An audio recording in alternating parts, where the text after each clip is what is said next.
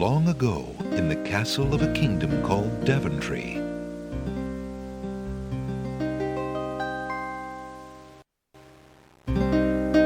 Alexander, here you are. Oh, you're still not thinking about Cosima, are you?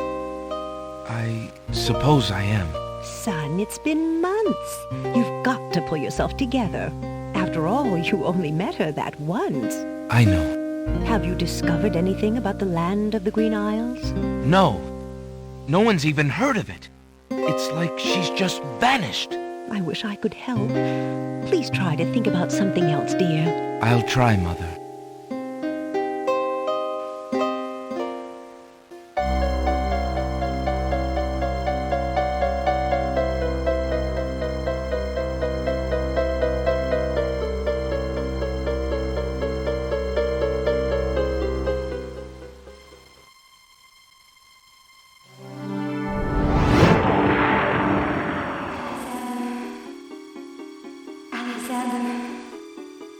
Alexander, I feel so alone. I don't know what to do. Alexander, I wish you were here. Alexander. Cosima! Wait! Mother! Mother, come quick! Alexander, what on earth? You're white as a ghost. Mother, I saw Cosima. She was in the mirror. In the mirror? The magic mirror? Yes! And it showed me how to find her. How? The stars! I saw the stars outside her window. I can navigate by the stars. Oh, Alexander, if you really go... It will be all right, Mother. I promise.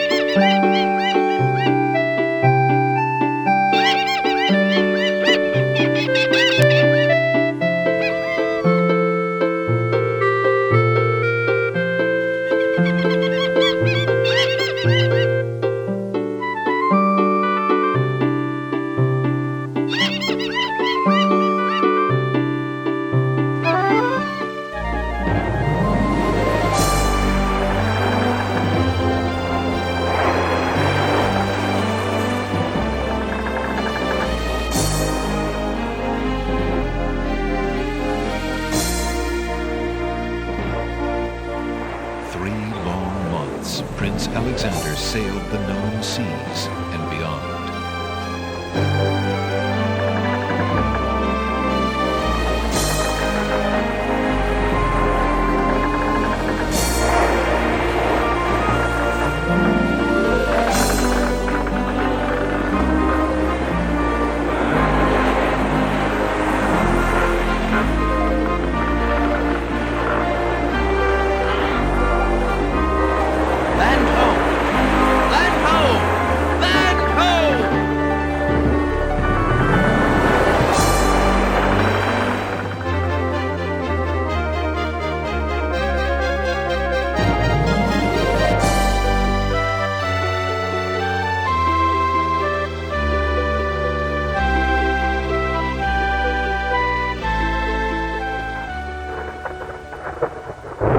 As the ship nears the shore, day turns to night and the sea turns violent.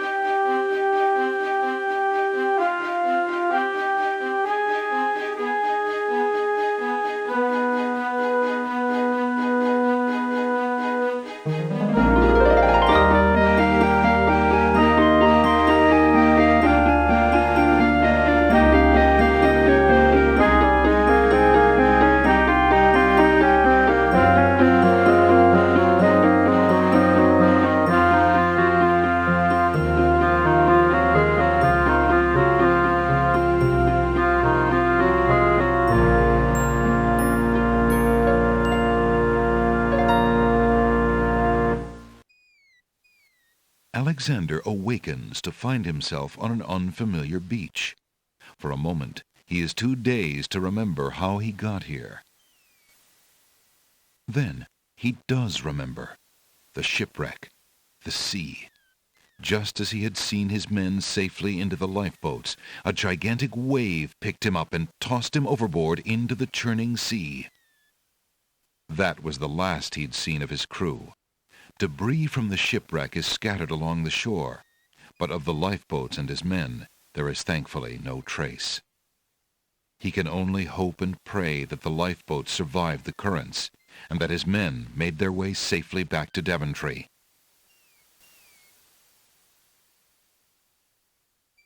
The sky is sunny and clear. A few white clouds accent the bright blue. The island is covered with lush green plants. Alexander is standing on a beach littered with debris from his shipwreck. A path leads north into the lush green island. An occasional breeze rustles the nearby foliage. The remains of Alexander's sailing ship lie dashed upon the distant shore. Rocks abound on this lush volcanic isle. The ocean appears calm, but there's a dimpling pattern to the surface which indicates an undertow. Broken pieces of Alexander's ship litter the beach. Rocks abound on this. A long plank lies on the beach. No doubt it once belonged to Alexander's ship.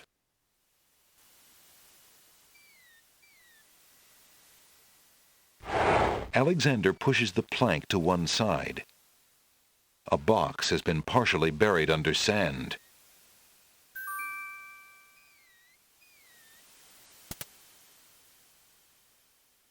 The box must have opened in the sea, spilling its treasure. Everything has been washed away, except for one coin of Daventry. There's a copper coin in the treasure box. The coin bears the seal of Daventry and King Graham's noble face. Alexander takes the coin and leaves the ruined box where it is.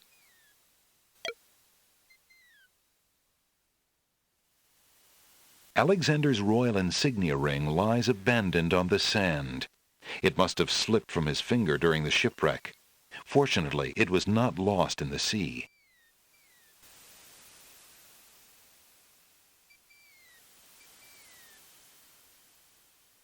Alexander picks up his royal insignia ring from the beach.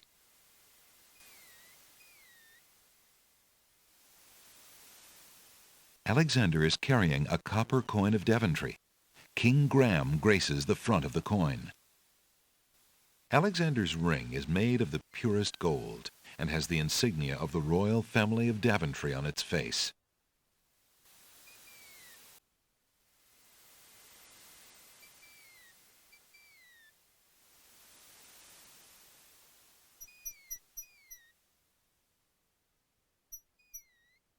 Alexander is standing at a crossroads. To the left, he can see a village. To the right, a castle. From the south come the sounds of the sea. In the distance, a majestic castle shines in the sun. To the left, a small village seems to invite the weary traveler. A grand old tree stretches its luxurious limbs out over the crossroads. A hollow in the trunk of the old tree forms a perfect nesting place for wildlife. Rocks abound on the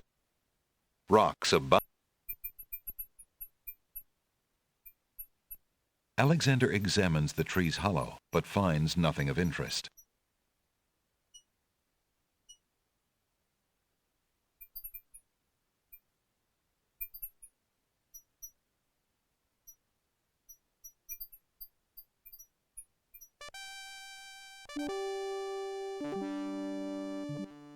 The castle appears to be of Moorish architecture.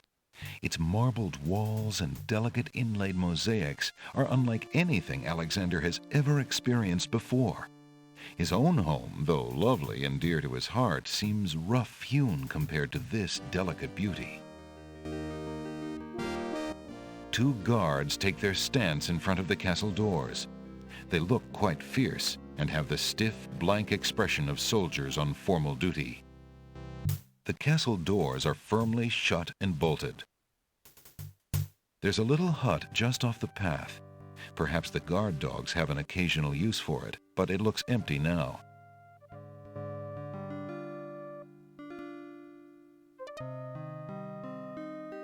Alexander politely addresses the odd-looking guards at the castle doors, hoping to learn more about his predicament.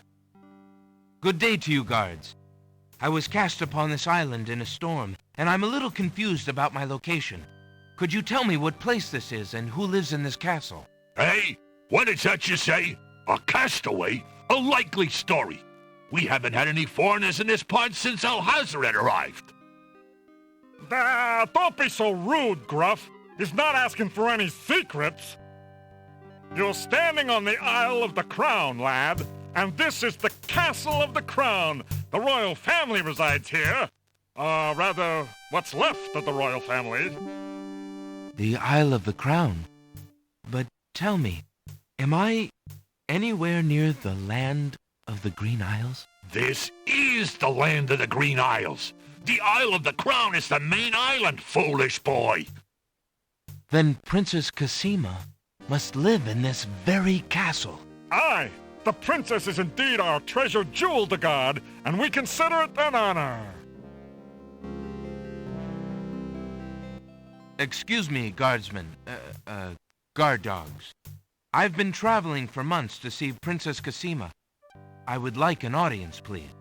I'm sorry, but the princess is not receiving visitors, particularly not strangers.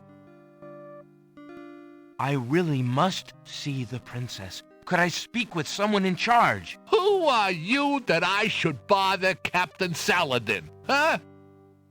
My name is Alexander. I am a prince of Daventry and a friend of the princess. A prince, is it? I see. Yeah, and I am lord of this dusty path. Step aside. You'll not be getting into this castle without some proof of your claims.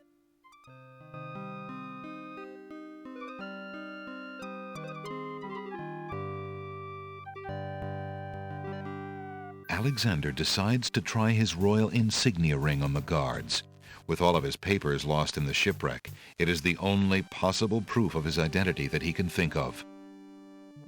Perhaps this ring will convince you of my identity. It is the royal insignia ring of Daventry. Ha! I'm sure. Just let me take a look at that ring. Well, I'm sorry, Your Highness. It's just that princes are so uncommon in these parts. Let me get Captain Saladin.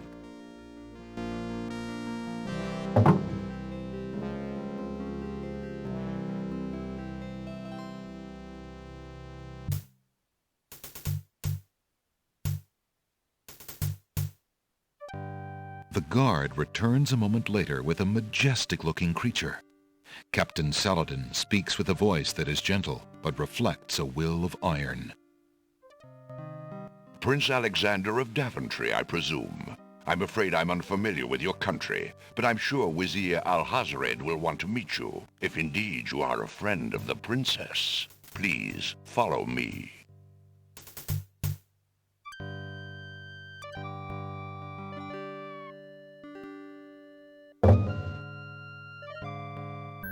Lord Alhazred, a visitor to see you. Prince Alexander of Daventry. What is it that you seek, Prince Alexander? Pardon the intrusion, my lord, but I came to see Princess Cassima. Some months ago, my father, King Graham, saved my family and I from imprisonment under an evil wizard named Mordak. The same wizard that kidnapped the princess? Exactly. When my father rescued us, he also liberated Cassima and sent her home. Then your father has my gratitude, and that of the entire kingdom. But I'm afraid I still fail to see the purpose of your visit. Well, I came to make sure that Cassima arrived safely and to pay my respects. Before we parted, she gave me an invitation to visit. I have no doubt she did exactly that at the time, Prince Alexander.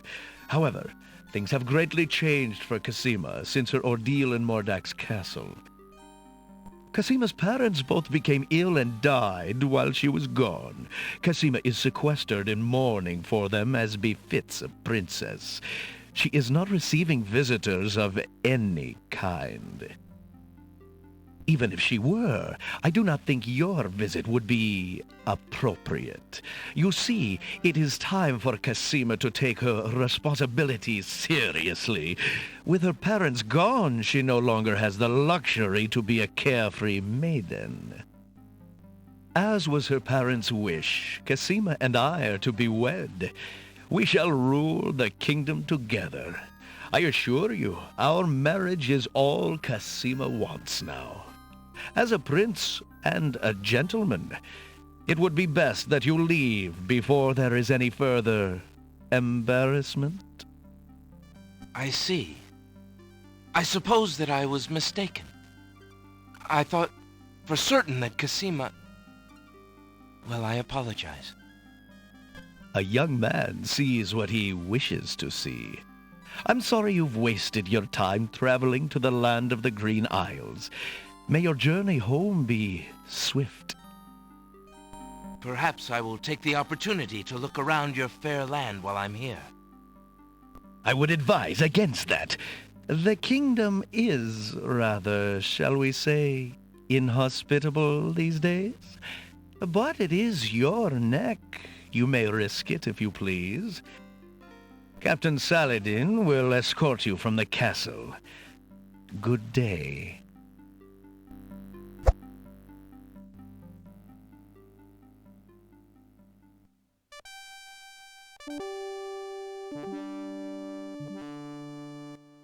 You have had your hearing with Vizier Alhazred.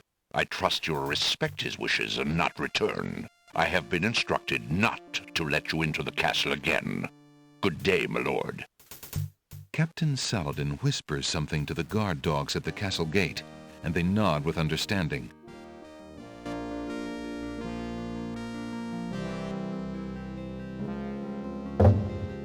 Alexander has a feeling they won't be letting him into the castle again. Please, if you'll only be reasonable. I really must see the princess. Begone! You're not welcome at the castle, Prince Alexander of Daventry. We have our orders, and they are quite clear.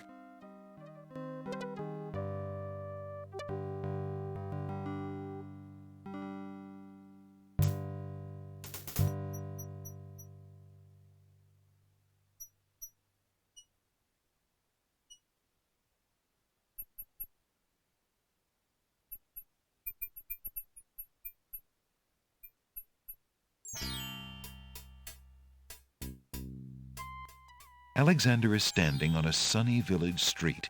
There are open shops to his right, a hard-packed path beneath his feet, and palm trees waving over his head. To the north, a key-shaped arch leads to another part of the village. The sign says Pawn Shop. The pawn shop window has the words Curios and Antiques painted on it. What an interesting-looking shop. A wooden door leads to the pawn shop interior. Old lamps for new! Old lamps for new! The sign above the door says Ali's Books. The dusty window of the bookshop looks out over the street in a welcoming way. The village buildings are made of rough sandstone stucco. This one has a shop on the street level and a private dwelling up above. Steps lead up to the shop door. Windows face the street from living quarters above the bookstore.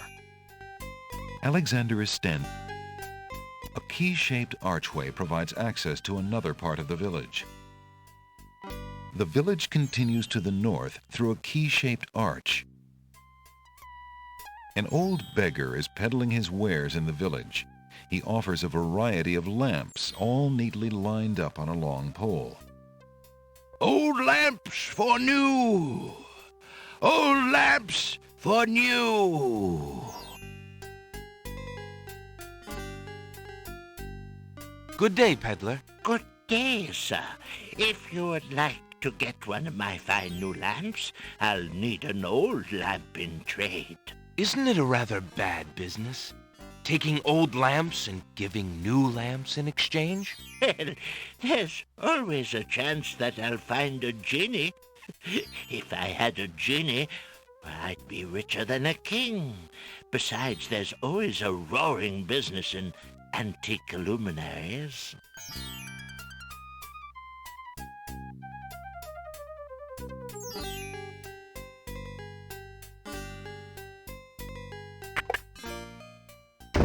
Hello.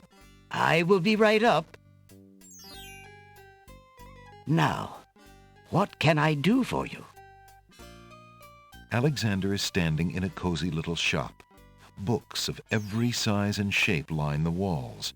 A crackling fire in the fireplace completes the tranquil scene.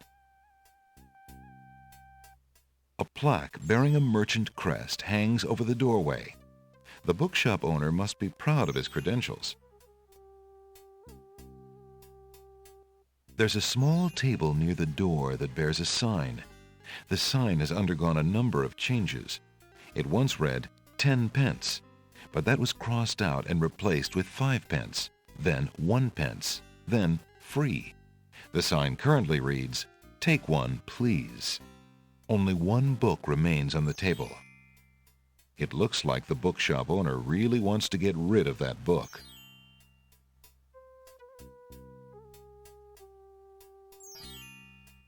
Alexander picks up the book from the small table. Oh, yes, please, take that book. You have my most humble thanks for doing so, good sir. Really? Thanks.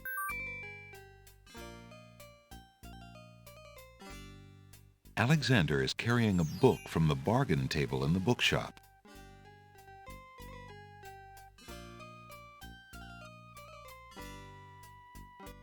Alexander opens the bargain book and reads a paragraph at random. 2 dulcimers raised to the degree of 40 half-dulcimers, divided into equal parts by the third of a cackle of grouse geese, put over the result of 10 fine mackles, albeit small fine mackles, stretched over the total of 53 1/8 bottles of wild beast lard.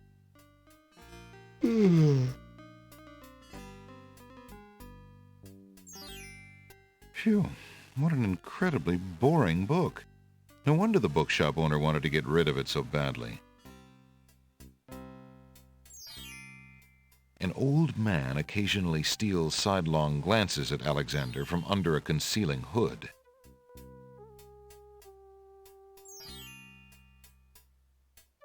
Good day, sir. The mysterious old man just ignores Alexander. The old man would not be interested in anything that Alexander might show him. An old man occasionally steals sidelong glances at Alexander from under a concealing hood. These shelves hold a selection of cookbooks. A collection of children's books fill those shelves. Assorted travelogues and biographies are arranged on these shelves. A small fire burns in the fireplace despite the warmth of the day outside. Perhaps the bookshop owner simply finds it comforting.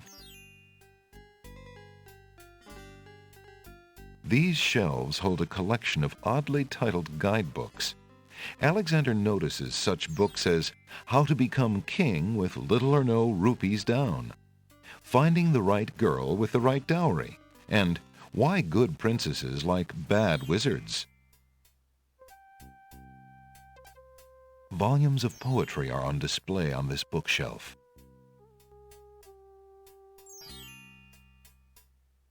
There's a book entitled The Changing Role of Court Entertainers Through the Ages on the small table in the reading area. It appears that some regular customer likes that book.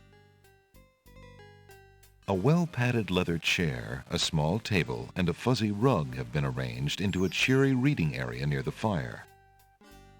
Alexander is standing in an antique leather-bound book is displayed on a little stand on the counter. On the elaborate cover is the title, Ye Useful Book of Magic Spells. The bookshop owner is a thin, middle-aged man. His intelligent eyes are slightly blurry from long nights spent reading by candlelight. Good day, sir. I'm a stranger in this land. What can you tell me about the land of the Green Isles? That is quite a question, young man. Who are you, and what would you have me tell you? My name is Alexander. I know I'm on the Isle of the Crown, but I'd like to know whatever you can tell me about this island, and if there are other islands nearby. You are indeed a stranger. Anxious is the man who knows not the customs of the land beneath his feet. This island is called the Isle of the Crown, because the royal family's castle is here. Besides the castle, we also have this village, and the docks over to the west. There are at least 3 other islands: the Isle of the Sacred Mountain, the Isle of the Beast, and the Isle of Wonder. At least 3? Does no one know for certain? This is no ordinary land, Alexander. The land of the Green Isles has always been a place of vague boundaries, as if islands come and go. Legend speaks of a 4th island, an isle shrouded in mists. I myself have never seen it. Then, too, the land of the Green Isles is said to exist on the boundaries of this world and the next. Even darker places are reputed to be closer here than anywhere else in the world. That's quite a claim. Claim, yes, but probably just local superstition. We who live here on the Isle of the Crown, at least, sleep well enough at night. Those first 3 islands you mentioned, how might I learn more about them? Ideally, a young man seeking such knowledge would travel to their shores and learn about them firsthand. Meeting the leaders of each place would be helpful, naturally. Unfortunately, the ferry no longer runs between the islands. There has been much political unrest, and it has been too dangerous to travel for years. Perhaps the ferryman can tell you more. He has little enough to do these days. And if you haven't been there already, you might seek an audience at the castle. Thank you kindly, merchant, for all your good advice. Ah, but advice is free, Alexander. Making use of it costs much more.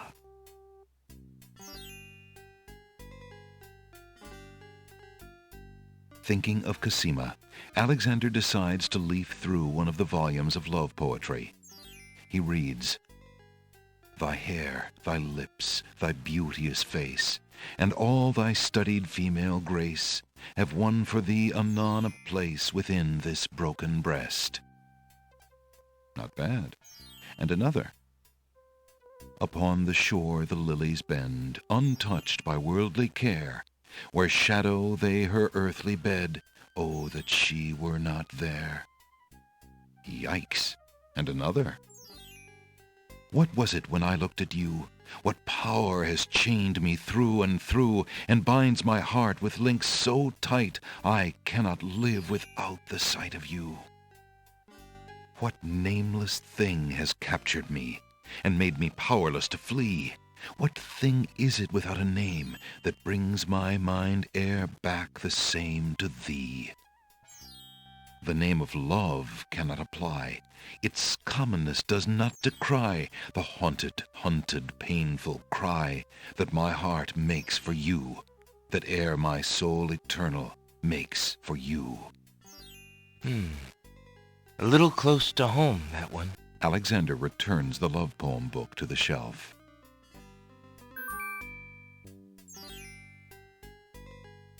A page has fallen from the poem book and now lies on the floor. Alexander picks up the fallen page. It's the love poem he particularly liked. It must have fallen out of the poetry book. I see that old volume has lost another page. You may keep it if you like, sir. I have glued the stubborn thing back in place 2 times already. I do rather like it. Thank you, merchant. Alexander is not interested in those self-help books. Right now, Alexander is too involved with the journey he's on to take time to read about the journeys of others. Alexander isn't interested in the cookbooks on that shelf. He's had an aversion to cooking ever since he experimented with a certain cookie recipe involving cat hair and fish oil. Alexander is a little old for those children's books.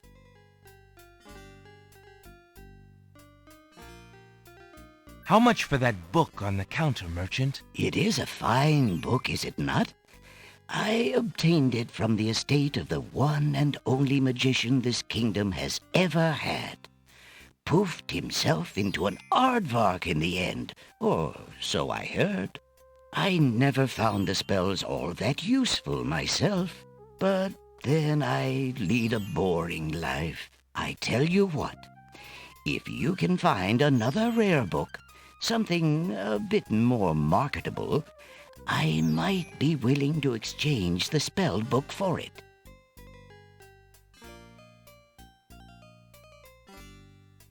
Alexander rests his feet for a moment. Alexander picks up and leafs idly through a book called The Changing Role of Court Entertainers Through the Ages.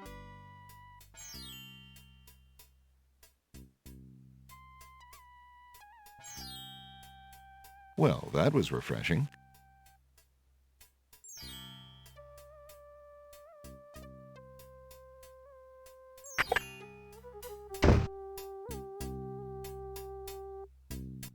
A large round pot is one of the pottery pieces on display outside the shops.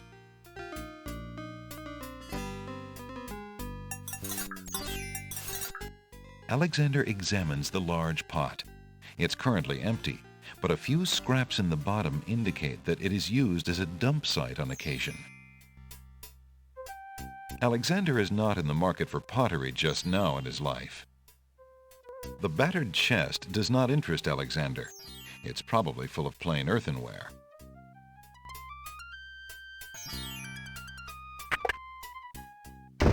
Good day. The pawn shop owner is a mysterious fellow. His face is old and inscrutable, and there's a glint of sheer iron in his gaze. Still, Alexander senses this is someone he can trust. The pawn shop is a dimly lit place with a slightly musty smell. Curiosities litter every corner and every shelf. For sale are articles that range from the bizarre to the commonplace, from the priceless to the practical. Towering mightily over the other pawn shop curiosities, the stuffed bear makes an ostentatious display. The land of the Green Isles must have at least one inhabitant with interest in the mystical, for a crystal ball has been traded in along with the more common household goods. The back wall of the shop holds various odds and ends. For example, a hull hole detector for finding those hard-to-spot holes in small sailboats. Cat cookie mix. Play tricks on your friends, the box says. The back wall of the shop holds various bottles and potions. For example, a bottle labeled Owl Courage Potion for spineless owls. Alexander takes a closer look at the items on the counter.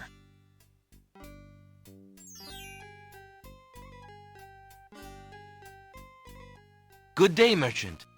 What can you tell me about the land of the Green Isles? I can tell you she is in a dark time. Without the ferry, communication between the islands has ground to a halt, and so nearly has my business. Why the long ages of peace have ended, and why the crown has not done something about it is beyond me. But then, I am a shopkeeper, not a politician, and can only hope for better days. How bide you, good merchant? Quite well, though a purchase would not hurt me any.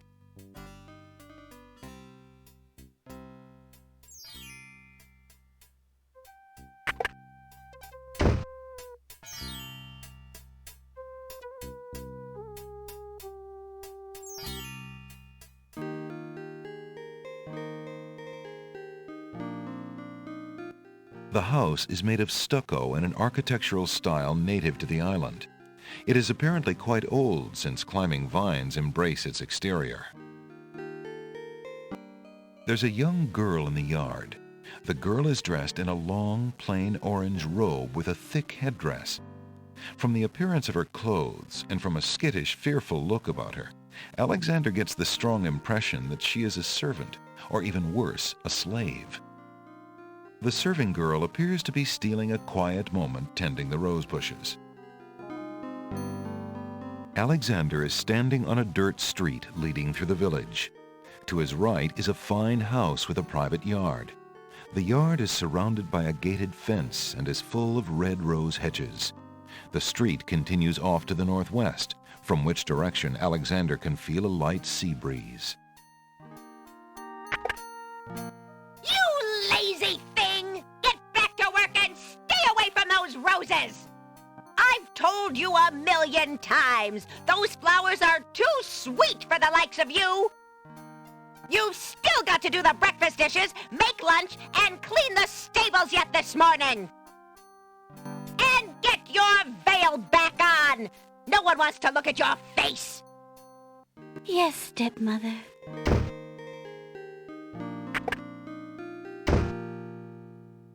Alexander can't reach the house's door. Alexander doesn't want to intrude on private property unless he's been invited. The entrance to the house is a time-worn wooden door. Red roses beautifully cover the top of the house's fence and gate arbor. Red roses, palm trees as graceful as gazelles wave in the warm tropical breeze.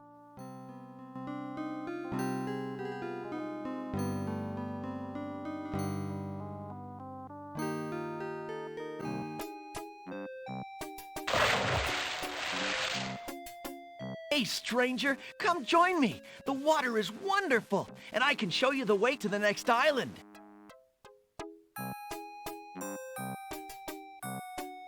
A young boy is happily swimming in the sea off the docks.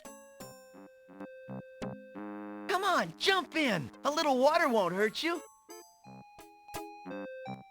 Good day. I'm Alexander. What are you doing in the sea? What does it look like I'm doing? I'm swimming. I mean, come join me. The water's wonderful. I can show you the way to the next island.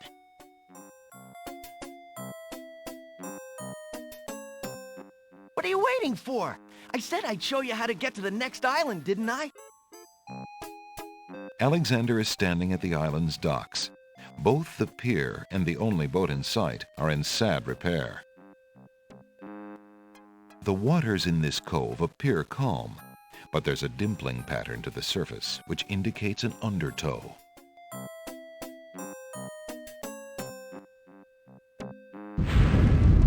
That's strange. The young boy in the water just disappeared. Oh well, perhaps he just dove under the water. A decrepit pier juts out into the sea. A worn wooden vessel has been dry-docked on a jetty. The boat is in sad shape.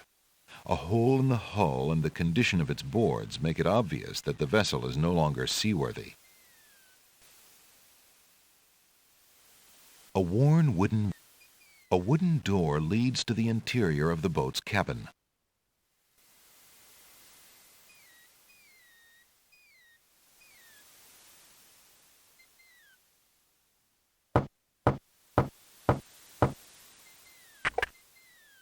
Yeah, what do you want? Excuse me. My name is Alexander.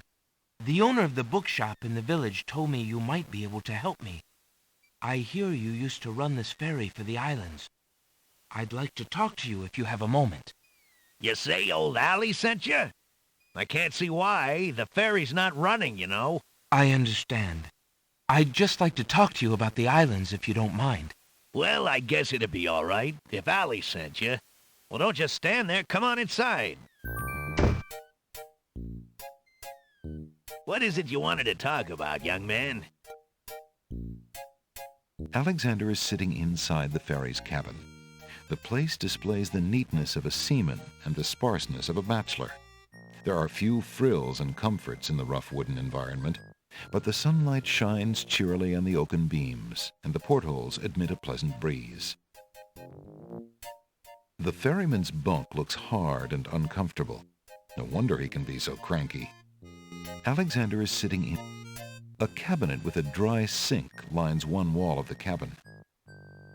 There's a rabbit's foot on the table. It seems the ferryman is counting on a little luck. Several oil lamps are strategically placed around the boat's cabin to eliminate the island's dark nights. A black pot-bellied stove in the corner provides warmth on the cool tropical nights and a means for cooking.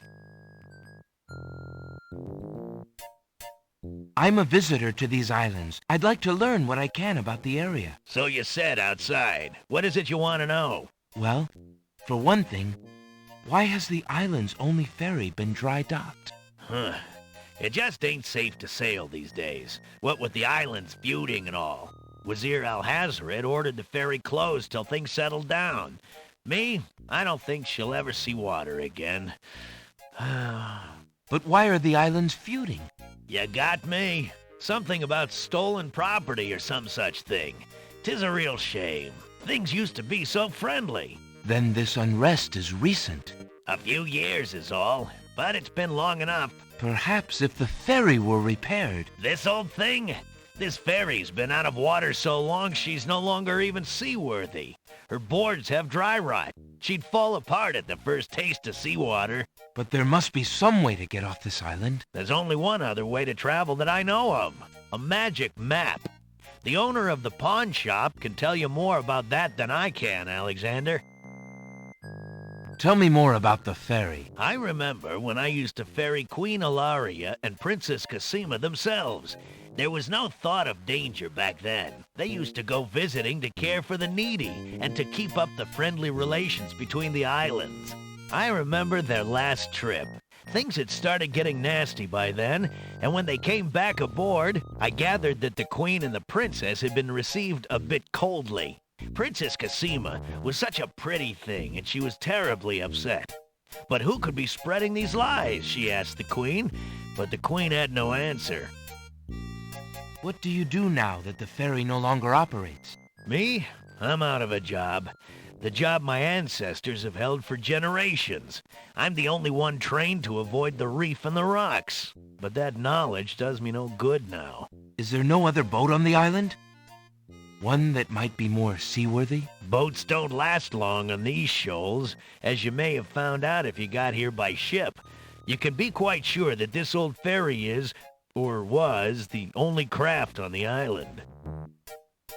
Tell me more about Princess Cosima. Ah, such a beautiful child, and so pure of heart.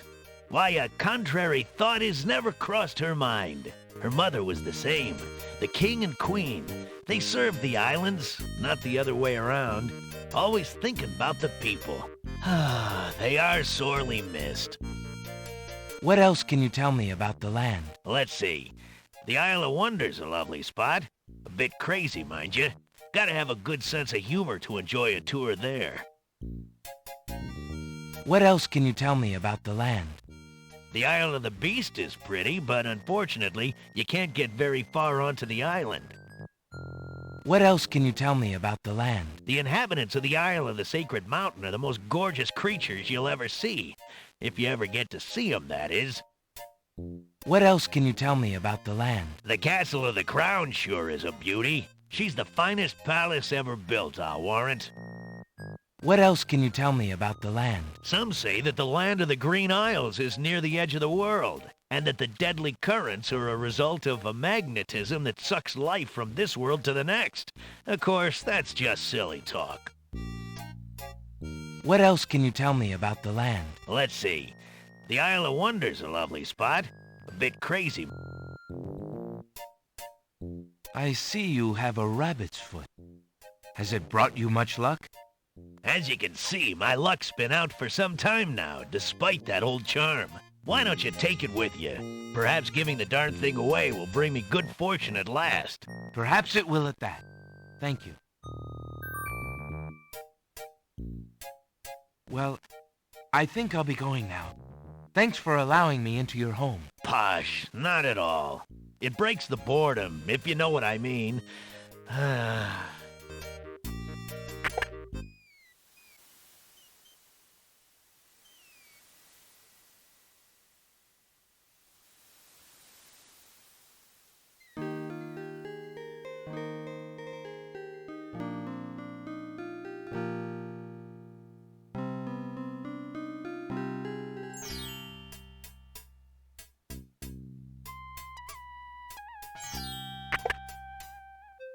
Good day again. How may I help you? An odd-looking man is reading in the stuffed chair. He wears a vest, balloon-style pants, and pointed shoes. There's something deliberately silly about the man, as though he were a performer of some sort.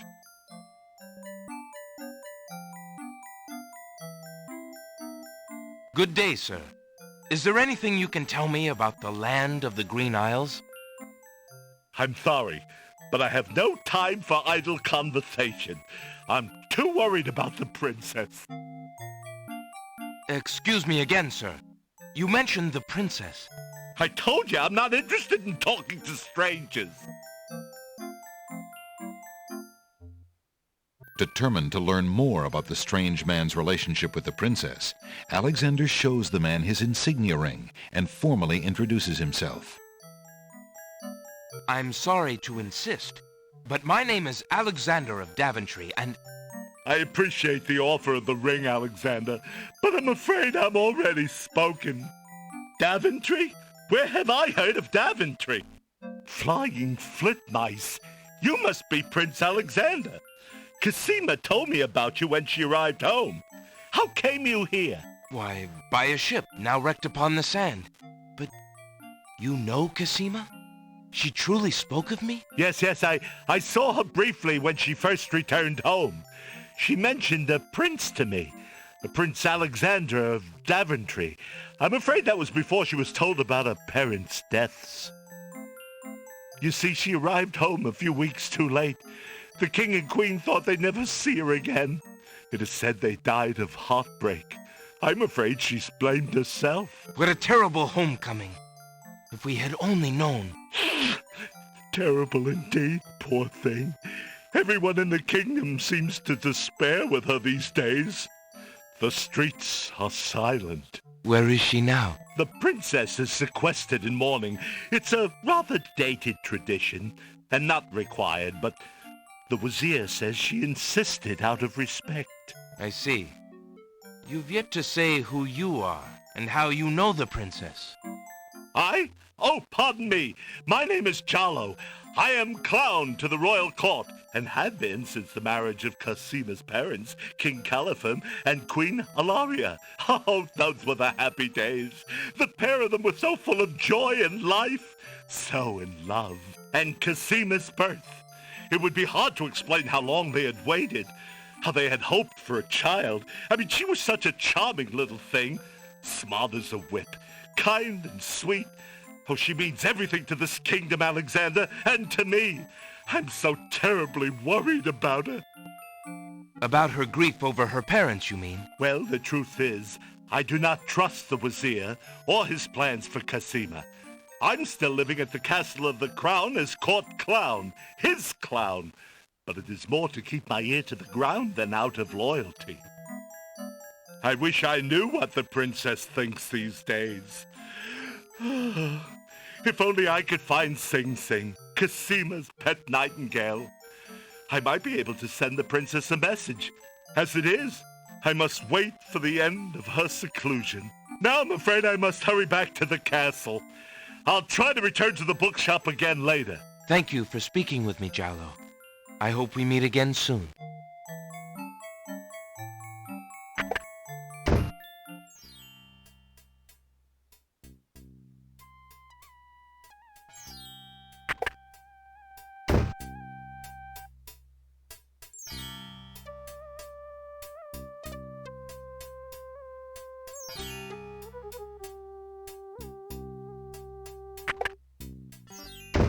Good day. A mysterious old man also patronizes the pawn shop. He steals sidelong glances at Alexander from under his hood.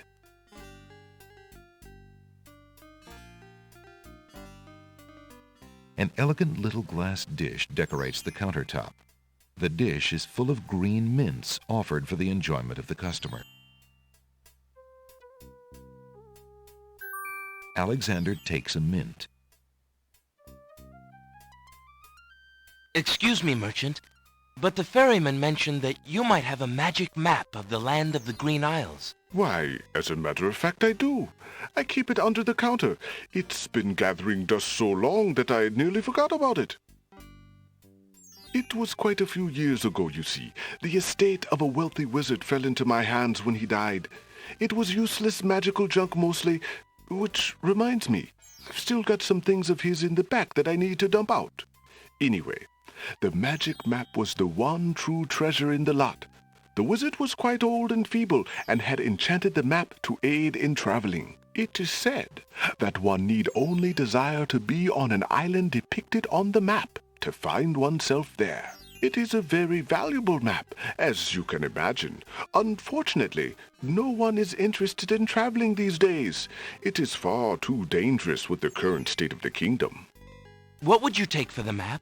I would normally want something magic in return, but since I am hardly overrun with prospective buyers, I would be willing to take anything of equal value in exchange.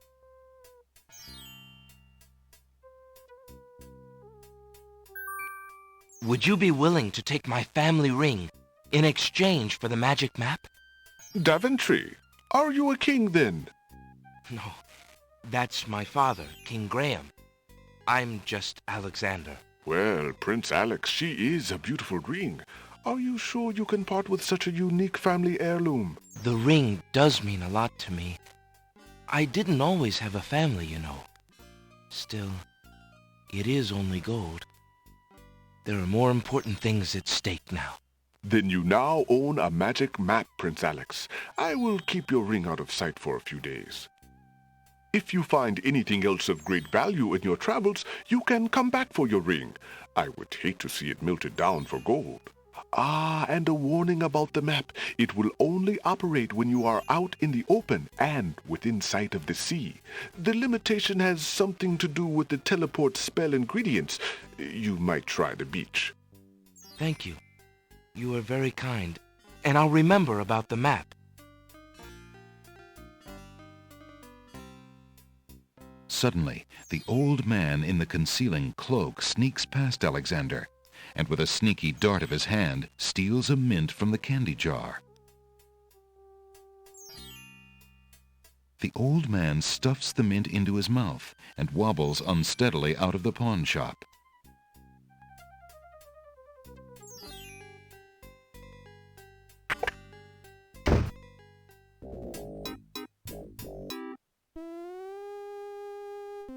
Master! I followed Prince Alexander as you wished. From the pawn shop owner, he just abstained, just reprieved. He just got a magic map. You fool! You've been eating those mints again. I ordered you to stop that. Yes, Master. Now, what is this about a magic map? With the map, Prince Alexander could travel anywhere as quickly, quickly as I can. I thought I took care of the only means of travel. By my scimitar, I can't have him stirring things up now. Get a hold of yourself and listen carefully, Shamir. Go to the other islands and tell them...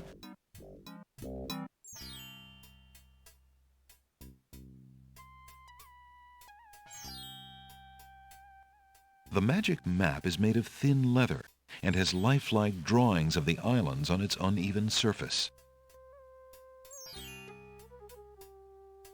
How fare you, good merchant? Thankfully, I fare better than my business. My shop is as silent as the moon these days.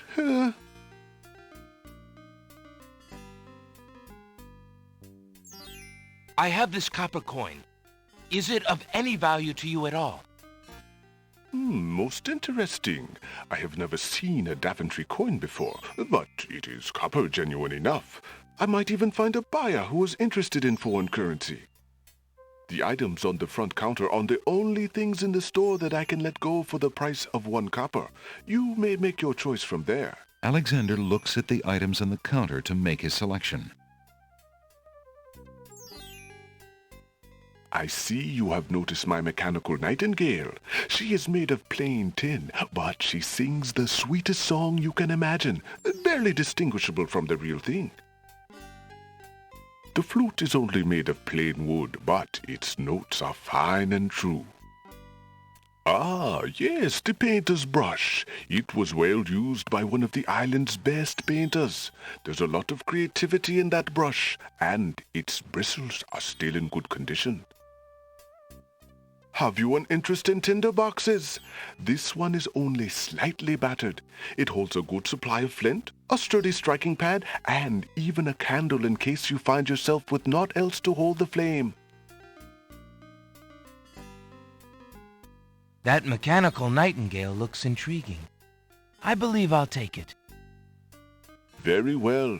Your coin is well spent. Remember, this is a pawn shop.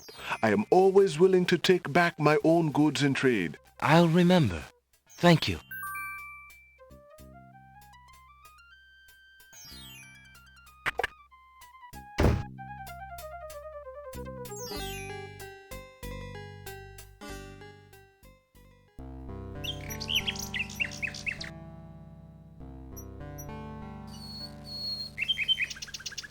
A nightingale perches on a high branch of the tree.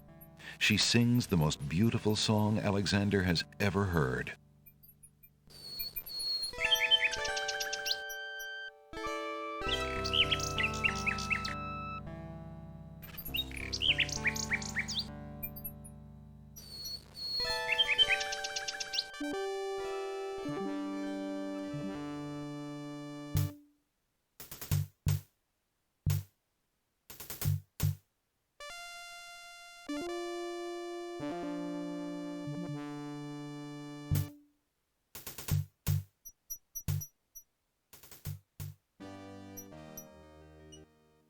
The side of the castle is one big blank wall. Vines have begun to climb the castle's stucco walls. Rocks abound on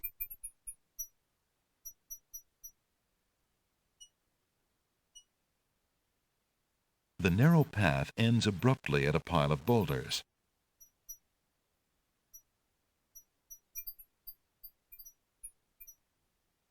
The bushes near the side wall of the castle have been left natural and unsculptured.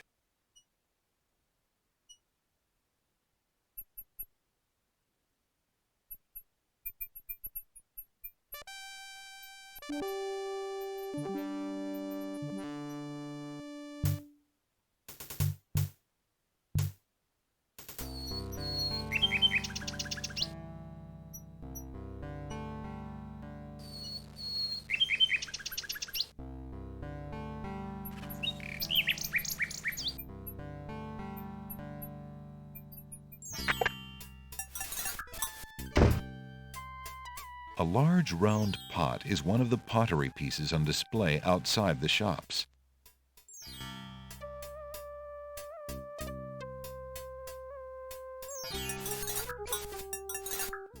Alexander sorts through the odds and ends that the pawn shop owner dumped into the pot. Magic exploding gum wrappers, a shattered crystal ball, a cracked wand, a fake thumb. Near the bottom, Alexander finds a little glass bottle labeled ink. It appears to be empty, but Alexander decides to take it anyway. You never know when a small bottle will come in handy.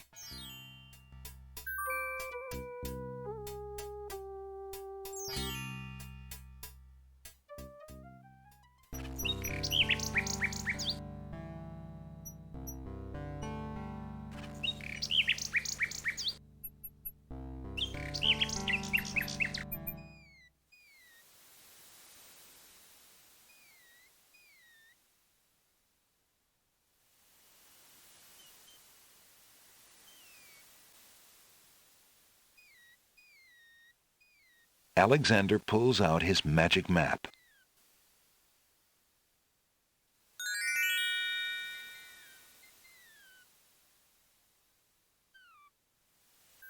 Alexander feels a strange pulling sensation.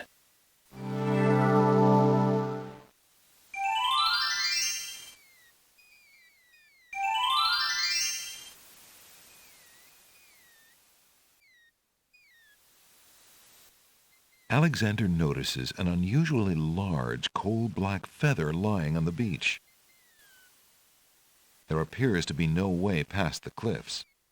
Though roughly hewn, the cliffs do not provide regular handholds for climbing, and they seem otherwise impenetrable. There's an ugly flower growing near the base of the cliff. The ocean appears calm, but there's a dimpling pattern to the surface which indicates a strong undertow. Jagged boulders surround the small cove of this rocky island. There appears to be no way. There appears to be something etched into the face of the cliff. Alexander decides to get closer.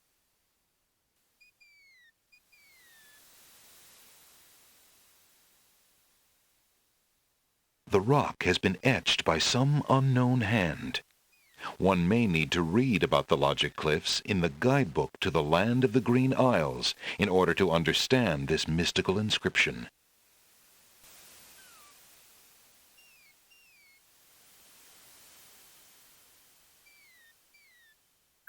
Alexander takes the feather.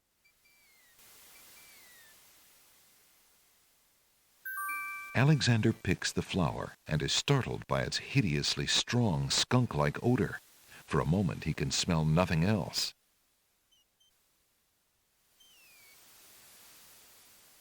Alexander pulls out his magic map.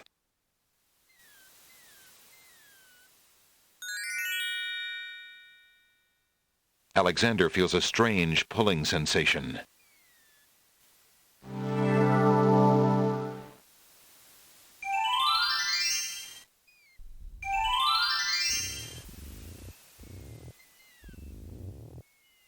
To the north, the island is dense with vegetation. Alexander is standing on a rocky beach. To the north is dense tropical vegetation. Near the shore are a dozen or so oyster beds. Alexander is standing on a rocky... One of the oysters is sitting up in bed and doesn't look very happy. He seems to be the only one who can't sleep. In the oyster's mouth, Alexander can see a glint of white. Oyster beds line the seashore. Most of the oysters are sound asleep. A string of letters floats in the water. The letters spell out, "Where are you going?" Alexander's heard of alphabet soup, but this is ridiculous. Why aren't you asleep like the other oysters? Oh, I'm so weary, but I can't sleep. I have a terrible ache in my mouth. What's wrong with your mouth? No offense, but it hurts too much to talk.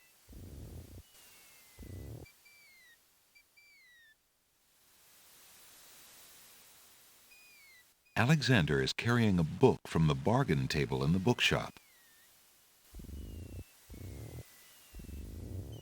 If you're having trouble sleeping, perhaps you'd like me to read to you. Hey, that would be great! 2 dulcimers raised to the degree of 40 half-dulcimers, divided into equal parts by the third of a cackle of grouse geese, put over the result of 10 fine mackles, albeit small fine mackles, stretched over the total of 53 1/8 bottles of wild beast lard. Alexander sees nothing of interest on that part of the oyster. Yields a gilded minnow of precise measurements, 2,069 centidrills by 3,023 6/7 puns, not punts, as might be expected. This is not to say, however, in any sense whatsoever, that deviations in mean temperature of 5 or 6 dregs or so. Alexander makes a grab for the pearl. Hey! You fixed my mouth! It feels great! Ah, the little oyster drifts into peaceful slumber with the rest of his oyster friends. The little oyster is sleeping peacefully now that Alexander's removed the irritating pearl.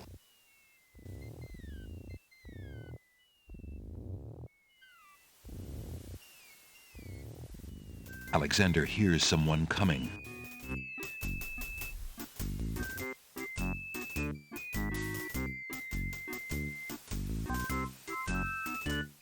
5 fierce guards of the isle we be. Watch for a foreign man, said he, with ears and nose, tongue, hands, and eyes. Its nature cannot be disguised. If man it be, then man it dies. Old Tom Troll, smell your smell. Do that which you do so well.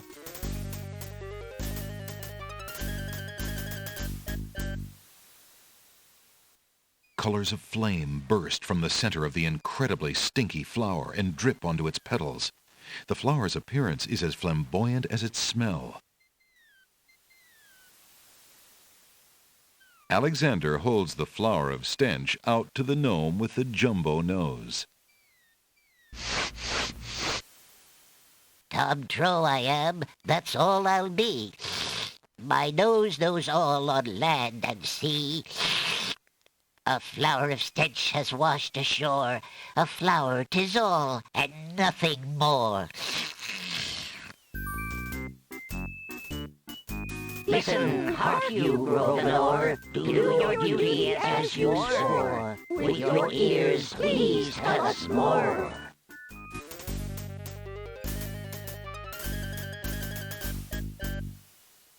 The mechanical nightingale is made of tin, painted dreary shades of brown to match the coloring of a real nightingale. A small key emerges from its back. Alexander winds the tin nightingale and plays it for the gnome with the monumental ears.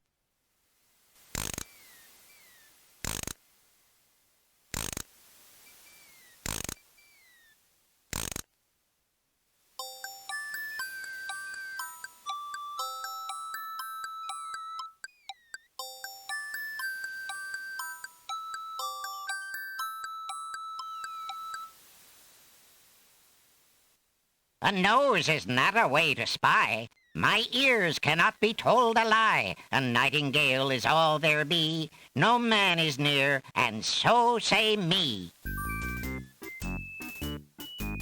Taste, Grump, that we might know whether friend or whether foe.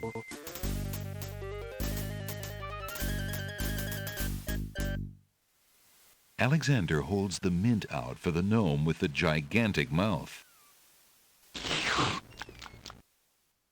Grump knows a tasty treat. It matters not what others bleat. No danger is this one so sweet. Trilly dilly, use your hands. Is it beast or is it man?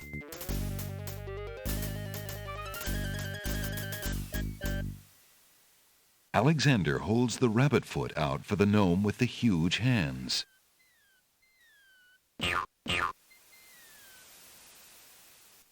Be all you mad? What aileth thee? A bunny can't trill merrily. A hare does not at all taste sweet. A rabbit here is all we greet. Old Bill Batter, never fatter, vision can resolve this matter. Look you now and end this chatter.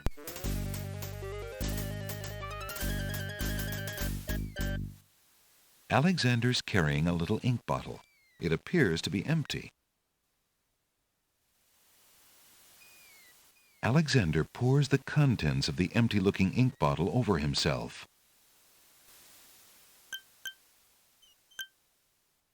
By all that's beauteous, fair, and sightly, 4 morons do I sleep with nightly. There's nothing there at all, I say. Enough of this. Let's now away.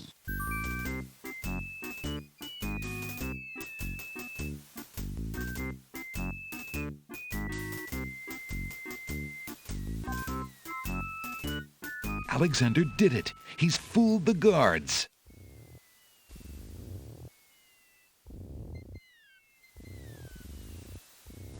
Alexander picks up the object floating in the water. It appears to be a string of letters. They say, "Where are you going?"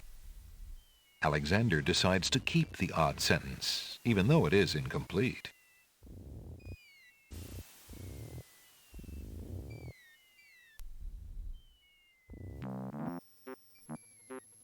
The tail end of this island is a riotous scramble of books, sand, and a spider's web.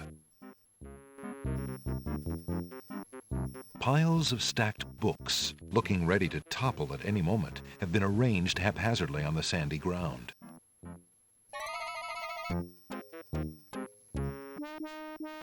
Wow. Hiya, gorgeous. Oh, what a luscious-looking hunk of flesh you are.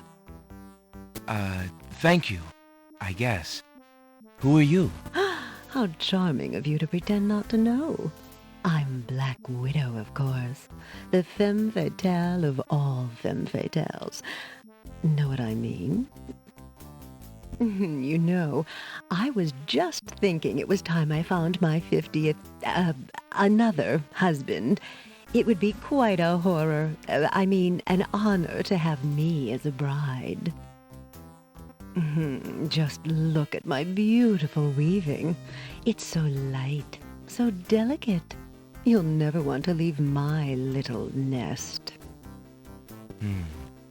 It is a lovely web, but my heart is elsewhere, I'm afraid. Oh, drat! The loss is yours. I'm sure you'll change your mind once you consider the advantages. A black widow is sitting in her web. She has long legs and an hourglass on her belly. She gives Alexander a knowing look. An intricately detailed spider's web has been spun between a pile of books and a small tree. That scrap of paper blew into my web from those books over there. The wind just thinks it can deposit anything here.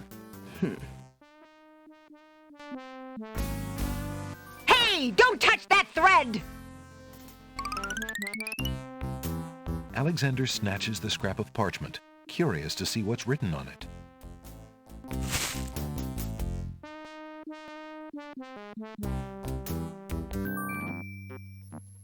The wind blows the scrap of paper from Alexander's hand, but he remembers what it said well enough. Oh, so there you are, handsome. What can I do for you now?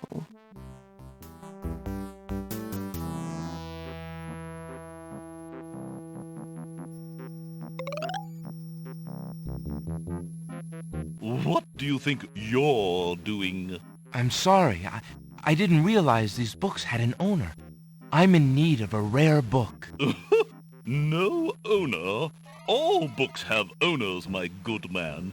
And this book owner, bookworm to you, wouldn't part with one of his books for anything. Isn't there something I can do for you to pay for the book? Let's see. Do you have an itinerant clause? No. No clauses at all, I'm afraid. As an exception, you always should.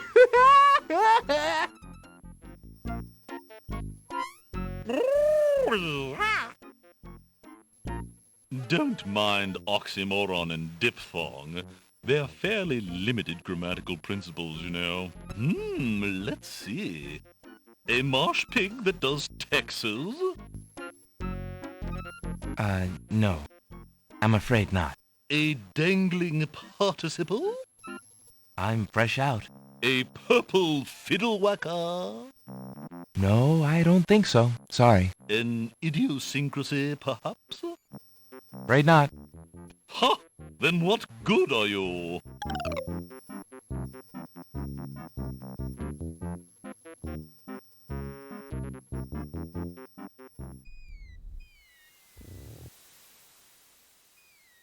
Alexander pulls out his magic map.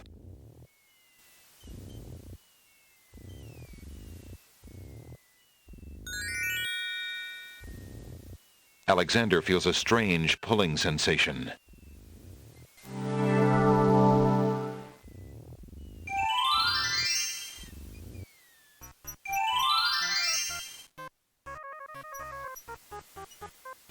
The dirt path starts at the sea and winds its way off into a densely wooded forest. Tall, narrow trees abound on each side of the path. A little fawn is feeding on a grassy hillock near the sea. Nearby, the stump of a fallen tree still spreads its roots to the sea. There's an odd little creature dangling from that tree branch. This heavily forested isle is dotted with rough granite rocks.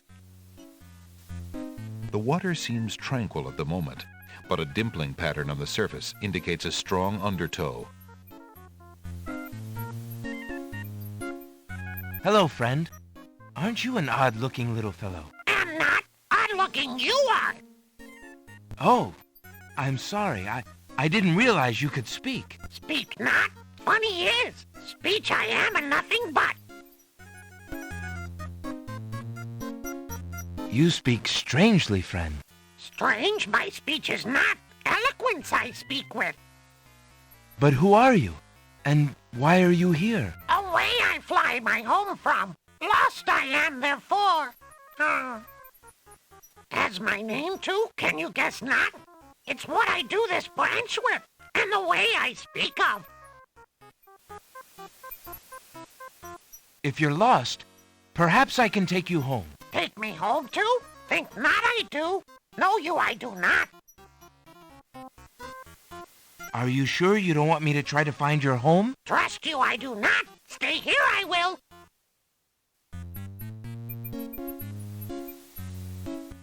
Alexander is carrying, oddly enough, a sentence. It says, "Where are you going?" Alexander holds the sentence out to the creature. This sentence seems in need of an ending. Perhaps you could finish it? Where are you going? Where are you going? Know what I do? Where are you going to? Like you I do. Go I with you?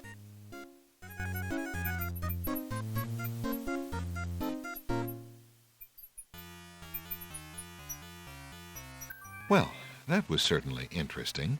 It looks like Alexander now has a passenger.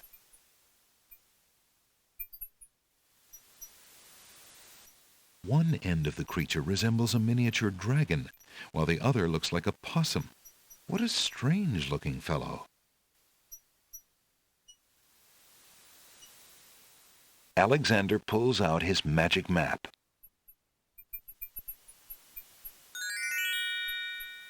Alexander feels a strange pulling sensation.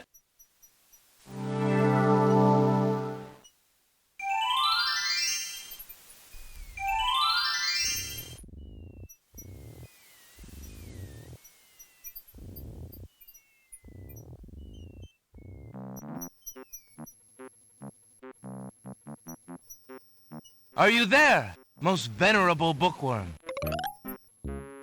Do you have anything interesting yet? A regular abnormality? Let me see what I have. I found this little fellow lost on another island. Coming home I am too. There you are, you naughty boy. I told you not to leave the island. Glad I am seeing you too. A most solemn celebration.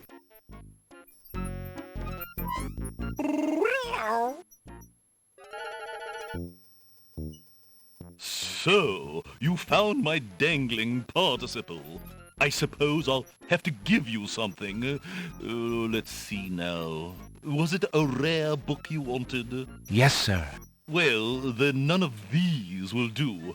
They've been sitting in the sun far too long and must be well cooked by now. This one is far more rare. A delicious little tidbit. Thanks. Alexander is carrying a rare book from the bookworm. The words in the binding are very faint. The something riddle book. Alexander opens the rare book and looks inside.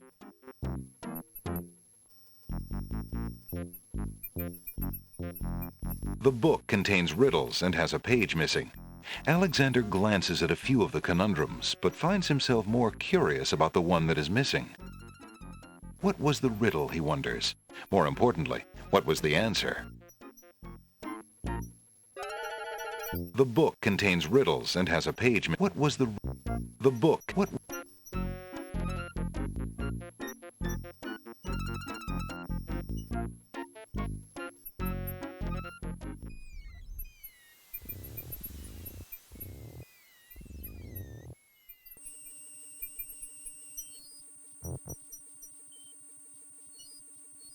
A large tree stretches knotted limbs out over the swamp. Part of the tree's trunk is shaped like the face of a dog. Why, it must be a dogwood tree. A large tree stretches. The fertile swamp is dense with moss-covered trees. Milkweed thrives near the mucky swamp. Small bottles filled with milk grow on it like fruit. A stick is stuck in the middle of the swamp. The fallen log has a good-sized knot or bump.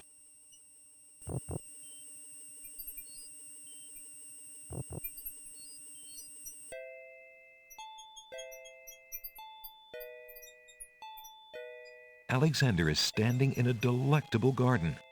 Nestled in the bright green grass are colorful plants growing in orderly clusters. Some of their curious faces peer up at Alexander from the sides of the path. The garden ends at a speckled gate. Unless Alexander is mistaken, those plants must be baby's tears. Vines of sweet ripening tomatoes climb up little wooden posts. A colorful array of snapdragons stand guard to one side of the path. To the right of the path is a little coffee table. The wallflowers look terribly shy. An elegant padded chair provides a cushy seat from which to enjoy the lively garden. There appears to be a hole in the garden wall.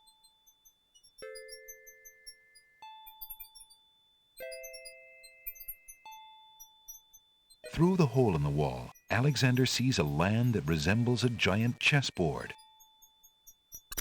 Wow, it really is a hole in the wall. Zounds, those wallflowers sure are shy, and the snapdragons are awfully protective of them. Alexander can't even get close to the wallflowers without causing quite a stir.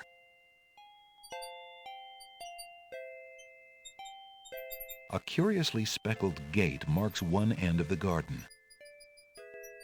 Those grapes look awfully sour. Clinging vines climb the garden wall.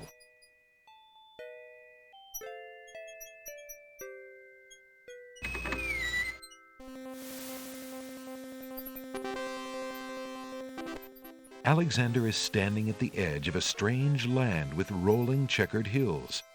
Two chessboard knights stand before the marble entrance, guarding a path which wanders like a ribbon into the velvety hills. A noble white chess knight stands at the top of the marble stairs. A red chess knight stands at the top of the marble steps.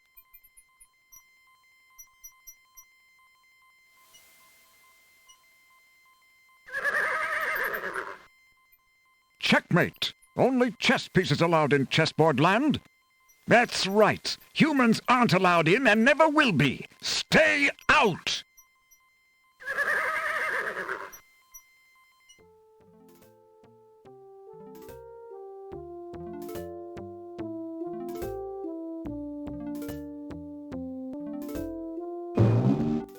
I must insist, Your Highness. I shall send the lump of coal to the Vizier and the Princess as a present for their wedding, and that's the end of it. And I suppose you'll leave me with only this stupid spoiled egg to send, Your Highness. I want to impress the new king and queen of the realm as much as you do. As queen of this island, I have every right to that lump of coal. Who isn't queen of this isle? The lump of coal is in my possession. Therefore, I shall do as I please with it. Besides, there's nothing wrong with that spoiled egg. The egg, though delightfully spoiled, is not nearly so valuable as the lump of coal, and you know it. Your Highness always got to carry the singing stone. It's not fair that you get the coal, too. That doesn't count. The singing stone was stolen by that horrid beast. I should get to keep the coal just because my stone was stolen. It wasn't your stone. It belonged to the Isle of Wonder treasury. Your Highness always thinks that everything is hers. Excuse me, my good man, but could you settle an argument for us? Which of us should get to carry the coal and which the egg? Remember, white is the color of deserving truth and virtue. Quiet, Your Highness, and let him make up his own mind. I, for one, shall be more proper, and not even mention the fact that red is the color of love. I'm sorry, Your Majesties. I'm partial to both red and white, but I'm afraid that I don't know how to solve your problem. One of you will just have to be gracious and allow the other the lump of coal. What a ridiculously stupid idea. Quite ludicrous. He was a lot of help, wasn't he? Oh, yes. Obviously a man of high intelligence.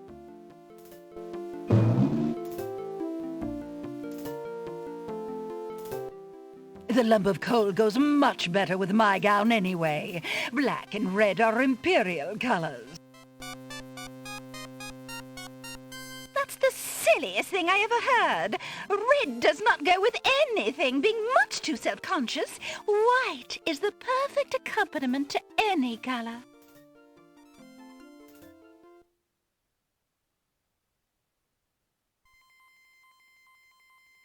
The Red Queen has dropped her scarf on the steps.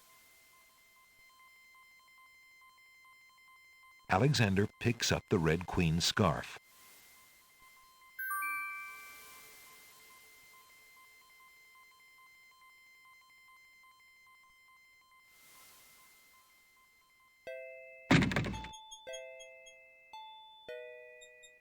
Is that lettuce growing in the garden? It looks a little chilled. Why, it must be iceberg lettuce. Alexander picks a head of iceberg lettuce.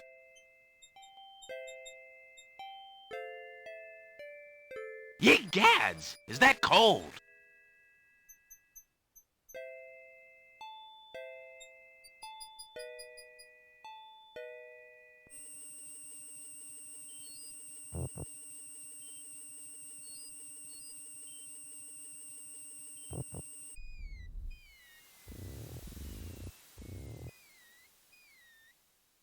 Alexander pulls out his magic map.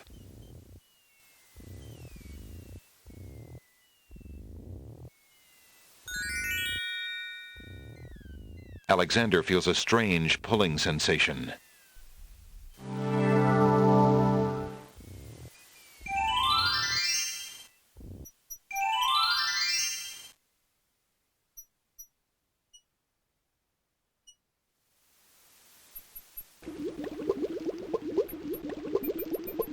A rabbit hops about rather fearlessly. It's probably never even seen a human. Alexander is traveling on a path through a dense forest. The woods on either side of the path are teeming with wildlife. Blocking his progress north is a pond that boils with a magical intensity. The forest is dotted with clumps of wild mushrooms. A pond lies across the path. The water boils as if over some magical flame. Tall, narrow trees abound on each side of the path. An old abandoned hunter's lamp is hanging on one of the trees. Alexander wonders who might have hunted in these dense woods.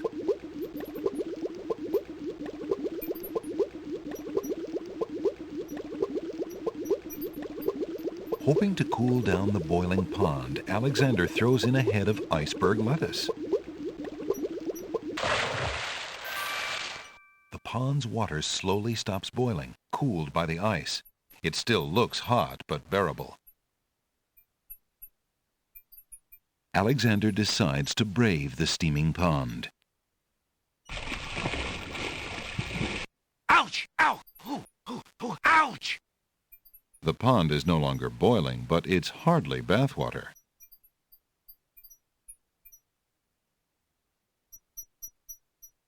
Alexander takes the old hunter's lamp from the tree.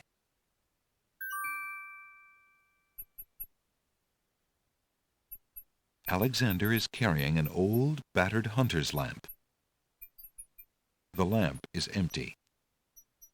The flawless pearl is the largest Alexander's ever seen.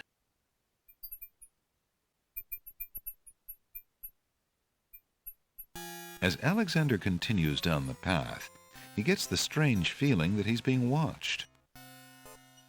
Come on over here and see what I'm doing with these flowers. Never mind that stone fella on top of the gate. He won't hurt you any. He's just there to scare you.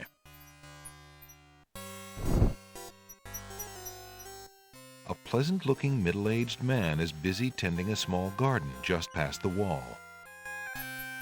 A stone archer sits atop the lintel of the gate like a silent guardian. His stone bow is tightly drawn and fitted with a single stone arrow. The statue to the left of the gate shows a man kneeling down with his spear as though waiting for a target. A gray brick wall runs to the east and west on either side of the path. The path through the woods runs through a gated wall here. 2 stone statues stand guard on the gate's lintels. To the north, the path continues on through a hedge of roses and a dainty gazebo. Flowering rose hedges grow on either side of the path winding north. A delicate gazebo made of white-painted pine and overgrown with rose vines leads north into what appears from here to be a garden. I'm Alexander of Daventry. Who are you? What difference does it make? Just come on over here. I'll tell you my life history if you still want to hear it. A brick lies in the grass. It must have come from the old brick wall.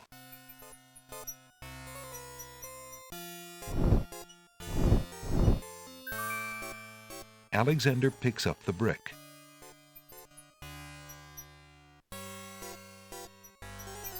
Come on through, I say. I can show you a path through the forest.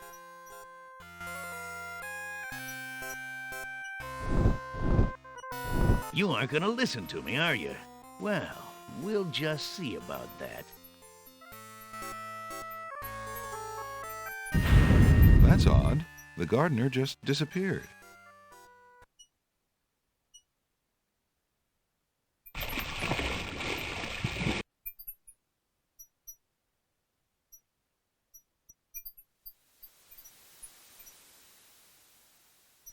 Alexander pulls out his magic map.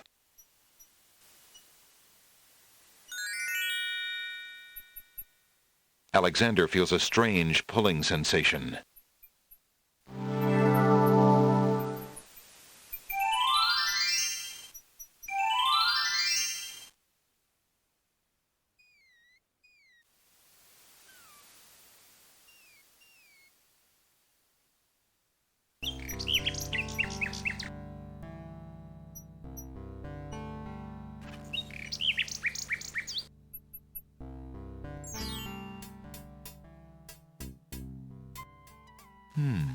Alexander doesn't remember that sign being on the wall before. He decides to take a closer look.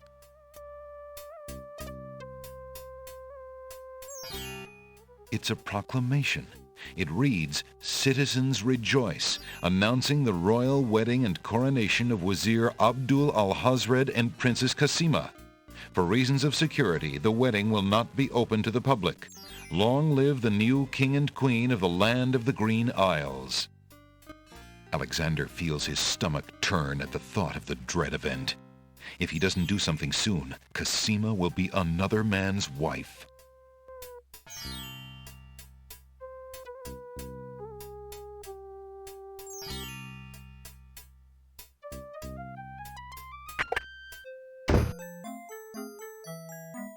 Jalo, how fare you? And what news have you from the castle? Prince Alex, how I fare is close to boiling.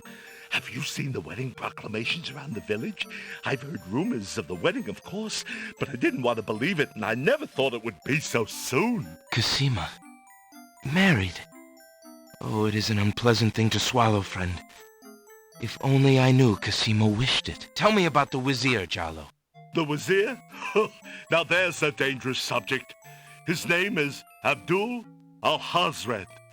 He came to the kingdom 15 years ago. The king was fascinated by his knowledge and his fine-sounding ideas. It didn't take long for al-Hazred to convince the king to trust him with the minor problems of daily government. You see, Caliphim had a wife and a new daughter he wanted to spend time with. Al-Hazred became Wazir. And now?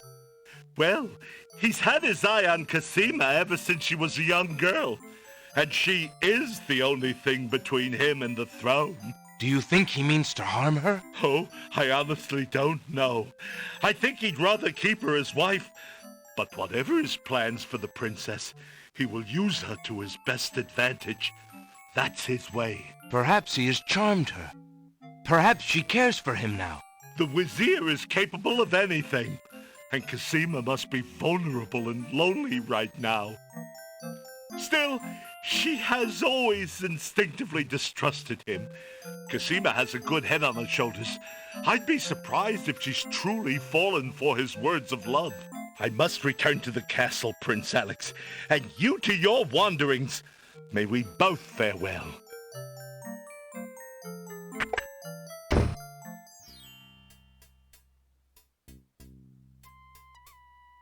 How fare you, merchant? Business could be better. Too many people are losing interest in reading these days. It is a sign of the times.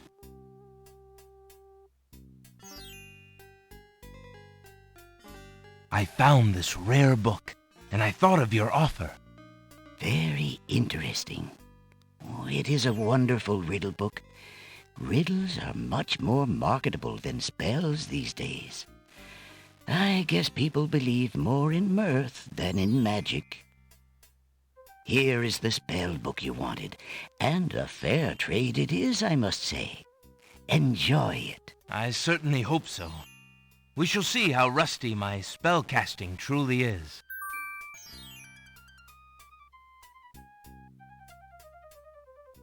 Alexander is carrying a book from the bookshop. The cover says, Ye Olde Spell Book.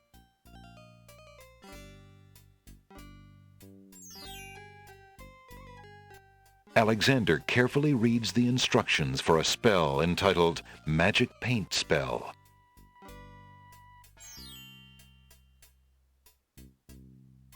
Alexander reads with interest the specifications for the Make Rain spell.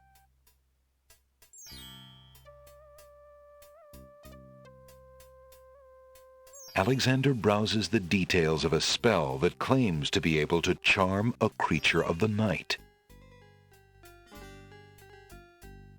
This is the last page.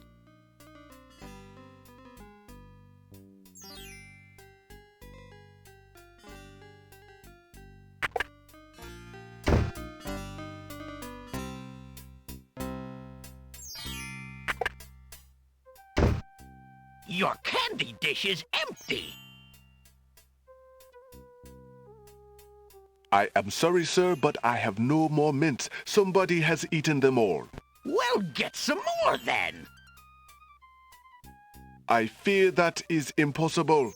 Without the fairy, I can no longer get imports from the other islands, and we do not grow mint extract on the Isle of the Crown. Oh, I hate not getting what I want.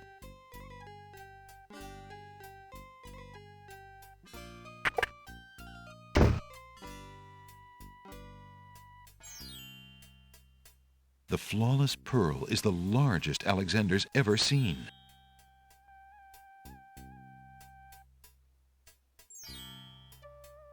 I found this large pearl. Might it be valuable enough to ransom back my family ring? I have never seen such a perfect pearl. Certainly you can have your ring back. Oh, I'm glad you didn't sell it. I'm a bit attached to it, I'm afraid. Of course you are. You would be cold-hearted if you felt any differently. I am happy to see a family heirloom back with its rightful owner.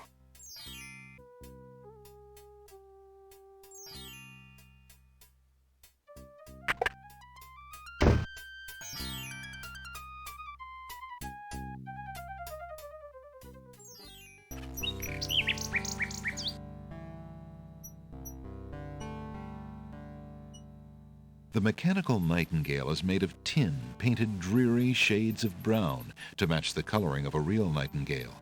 A small key emerges from its back.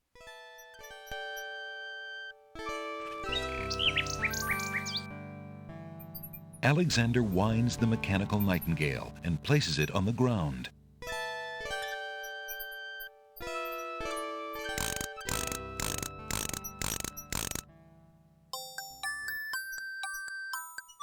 The mechanical nightingale sings a sweet, tinny tune.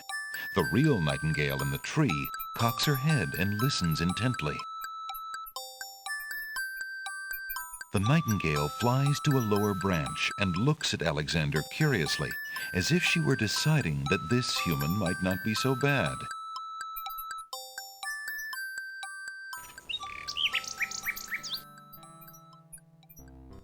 The nightingale sings her crystalline song in the boughs of the old tree. The nightingale looks at Alexander curiously, as though waiting for something. Hello, little nightingale. Of what do you sing? The nightingale only looks at Alexander curiously and continues to sing.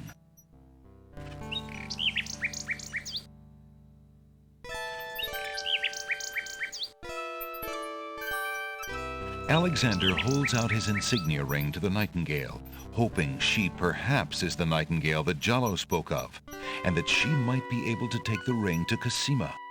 The ring is the one thing he has that might alert Cosima to his presence on the Isles.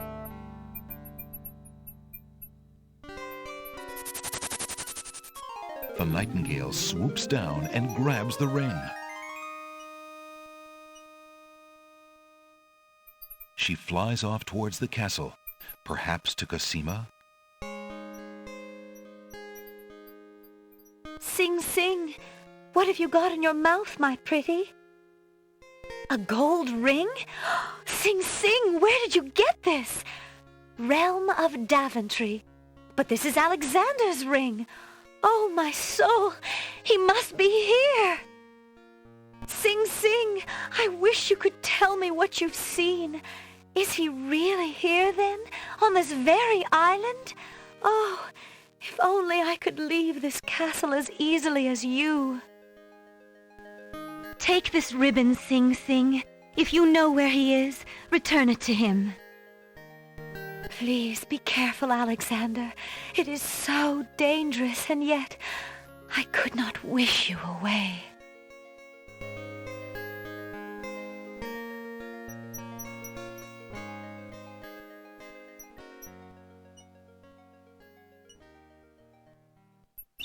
The little bird makes a delivery. The nightingale has dropped a bit of red velvet on the ground. It's a red velvet hair ribbon. Could it be? Could it possibly belong to Cosima herself? Or am I merely wishing it were so? Oh. The lady's hair ribbon is made of the finest red velvet. A long strand of black hair is caught in the ribbon. Alexander examines the red ribbon and finds a strand of long black hair.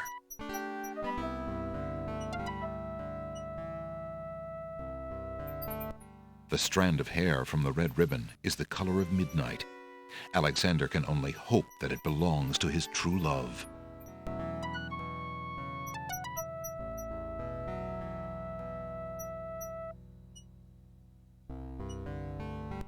Alexander has a love poem from a book in the bookshop. Alexander holds out the love poem, hoping that the bird will deliver it to the same place she took the ring, in the chance that the receiver might truly be Cosima.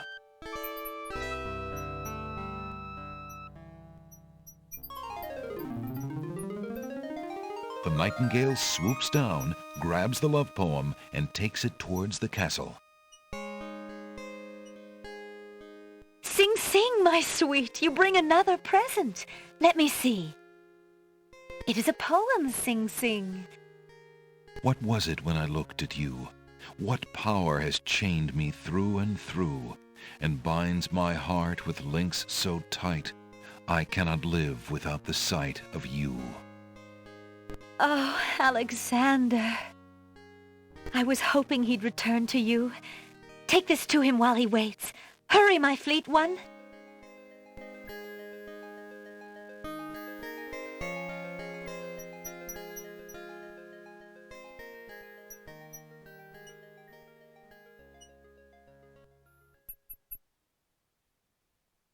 The little bird makes a delivery. The nightingale has dropped a bit of paper on the ground. It's a note. Dearest Alexander, I cannot believe you are here, my friend. Please, please be careful. Abdul isn't about to let anyone interfere with his plans. Watch out for Abdul's genie, Alexander, and do not do anything rash. I am not without resources, and I will prevail if I can only find some small means of defense. Do nothing to try to get to me. You must not be endangered again for my sake.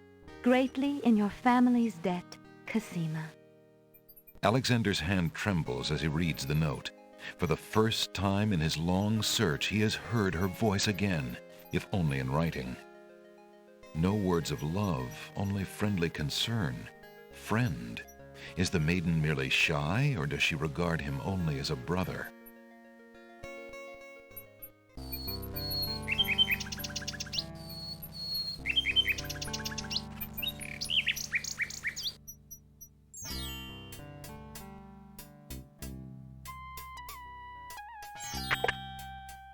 Good day, Prince Alexander.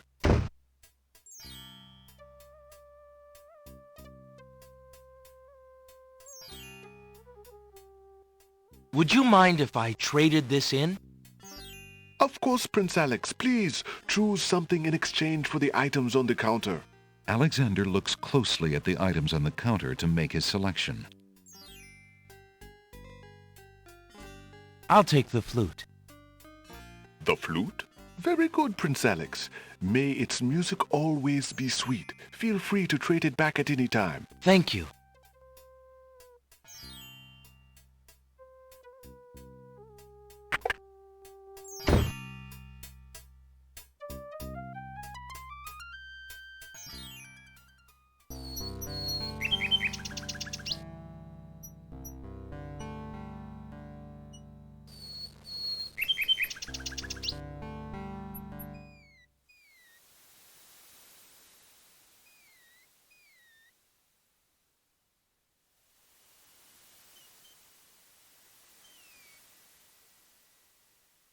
Alexander pulls out his magic map.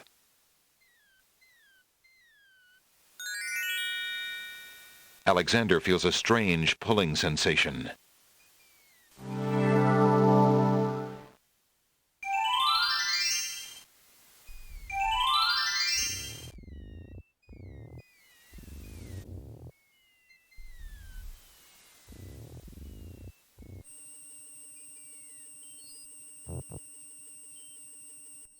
Milkweed thrives near the mucky swamp.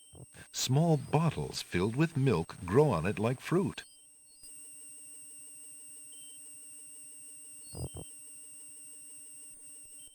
Alexander takes a bottle of milk from the milkweed bush.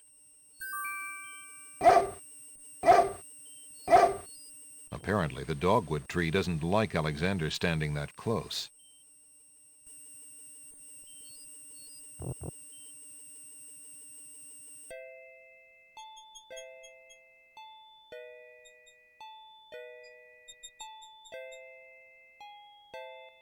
A delicate china teacup is occupying the chair at the moment.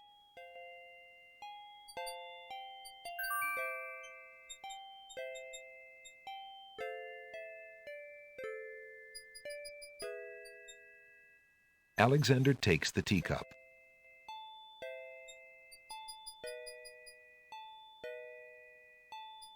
There appears to be a hole in the garden wall.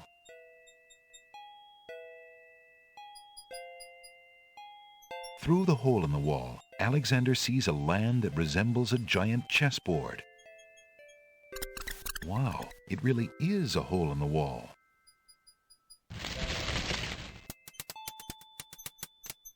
Zounds, those wallflowers sure are shy, and the snapdragons are awfully protective of them. Alexander can't even get close to the wallflowers without causing quite a stir.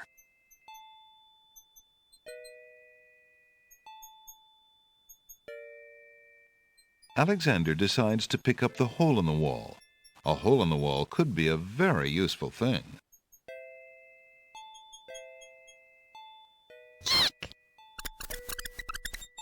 Alexander startled the poor thing.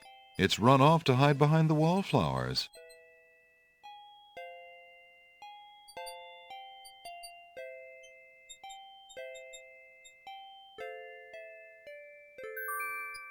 May I have this dance? Oh, my!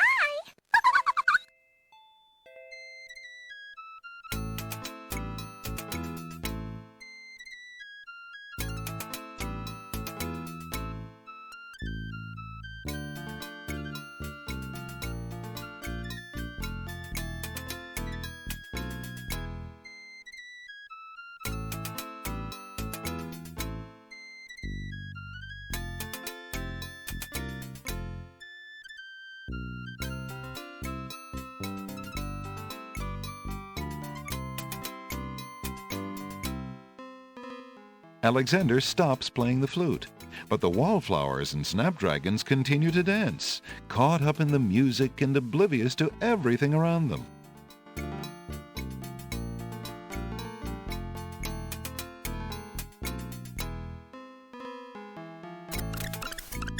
While the wallflowers dance, Alexander snatches the hole in the wall.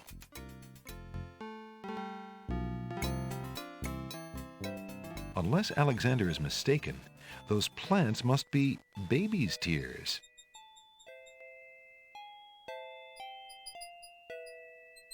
Hello. Aren't you a bunch of fine-looking young plants? Goo-goo gaga! Apparently, the baby's tears haven't learned to talk yet.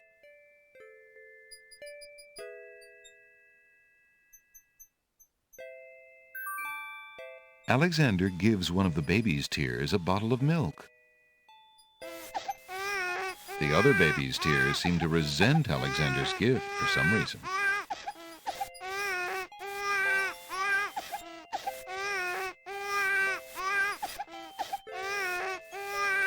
Alexander collects some of the baby's tears in the old hunter's lamp.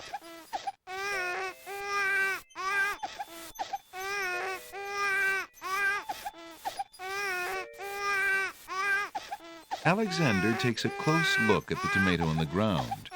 It appears to be darker than those on the vines. What are you staring at there, boy? Go away, you rootless thing, you! Yeah! Yep, that tomato is definitely rotten. Alexander can't make himself heard over the wailing of the baby's tears.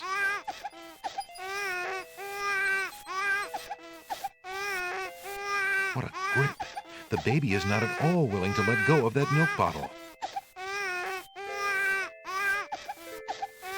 Alexander picks... Ye gads! Is that cold?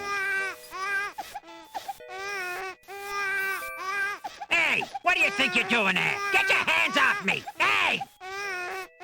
Alexander picks up rotten tomato and puts him away. One never knows when one will need a rotten tomato.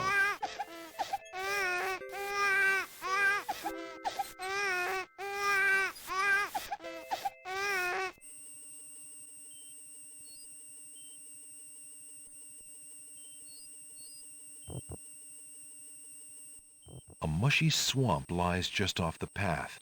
It doesn't look like very good swimming.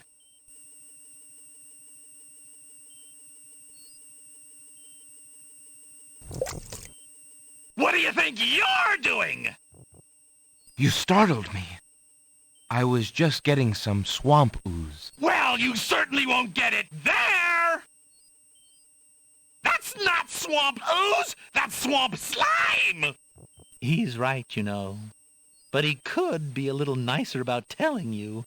He's not a very pleasant stick in the mud. Nobody asked you! Be quiet! Oh, the trials of being a mere bump on a log.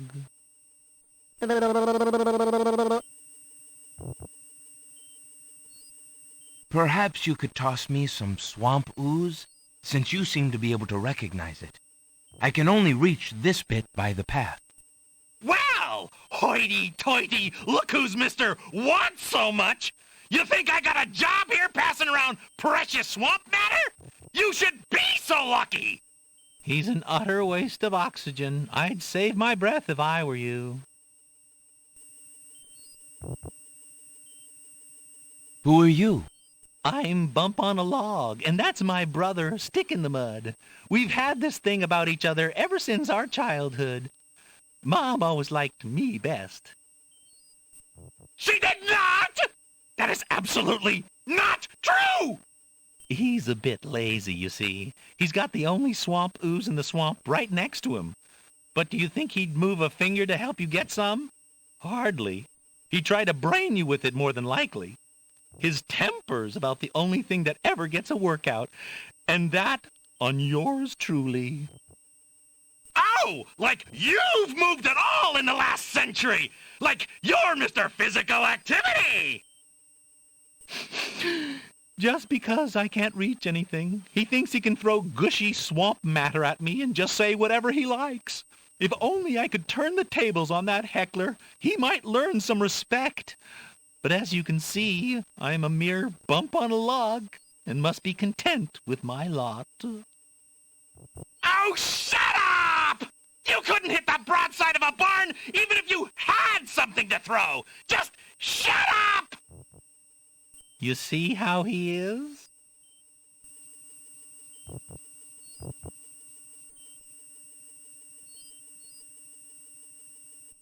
The old rotten tomato gives Alexander a mean look and grumbles sourly. I thought this might come in handy the next time your brother starts picking on you. Aha! Finally, old Bump on the Log's not so defenseless, is he? Hey! What are you doing there? Watch the pulp, would you? Now, Bumpy, remember all I've given you! The only thing you've ever given me is mud. Take this! No! Not into the swamp!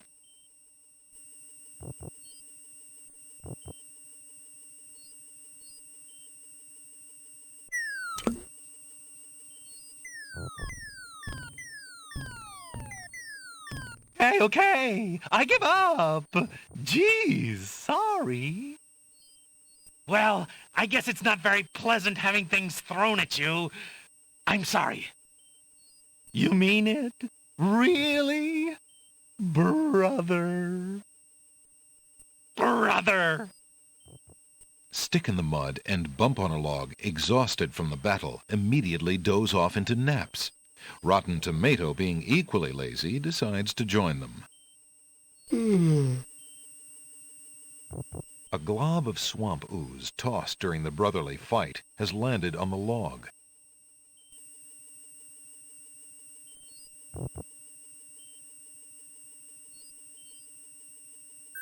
Alexander fills the teacup with the swamp ooze.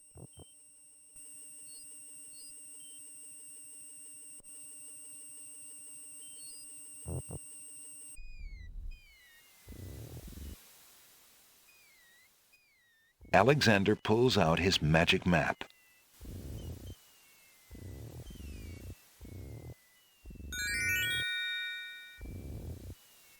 Alexander feels a strange pulling sensation.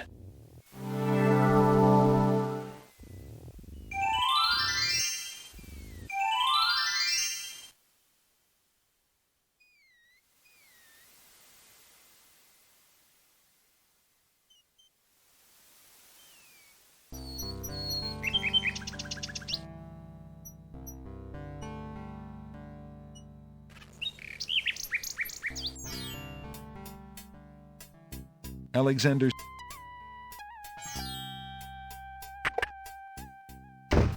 Good day, Prince Alexander.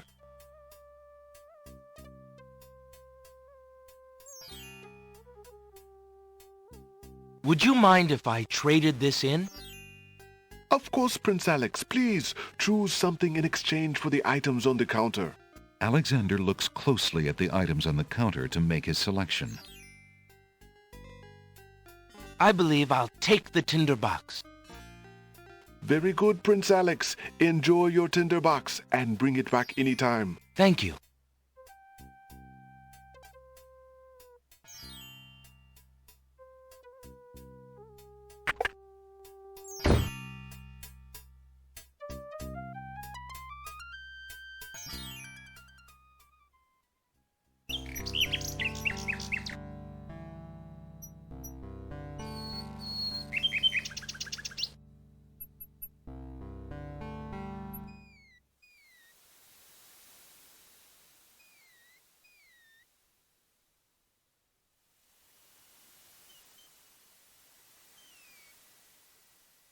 Alexander pulls out his magic map.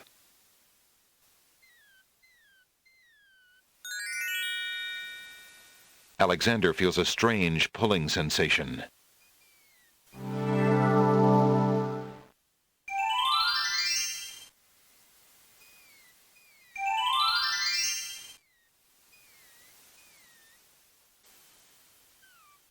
There appears to be something etched into the face of the cliff. Alexander decides to get closer.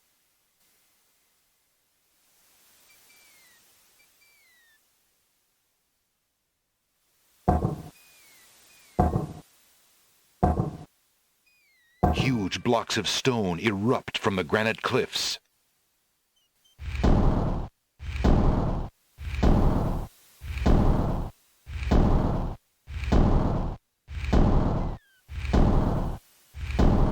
Alexander stares with wonder. That's quite a way to welcome a guest, if indeed it is a welcome.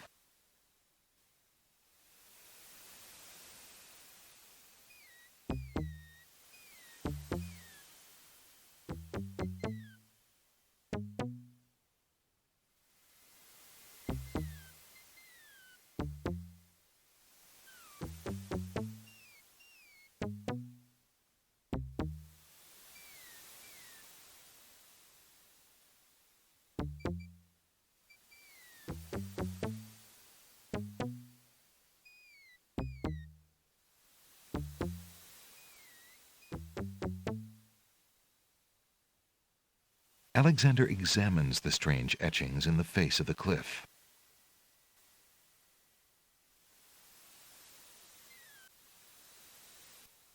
Reading about the ancient ones in the guidebook to the land of the Green Isles may help a puzzled journeyer.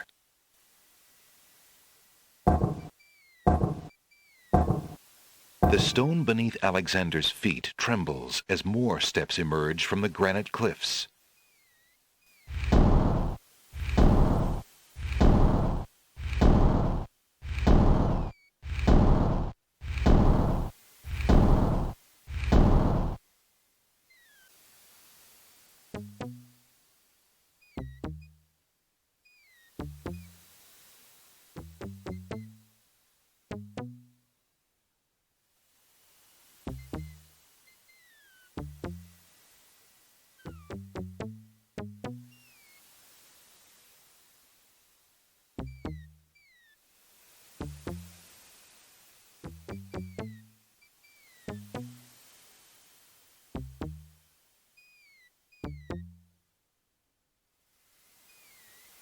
Alexander examines the strange etchings in the face of the cliff. 4 plain stone buttons have been carved into the cliffs. One may need to read about the logic cliffs in the guidebook to the land of the Green Isles in order to understand these stones. The stone beneath Alexander's feet trembles as more steps emerge from the granite cliffs.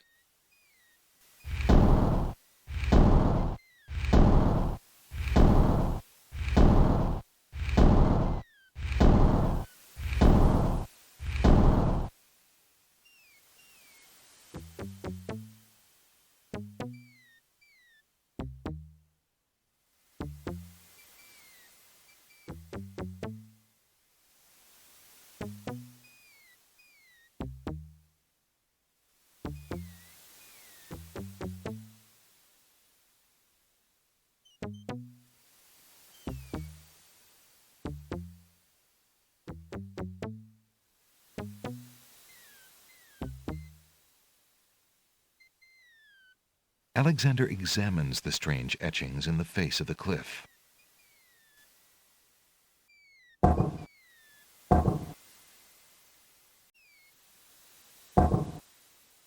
The stone beneath Alexander's feet trembles as more steps emerge from the granite cliffs.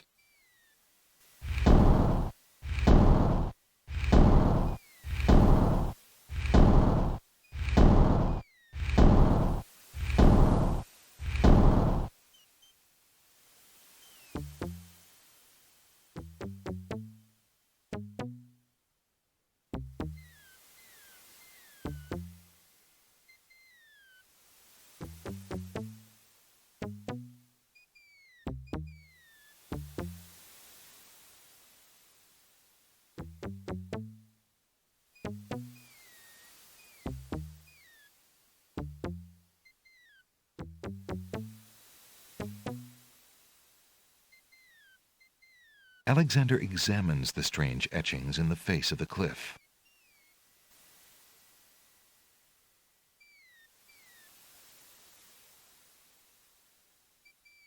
The rock has been etched by some unknown hand.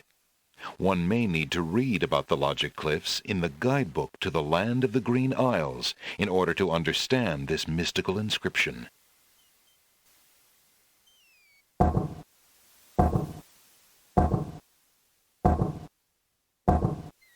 The stone beneath Alexander's feet trembles as more steps emerge from the granite cliffs.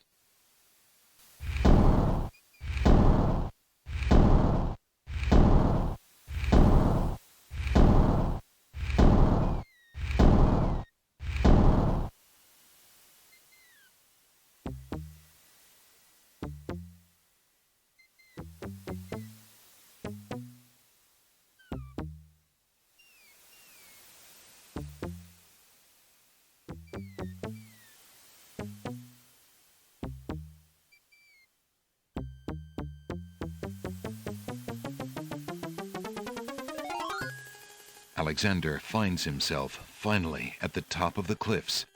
Exhausted, he steps over the lip of the plateau and stands. Why do you make such an effort to climb the cliffs, young man? The winged ones who live on this island have the power of flight. You could have it too, if you'd only eat a berry from this magical flying nightshade bush.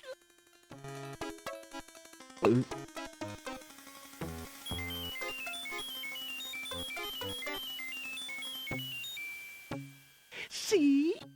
The sweet berries will make you float like a petal on the wind. Try some. The old woman has a pleasant, grandmotherly face, but something about her makes Alexander uneasy. But who are you, matron? Who cares?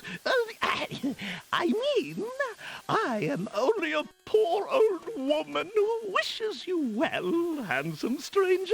Think of me as your grandmama, if you like. Come, stranger, trust me.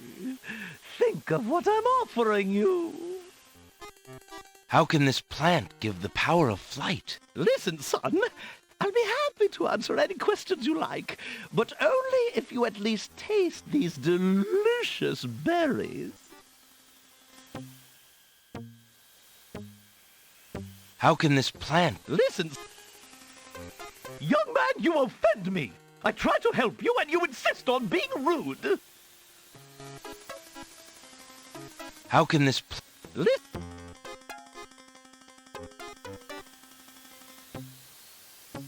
All right then, stay tied to the ground like a load of lead. See if I care. You human. How odd. The old woman just disappeared in a cloud of smoke. Perhaps those berries are even more powerful than she led Alexander to believe.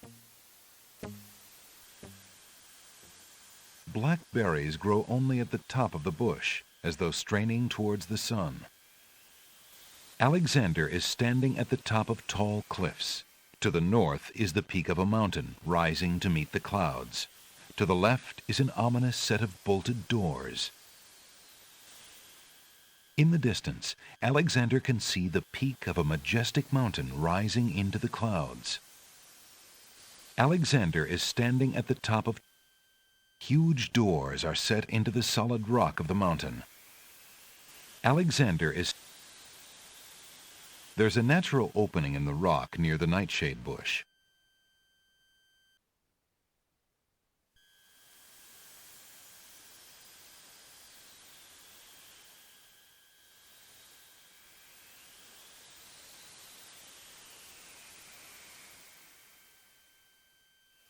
Alexander crawls through the small opening in the rock.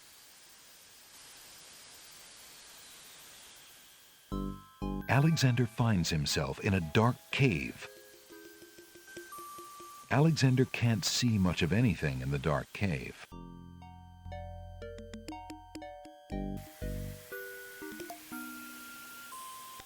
Alexander takes the candle from his tinderbox and uses the flint in the box to light it. On the wall opposite the cliffs is the vague outline of another opening in the rock.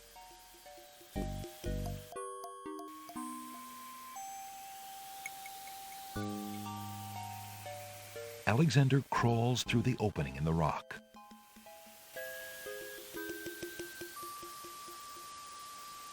The lighting in this part of the cave is better.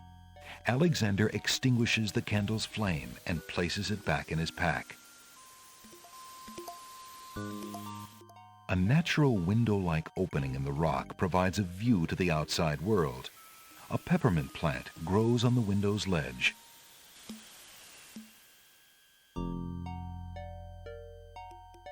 A plant grows on the grassy ledge. Smells like peppermint. Alexander takes a few leaves from the plant.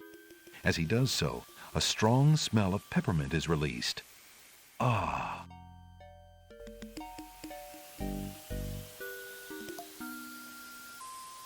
Alexander crawls back into the first room of the cave.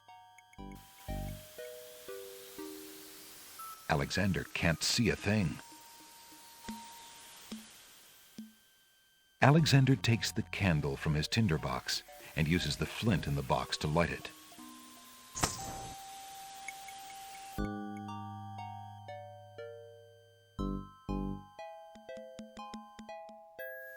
Alexander crawls back through the passage to the top of the cliffs.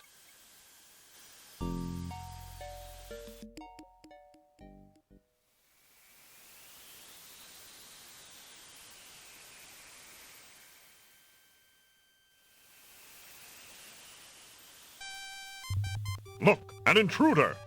Hold! How did you get up here, human? I climbed the cliffs. That is not possible. No one has solved the cliffs of logic in several centuries. And if the cliffs were to be solved, it would certainly not be by a human. I didn't mean to trespass. I only wanted to visit this beautiful island. No visitors have been welcome on the Isle of the Sacred Mountain in years. Not since the Red and White Queens had spies in the guise of friendly visitors steal our island's sacred golden fleece. But we will not display such foolish trust again. You will have to answer to Lord Azure and Lady Ariel. They will determine what will be done with you. I can assure you, it will not be pleasant.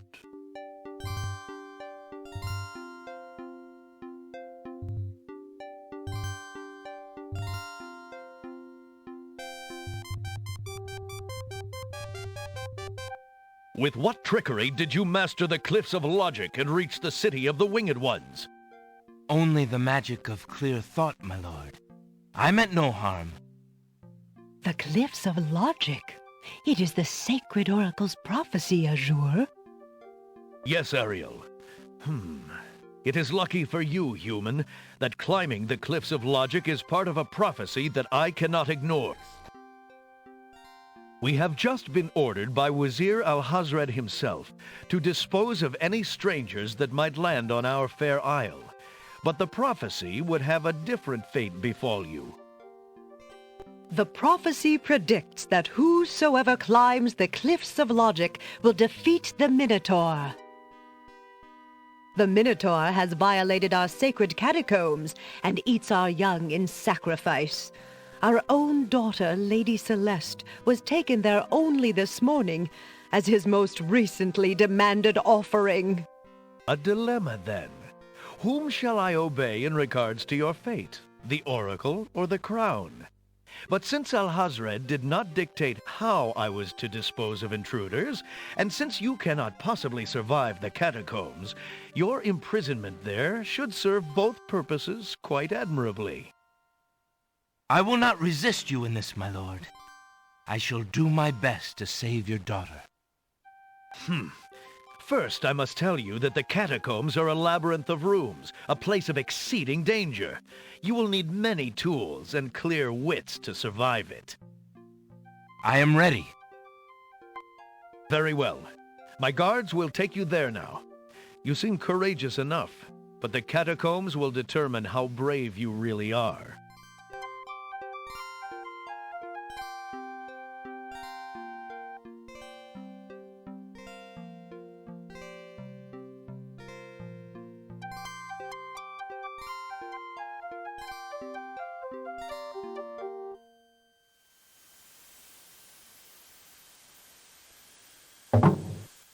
Why did you tell Lord Azure you were ready and willing to face the catacombs? No one is ever ready, and only a fool could be willing. And you are far wiser, I suppose, to leave a maiden to die? To not fight this plague on your own people? Bravery and suicide are two different things, human. You will have a chance to renounce your choice soon enough, when you lay trembling under the Minotaur's hooves. We shall see. Thanks for the escort. We only escort you to your death. May the fates make it quick so that you do not have to scream long.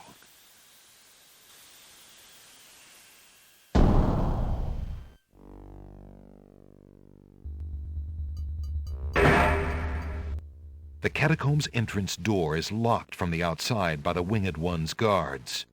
It seems that leaving the catacombs by that door is not an option. The walls of the catacombs are made of massive stone tiles. That's the north wall of the room. Alexander is standing in the catacombs near the portal to the outside world. Unfortunately, the portal is locked. All of the doorways in the catacombs look alike, giving Alexander no clue as to their order or purpose. Niches in the wall form stone burial beds. Ancient bones lie crumbling on the unyielding rock.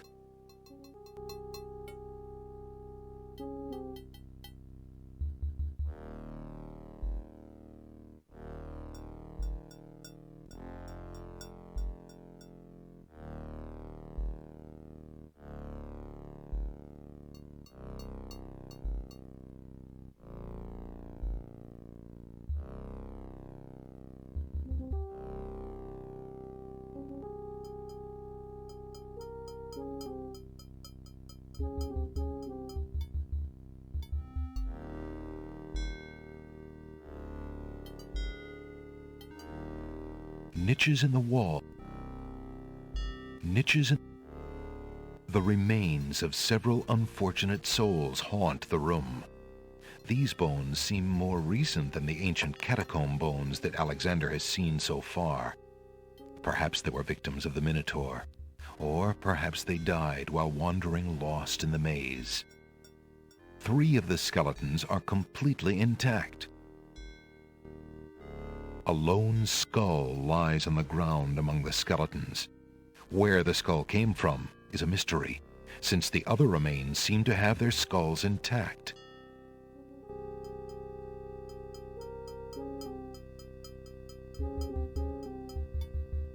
Alexander picks up the skull.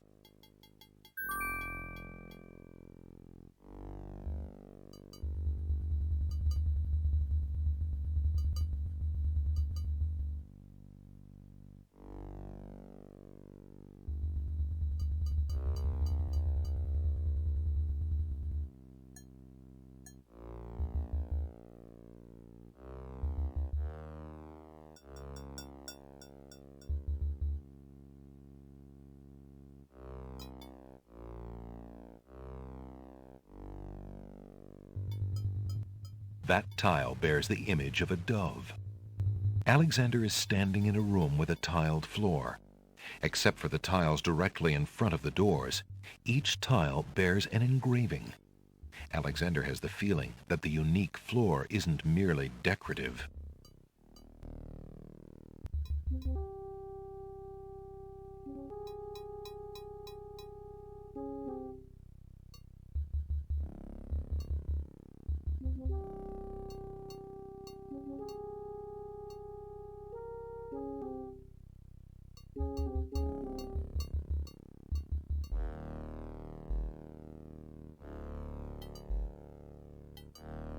That tile bears the image of a dove.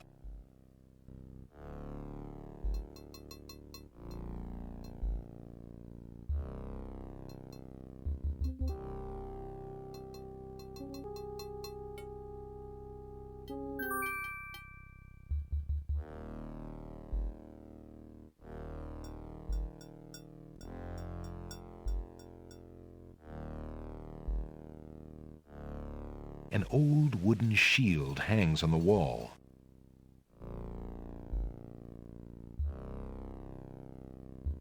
Alexander takes the shield from the wall.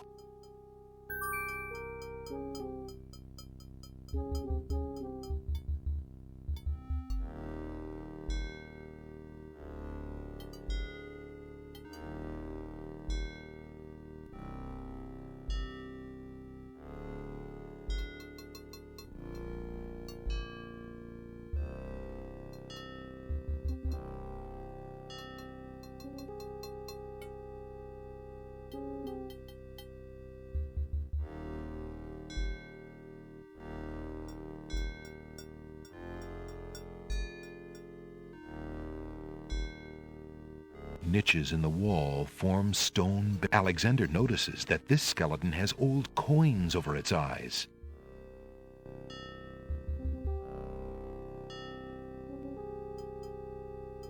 Alexander finds 2 coins on the skeleton's eyes. He takes the old coins.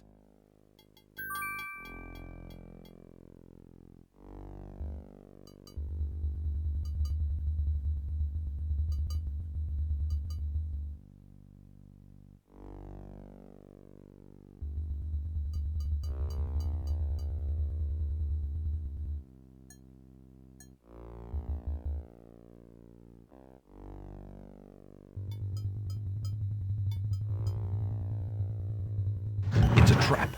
The doors have sealed Alexander inside. And the ceiling is grinding down with methodical determination, heedless of the human in its path. The gears are working furiously to lower the ceiling.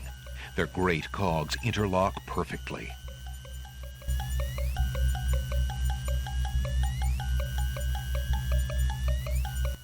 Small speckles of sand stand out against the otherwise gray brick. In a desperate move, Alexander throws a brick into the grinding gears. The brick is caught between two cogs. The gears shriek and shudder. The mechanism grinds to a halt. The ceiling is stuck. The trap is sprung. The brick has wedged tightly between two cogs, thus immobilizing the gears. Alexander is standing in a trap room with a crushing ceiling. The mechanism that lowers the ceiling has been stopped, and the trap room now stands open.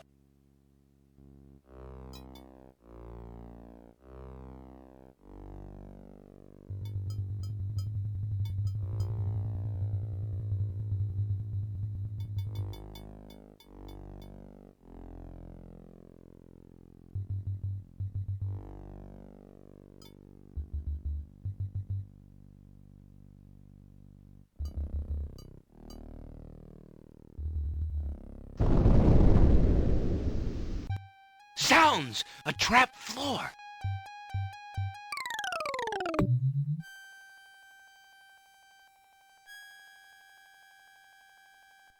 Alexander seems to have fallen to a lower level of the catacombs. Wherever he is, the place sure is dark. Alexander can't even see his hand in front of his face.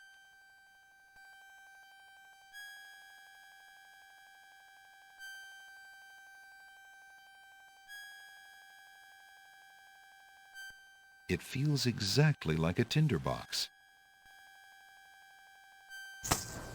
Alexander takes the candle from his tinderbox and uses the flint in the box to light it. Aha! So that's why it's dark in here. A torch is out. Alexander lights the extinguished torch and puts his tinderbox away.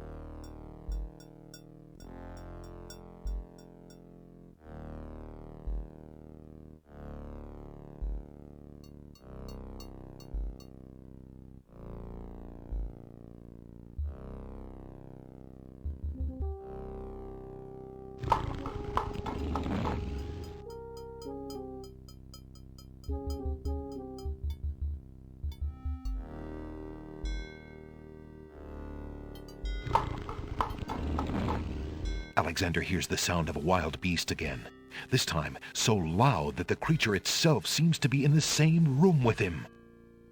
The noises are coming from the other side of the east wall. This room forms a cul-de-sac with the dead-end wall to the east. The sounds came from behind the dead-end wall.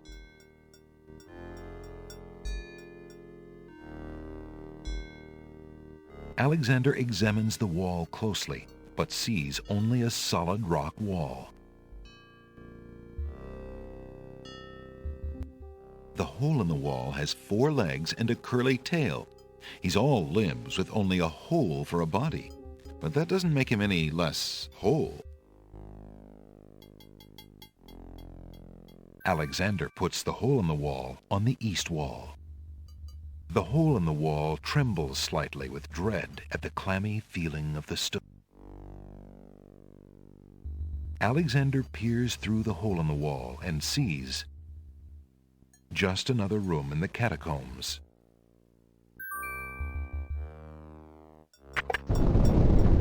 Aha! Not just another room at all.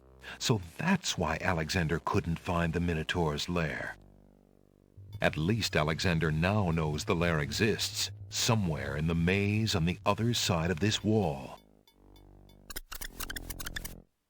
While Alexander contemplates what he's just seen, the hole in the wall, frightened by the Minotaur, makes a run for it. Alexander hopes the little creature finds its way home to the Isle of Wonder.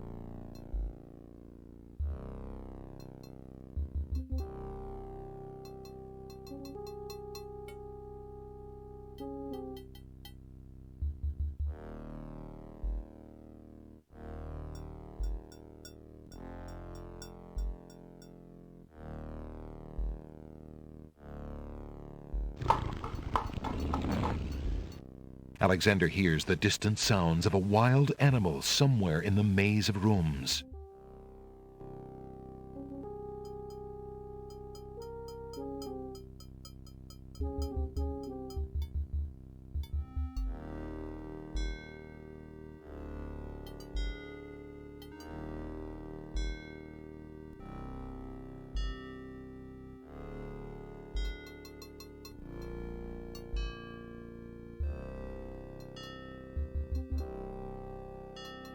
A very beautiful, very dusty tapestry hangs on the wall.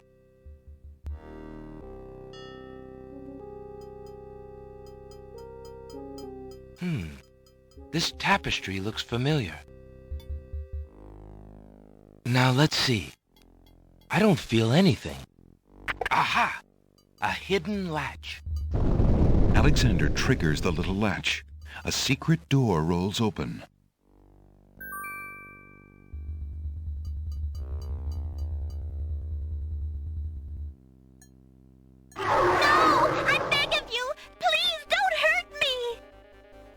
Your struggles are useless. It's the Minotaur, and he's struggling with a Winged One's girl. She must be Lady Celeste. The Minotaur is a huge, monstrous beast with cloven hooves and the head of a bull. A beautiful Winged One girl is struggling for her life against the Minotaur. A monstrous altar towers in one corner of the room. Alexander shudders with revulsion at the thought of the rituals performed at that sacrificial table. A pit has caved in the floor in one corner of the Minotaur's lair. Flames rise from the pit as though from the throat of a dragon trapped in the earth. The fire makes the lair unbearably hot. There's a doorway on the east wall of the lair. Perhaps it's another exit from the catacombs. The skull of some large and unknown beast guards the east exit. Excuse me. I demand the release of that maiden this instant, you fiend. Lady Celeste looks wildly around the room for the source of the strange voice and spots Alexander. You there, human! Help me! Help! Who dares enter my lair? I ask you to release your captive or suffer the consequences. Never. You die, human. As the Minotaur advances in attack, Alexander slowly backs away. Until he can back away no more. Now, Where to, little man? Arr!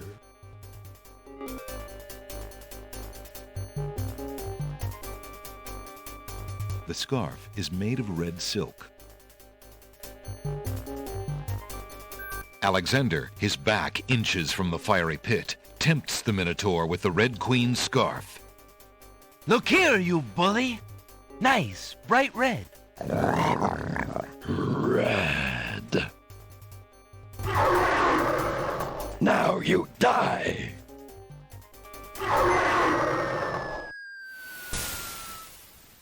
The Minotaur drops from sight amidst the consuming flames. Slowly, his scream fades as well. Have you been harmed, Lady Celeste? Are you all right? No, I am not all right. I assume you do not intend to leave me tied up on this vile monstrosity. Of course not. Sorry, let's see. If you'll give me a moment, I'll have these untied in no time. I can't wait that long. Look, I wear a small dagger just inside my belt. It should be enough to cut the rope. Oh, all right. I've got it, Lady Celeste. Here we go.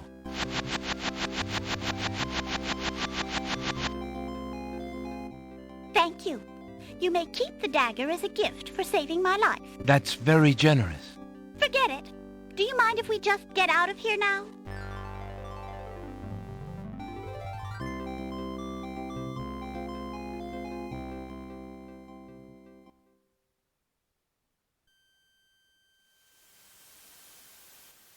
The Winged One's guards, bored with the pointless waiting, are startled by the sound of rock moving against rock.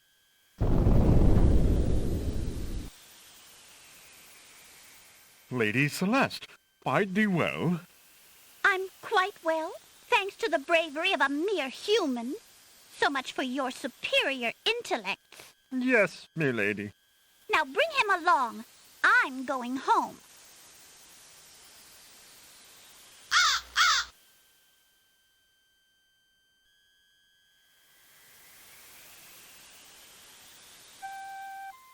I see you have proven yourself the hero of the prophecy.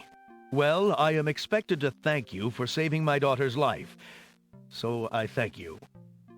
I am obliged to thank you for the restoration of our sacred catacombs. It means much to our people. We have already begun the process of clearing the deadly traps from its rooms. It is also my duty to grant you a visit with the Oracle, so this I do. I will grant you the freedom to leave here unharmed, despite my orders to the contrary from the Crown. But there, my obligations to you end. I have no love for Alhazred, but he is my liege, and if Princess Cassima trusts him and wishes to wed him, my guards will take you to the Oracle now. When your time with her is through, I want you to leave the city of the Winged Ones and never return. I don't know who you are or what you want here, but I will not disobey my crown further. I thank you, Lord Azure. I will respect your wishes.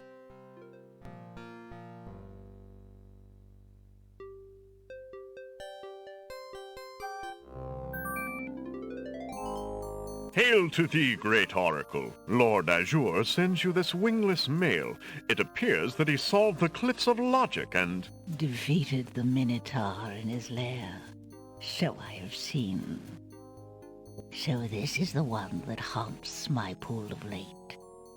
Welcome, young seeker. What knowledge do you desire? Princess Cassima, whatever you can tell me, great oracle. Ah, of course, the princess. That explains my images. Let us see what we can see.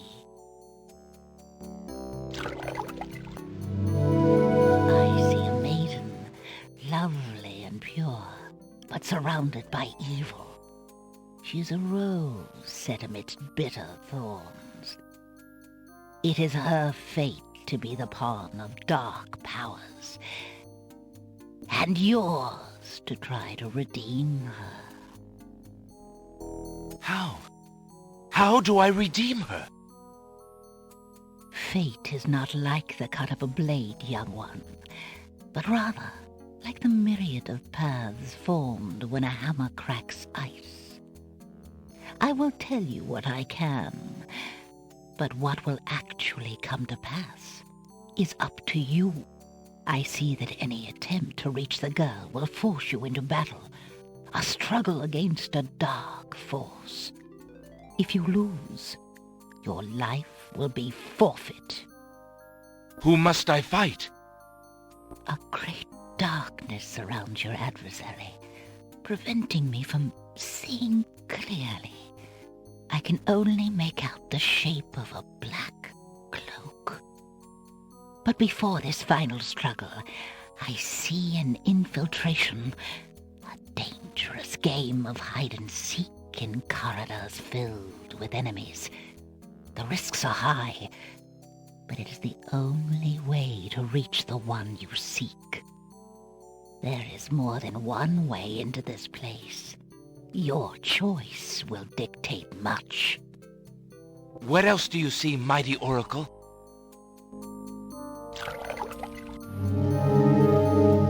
Oh, such pain. I see two restless spirits crying out for revenge. These shades could help you destroy the dark force if they were to be brought back from their spiritual form. Yet this is only one possible path to your destiny. I'm afraid this is getting beyond me. I know very little about the afterlife. I can only advise getting counsel from the druids. Be warned. The druids are reclusive and dangerous. They might aid you, or they might destroy you. Like their island, the druid's nature is hidden in the mists. There is nothing more I can do for you, except to give you this. It is water from the sacred pool. That and my blessing go with you. Thank you, great Oracle.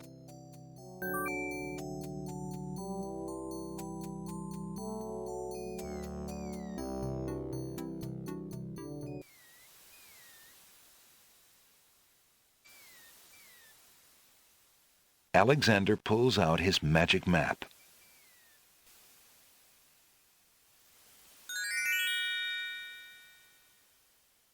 Alexander feels a strange pulling sensation.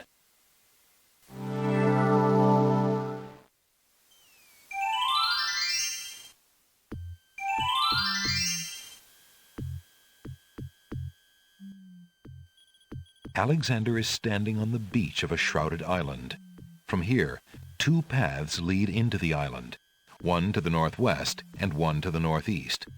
Weird gnarled trees and rolling mists add to the island's eerie atmosphere.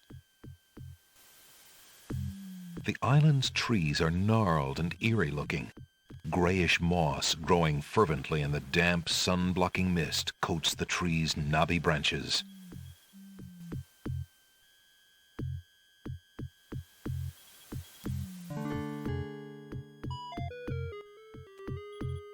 Alexander is standing in a small village.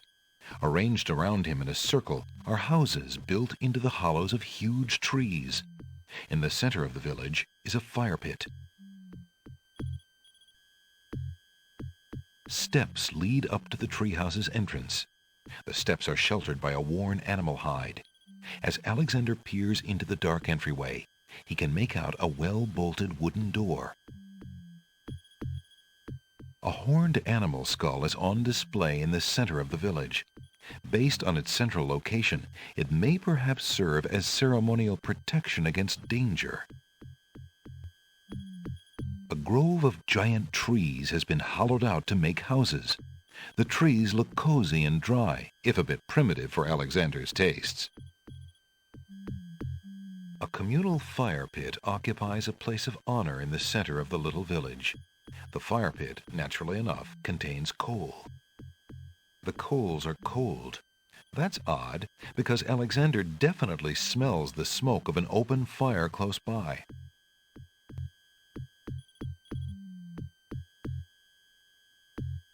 Alexander reaches into the fire pit and takes a lump of coal. Steps lead up to the treehouse's entrance. The steps are sheltered by a worn animal hide. As Alexander peers into the dark entryway, he can make out a well-bolted wooden door. A bearskin hangs on the trunk of one of the treehouses. The coarse brown fur looks warm, if a bit flea-bitten. A wooden-handled scythe hangs against a bearskin on one of the treehouses.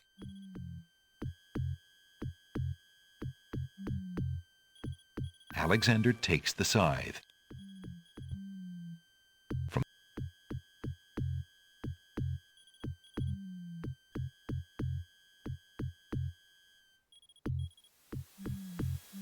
From the northeast come the sounds of mysterious drums and chanting. Alexander pulls out his magic map.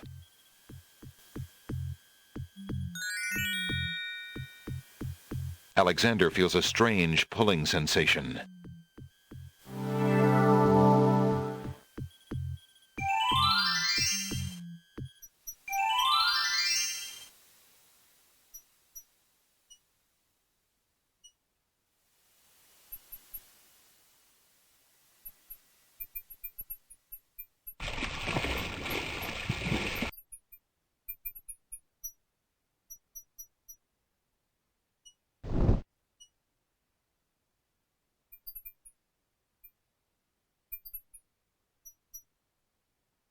Alexander decides to pass through the gate, preparing the shield just in case.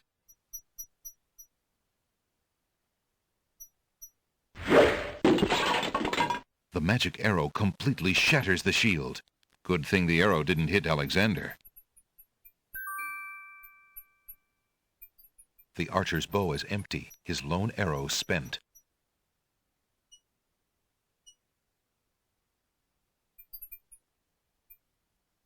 Flowering rose hedges grow on either side of the path winding north. Alexander takes a magnificent white rose from the rose hedges.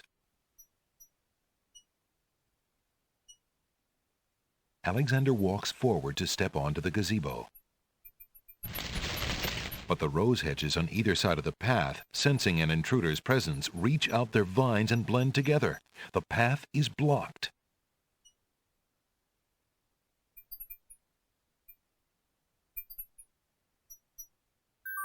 Alexander wields the scythe, determined to get past the magical rose hedges. The leaves fly as Alexander tries to cut the branches faster than they can grow back together. He sees light. He's through.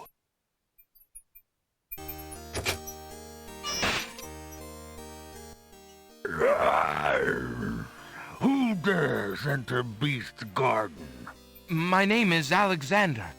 I didn't mean to disturb your private garden. No. And yet, monsieur, you could hardly have accidentally broken through the 3 enchanted traps of the Isle of the Beast. I suppose it is simply my nature to break through enchanted traps. You must be a prince, then. I know the nature of princes all too well. This face you see before you is hideous, is it not? Well, for the face of a beast, it is really quite noble. Ha! I'm glad you like it, for you will soon own one just like it. I, too, was once a pretty prince, caring for nothing but adventuring and rescuing fair maidens. But I rankled one too many evil hags. One dark night, I was turned into this obscenity you see before you, warped in shape and trapped on this enchanted island over 100 years ago. Surely there is a way off this island. Oh, surely. You broke in, did you not? And yet think, where would I go clad so eloquently as I am with this silk and this pelt. You see, my prison is also my sanctuary. You are the first to break through the barriers in lo these many years.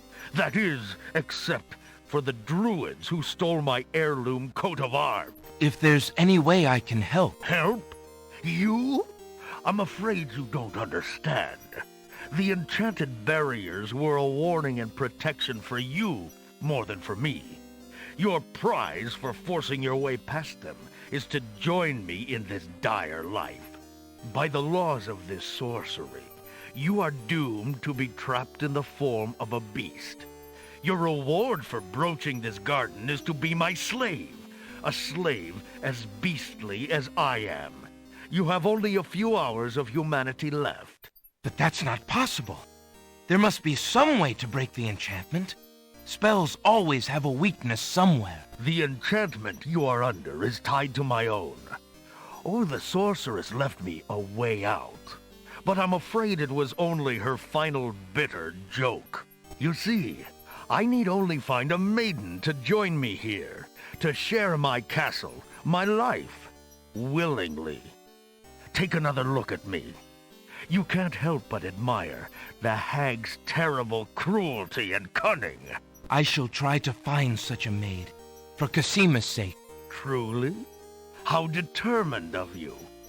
I personally would not waste my last few hours as a man on an impossible errand. However, you may do as you please. I give you this token. It's my family ring, and the only heirloom I have left. If perchance you should... If you think you have found a maid... I shall give her this ring. Yes, she must accept it of her own free will. By doing so, she accepts me. Not that you shall find anyone, mind you. Your time is short. Count the minutes on your fingers while your fingers you have, pretty prince. Your master will await you.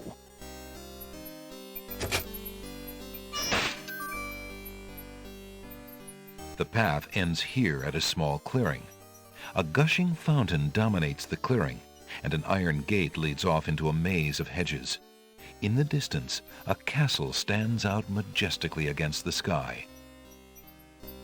The hedge continues back towards the castle and forms what appears to be a maze. Beast's castle seems forlorn and far from any human warmth. An iron gate leads to a maze of hedges. A fountain in the middle of the clearing bubbles with fresh, glittering water.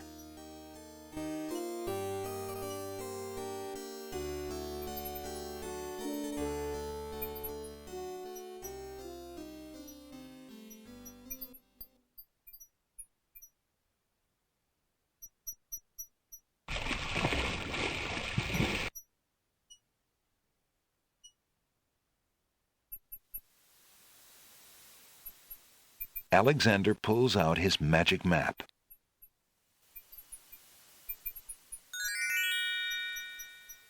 Alexander feels a strange pulling sensation.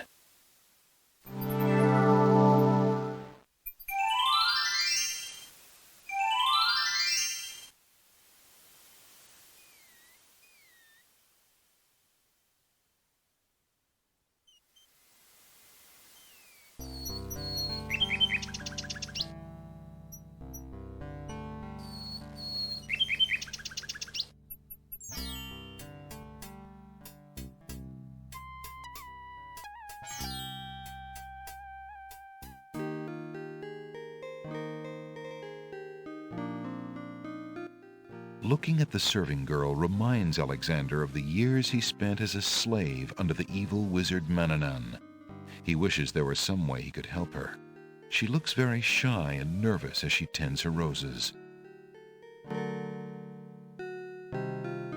The girl is too shy and fearful to talk to a stranger, especially a tall, handsome one such as Alexander.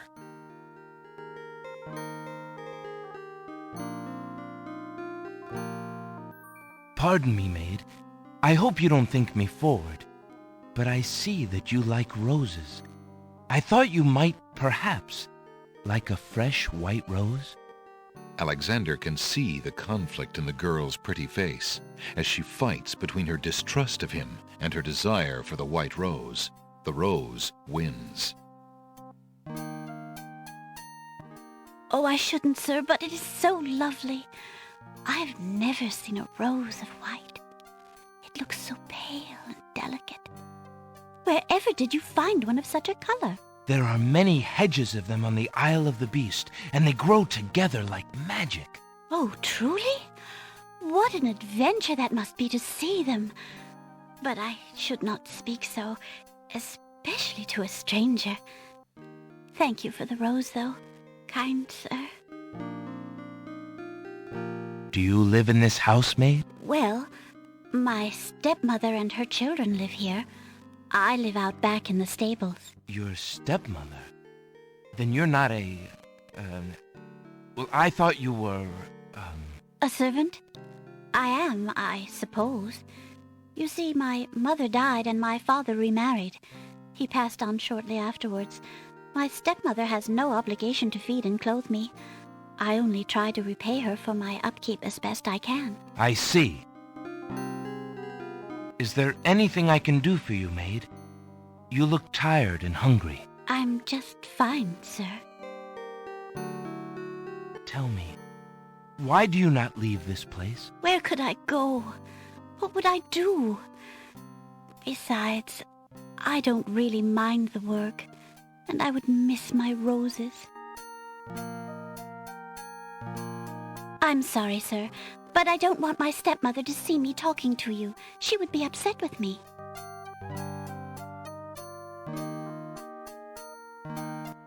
Beast's ring is made of pure, heavy gold and bears an insignia possibly related to Beast's princely past. Alexander has a thought about the serving girl. He decides to bring up the subject of Beast with her. Let me tell you about the place where the white roses grow. The Isle of the Beast is an enchanted place. There's a path running through a deep forest. The path crosses 3 magic blockades, set to keep all visitors away. At the center lives a tremendous beast. Really? Magic blockades? How exciting! What kind of a beast? Is it very terrifying and ferocious? It is a beast that walks on 2 legs and dresses like a prince. It speaks with the voice of a man. A beast that talks and wears clothes? How is that possible? Is the beast magic too? Not magical. Enchanted. Beast was once a prince, but a witch trapped him in the form of a beast and set him on the island. There he lives in a castle in the midst of a maze. How terrible! Imagine how lonely he must be. It is a very lonely prospect, isn't it? Oh, I have met him, you see. He is indeed ferocious, but who would not be? He really exists? Oh, how it breaks my heart. If I could, I would tend to such a beast. Such a beast might find comfort in a kind face. Do you not think it so? Oh, I think it's so. I very much think it's so. You would not be afraid of him? Afraid? Maybe at first. But how silly of me to speak so. The roses in this little yard are the only magic I will ever see. I could take you there. In fact, I would owe you my life if you would go. If you truly wish to go. You are serious? I could leave here? Oh, I have always dreamt of leaving. But to actually go... This is the only home I have ever known. Home is a hard place to leave, even if you're unhappy there. But I will go. If I can help him, I must go.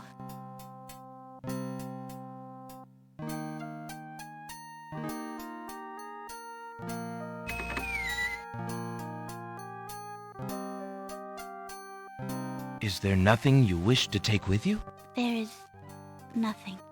Then take this ring. It is his. He will be pleased if you would wear it. Why, it's the most beautiful thing I've ever seen. Thank you kindly, sir. Beauty!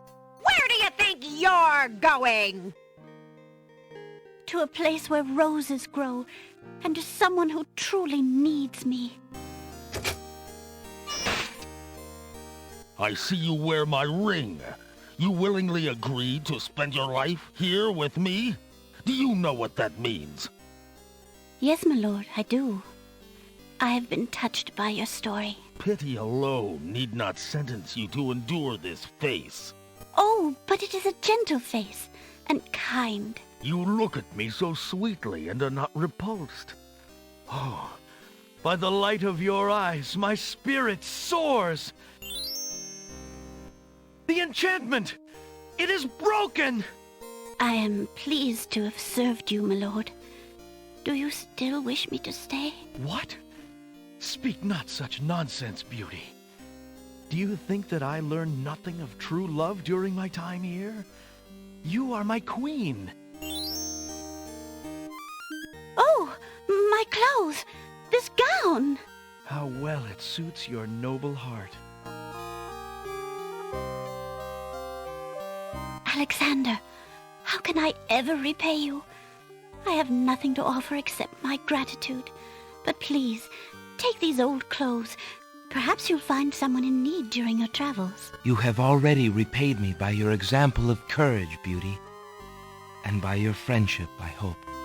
You will always have our friendship and loyalty, Prince Alexander. But from a fellow adventurer, take some advice.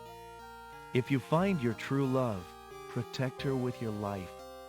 Fear all beasts without the redeeming humanity of love. And to aid you, accept my mirror.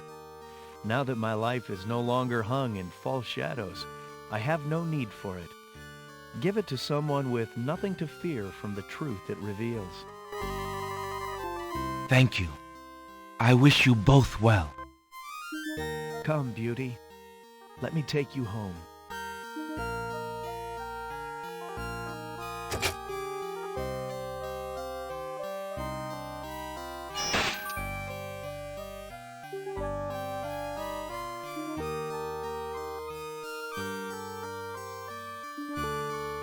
Beast's castle has a different, more welcoming air as the bridal home of Beauty and her prince.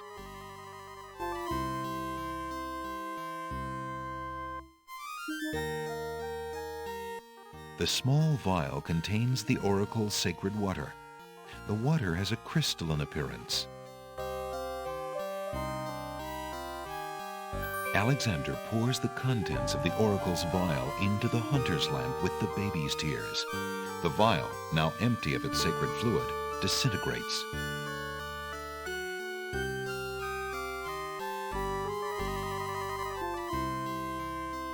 Alexander fills the hunter's lamp to the brim with the fountain water.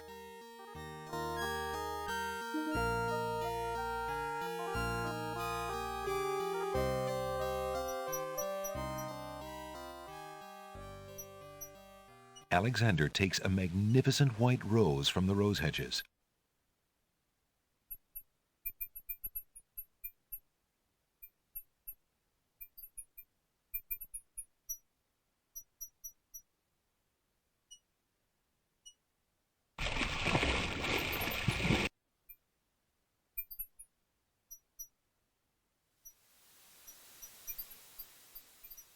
Alexander pulls out his magic map.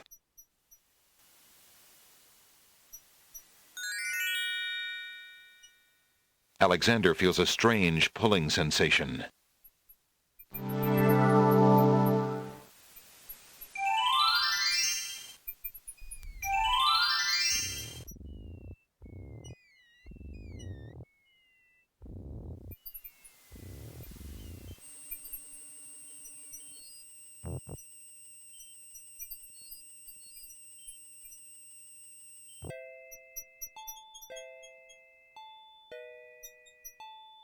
There's a small bottle on the coffee table. It bears a label that reads, "Drink me."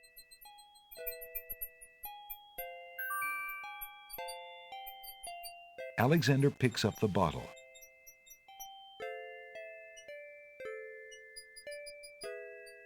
The little bottle contains some sort of potion and bears a label saying, "Drink me."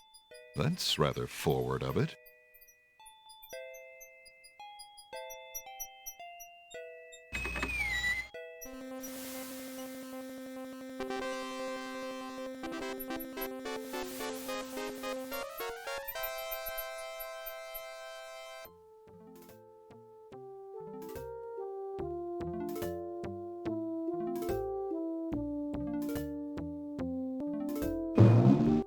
Your Highness may as well spend her royal time contemplating something else. The lump of coal shall be sent to the Castle of the Crown under my name, and that's all there is to it. No, it shan't. Yes, it shall. If the coal is sent in your name, I shall royally decree a ban on all red on this isle. You do, and I shall royally decree that white shall be henceforth used for all mopping up of cabbage stew. You wouldn't dare! Oh, wouldn't I? Oh, it's you! Have you thought of any more of those brilliant ideas of yours?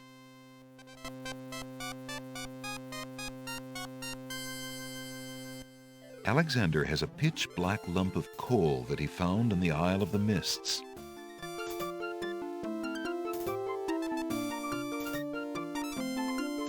I found the two of you another lump of coal so that you can stop fighting over the one you have. Oh, let me see! A lump of coal! And what a beauty it is, too! Oh, marvelous! Now we can stop fighting, sister. Your Highness can just keep the old lump of coal, and I'll take this new one. Quite right. That settles everything. As a token of our endless esteem and royal favor, please accept this magnificent and truly incredible spoiled egg.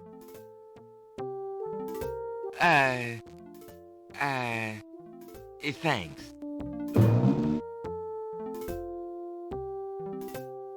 Let me see that lump of coal, Your Highness. It is a beauty, isn't it?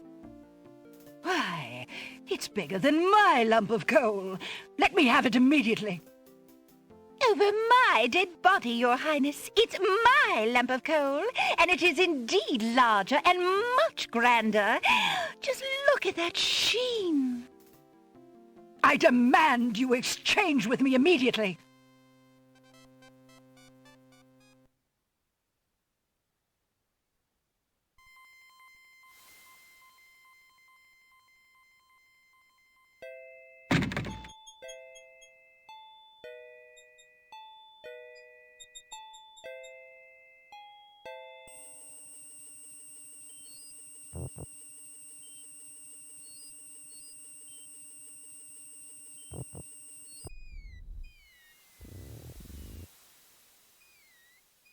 Alexander pulls out his magic map.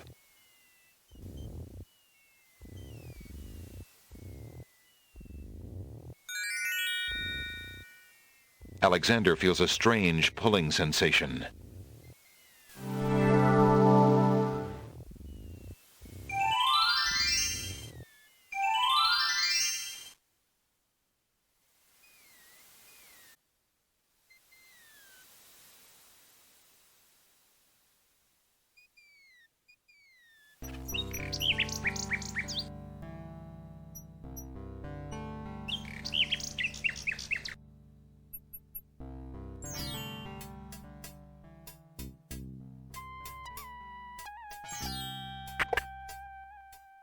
Good day, Prince Alexander.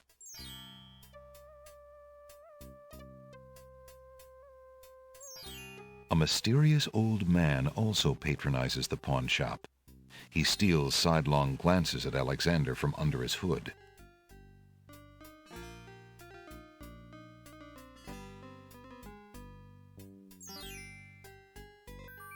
Alexander suddenly gets a very sneaky idea. I can't go on anymore. Without Cosima, I'd just rather not live. Prince Alex, no! It's true. The Wazir has beaten me. I give up. Poison is my last resort. Stop. I am no more.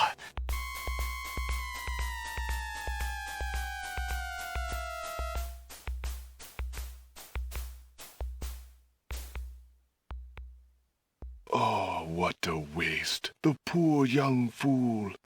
He's dead. He's dead. Wait until Abdul hears. He'll be so pleased.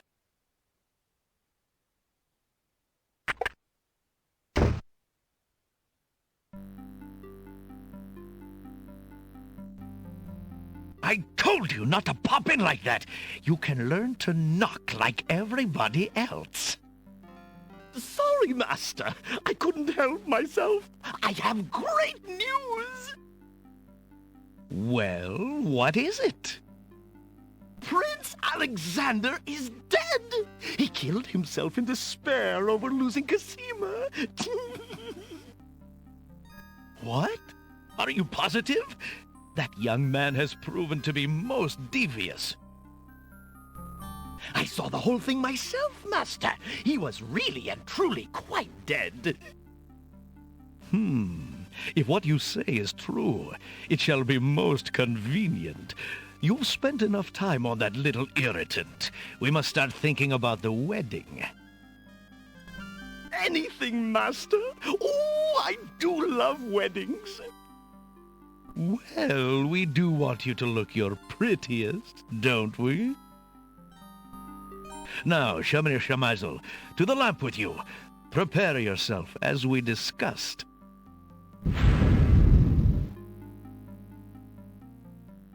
Alexander's heart lurches to life in his chest.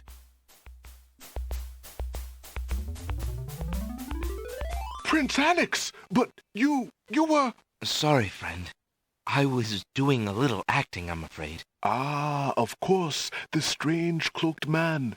You are quite clever, and a bit too exciting for an old man.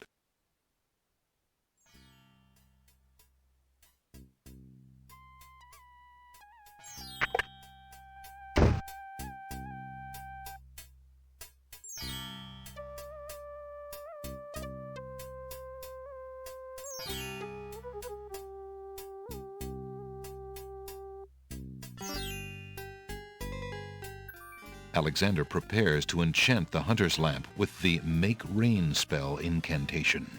Clouds of thunder, shafts of light, come and sup with me tonight. Waters 3 have I for tea, brew a tempest now for me.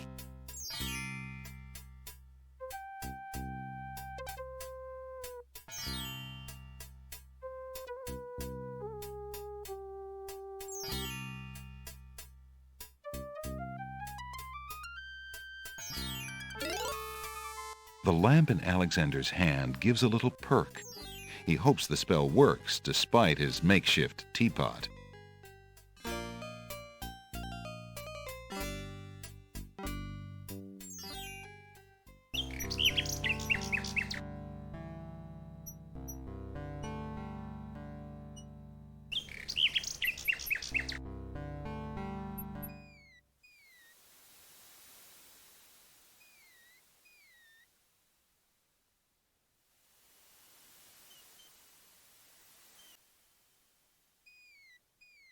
Alexander pulls out his magic map.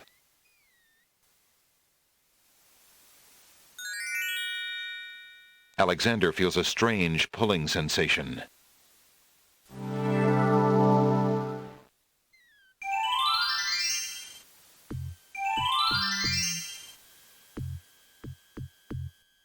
Great gods! Did you see that? The man just appeared from nowhere. Perhaps he was sent by the spirits. I see no boat. He is an intruder, no matter how he got here. Grab him! Not again. Look, I'll leave. It's no problem. I think not. Let's go.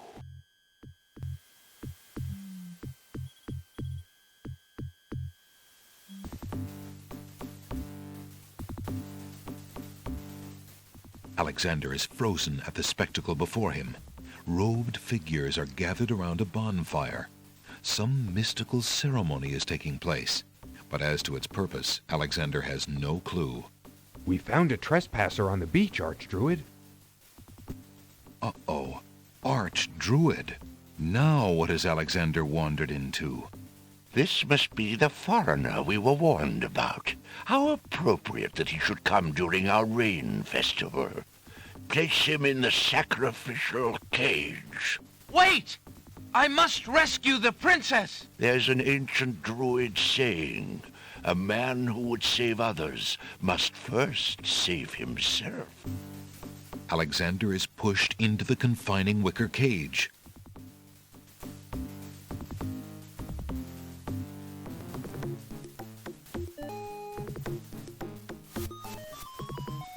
And the cage is swung out over the bonfire. Alexander starts to feel a little warm. The bottom of the cage is getting uncomfortably hot. This cage is really hot. Fire in the cage. Alexander pulls out Beauty's old slave clothes, desperate to beat out the flames. The flame is extinguished, but the clothes themselves burn to cinders. Alexander won't be able to keep the cage from igniting for long. The heat and movement must have jarred something. Something that Alexander's carrying is starting to jiggle around. Egad, something's really percolating. The water in Alexander's lamp is hot. It's just about boiling.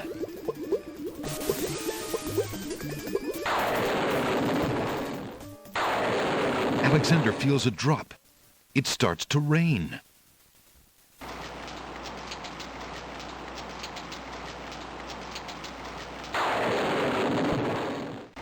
That man is a powerful nature wizard. By the sacred oak, let him down!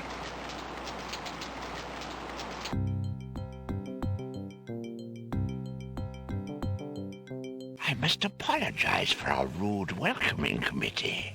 We've been feeling inhospitable ever since the winged ones stole our sacred miniature oak tree. Besides, Wizir Al-Hazred sent a message that we were to watch out for a highly dangerous foreign assassin. I assume you are the one he meant. I'm sure I'm precisely who he meant. I assure you, I mean to harm no one, unless that person threatens the princess. I'm sorry to have disrupted your ceremony, but I'm running out of time. What is it that you seek? The oracle on the Isle of the Sacred Mountain told me I should speak to you about the realm of the dead. She told me of 2 souls in unrest there that I might be able to free. Free souls in the realm of the dead? You're mad! The souls might be able to help me on my mission to save the princess. It's imperative that I do everything I can. The risks are not important. No. And yet getting yourself killed will hardly help the princess. But I will tell you what I know. Legend has it that it is the right of any human to challenge the Lord of the Dead in order to save his own life or the life of another already past. But the knowledge of how to do this was lost centuries ago. I have only heard of one who tried it, a young knight who came to the land of the Green Isles from a distant land long ago. According to the story, he was determined to challenge the Lord of the Dead for the soul of his dead lover. It is said that he tamed the Lord of the Dead's horse, a black-winged, demon-hearted beast named Nightmare. Nightmare sometimes flies to the human world to feed on certain noxious plants. Those unfortunate enough to see her are glad to escape with their very souls intact. Somehow the knight captured Nightmare and rode off on her back, supposedly to the realm of the dead. but neither the knight nor his lover ever returned. If there was a means for challenge, it was lost with the night. I see. Can you tell me anything about the Lord of the Dead? That is a blacker matter still. To the Druids, he is Samhain, lord of coldness and despair.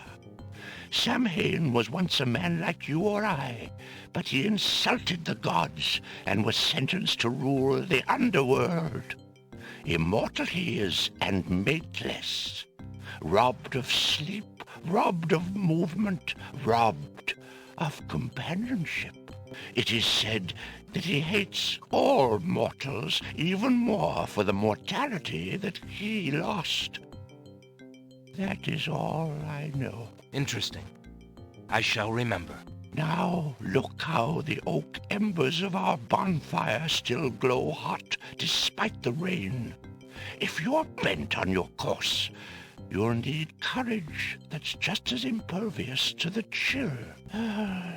May your luck last longer than your storm, brave one. May it indeed. Thank you, Archdruid.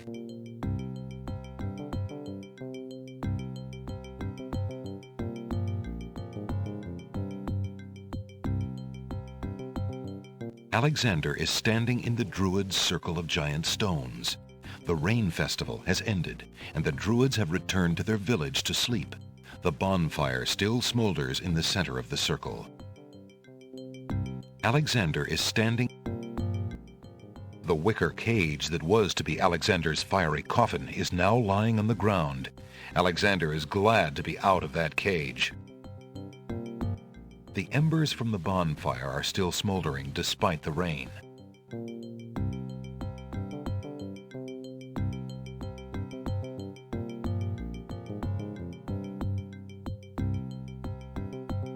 Alexander scoops up some of the red-hot embers in the ancient human skull.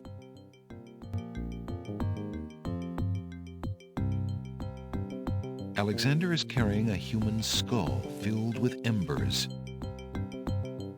The embers are glowing with heat. The strand of hair from the red ribbon is the color of midnight. Alexander can only hope that it belongs to his true love.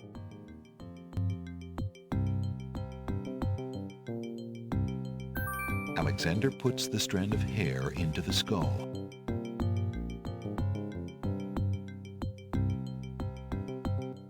The spoiled egg has a slightly yellowed shell that bulges in spots from the pressure of the gases inside. Alexander cracks the spoiled egg and dumps it into the skull containing the embers and the strand of hair. The spoiled egg hisses as it makes contact with the hot embers. Zounds, the steam! Phew, the smell of sulfur! Alexander is carrying a human skull filled with oak embers, a strand of hair, and a spoiled egg. The embers are glowing hot. A foul, sulphurous-smelling steam rises from the spoiled egg and embers mixture.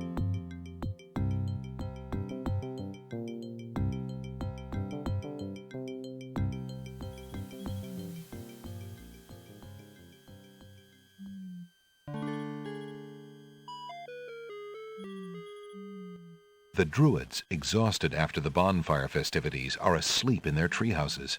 Alexander doesn't need to disturb them.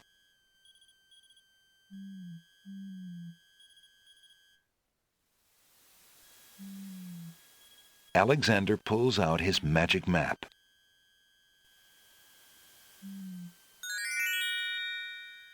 Alexander feels a strange pulling sensation.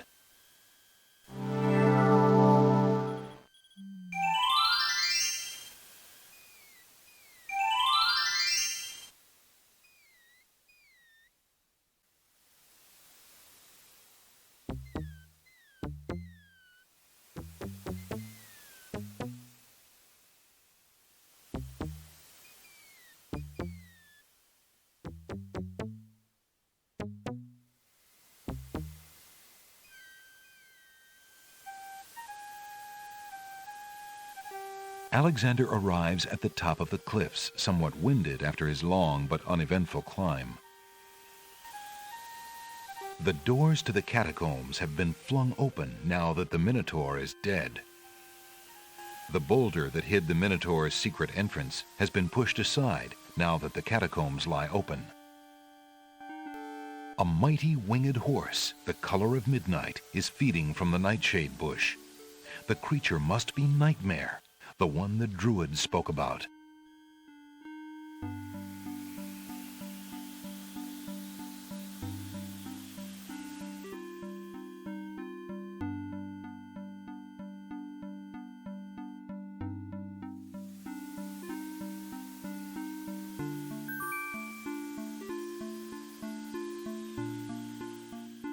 Alexander solemnly speaks the incantation over the skull. Creature of night, to me succumb. Fire and brimstone leave thee numb. Purity bind thee like a chain, to do whate'er I now ordain.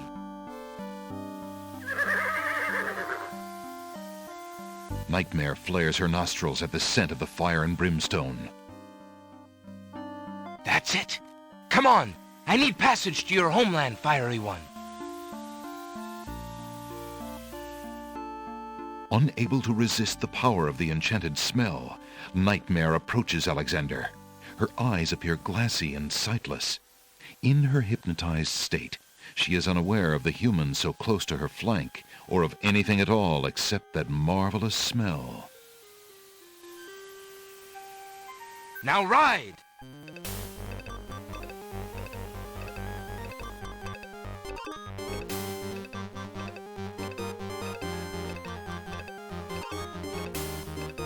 Nightmare deposits Alexander on a strange, cold world.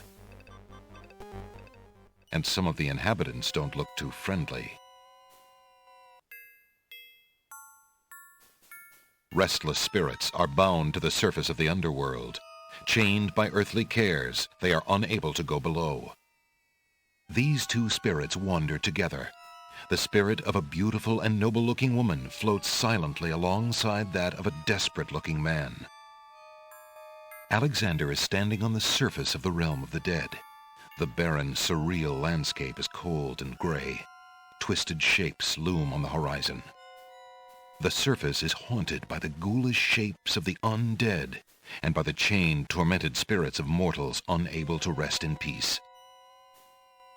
The ghoulish, animated bodies of the undead roam the haunted landscape.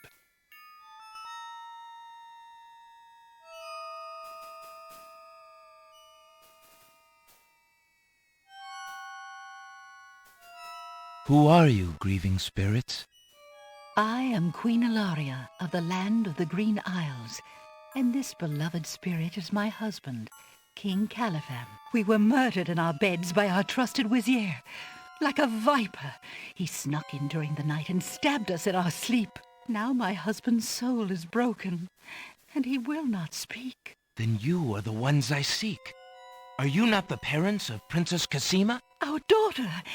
Have you news of the princess? I know that she is alive and safely back in her kingdom after being rescued from Mordak. But I'm afraid I have not personally seen her. Alhazred is keeping her in her room in mourning for you. I am glad to hear of her return, but she will not be safe alone with that devil. Oh, that we could be there to protect her. Cosima, how I fail thee. My poor husband will never rest while our murder goes unavenged and our daughter is in danger. I came to take you back with me. Your people are still loyal to you. They need to know about the Vizier. Cosima needs you too. But this is the realm of the dead. We cannot leave it. Nor, for that matter, can you. The only one who might be able to return us all to the land of the living is the Lord of the Dead. But he would never help us. He has no mercy. I might be able to convince him. I must try. Then take this. It is my ticket to the underworld. There you will find the Lord of the Dead. I cannot use the ticket as long as I'm chained here. And if we cannot be avenged, I will never be unchained. Thank you. Perhaps it will save us all. Be careful, young man. If you can ease my husband's torment and help our daughter, we will be most grateful. I will do my best. Goodbye, Queen Ilaria.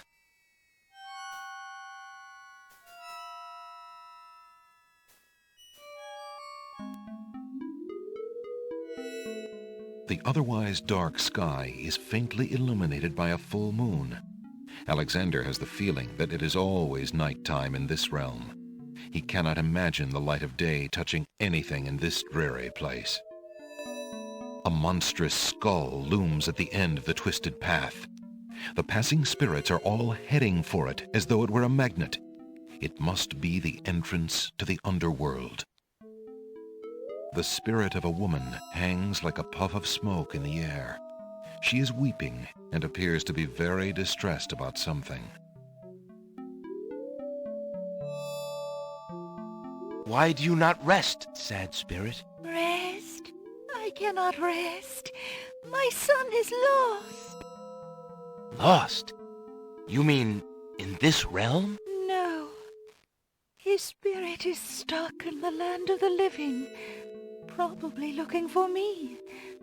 But I cannot leave to go show him the way. My poor Ali.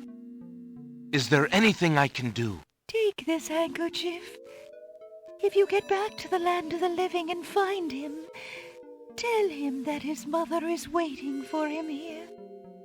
By this kiss, he'll be able to find his way to the realm of the dead. I'll do my best to find him. Thank you. Thank you. Oh, my Ali.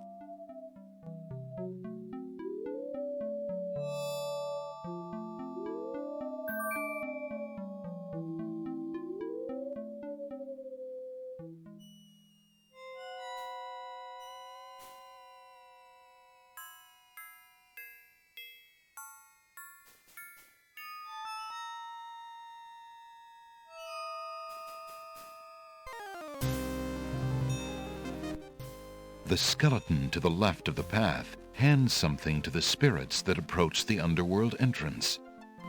Take it, please. Next. Alexander is standing at the entrance to the underworld. The entrance is a huge tendon-covered skull. The skull's mouth is the doorway to whatever lies below. Two solemn skeletons admit the spirits who seem to be drawn trance-like to enter the skull. A strange skeleton with a long horse-like head and ceremonial armor stands at the base of the path to the underworld. He watches over new arrivals with a discerning eye, handing tickets to the spirits desiring admittance. A large bone keyring hangs from his waist. A uniformed skeleton stands guard at the entrance to the underworld. He takes something from the passing spirits and then waves them on into the underworld. Living skeletons are gathered around the entrance to the underworld. A group of large bones form an interesting arrangement to the right of the path. Two smaller bones are propped up on the ground near the larger group.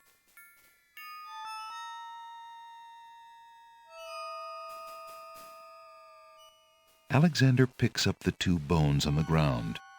Now, what do these bones remind him of? Ah, yes. Now I remember.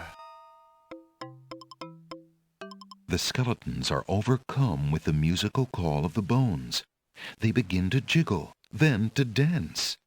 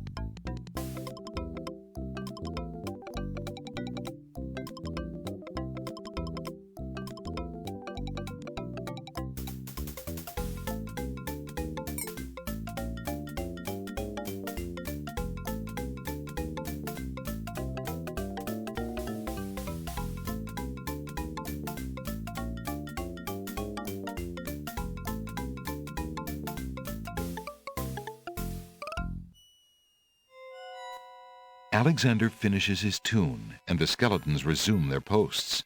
Despite their frolic, they don't seem any friendlier.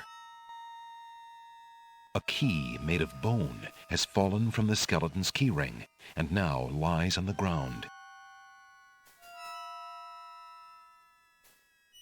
Alexander picks up the skeleton key. Might I get one of those tickets? The skeleton with the tickets must not approve of Alexander's less than ghostly looks. He refuses to give him a pass.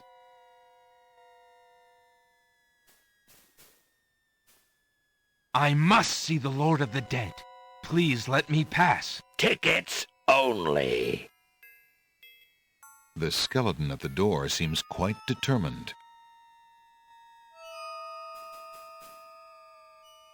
The ghostly ticket reads, "Admit 1." I have a ticket. Go on. Next.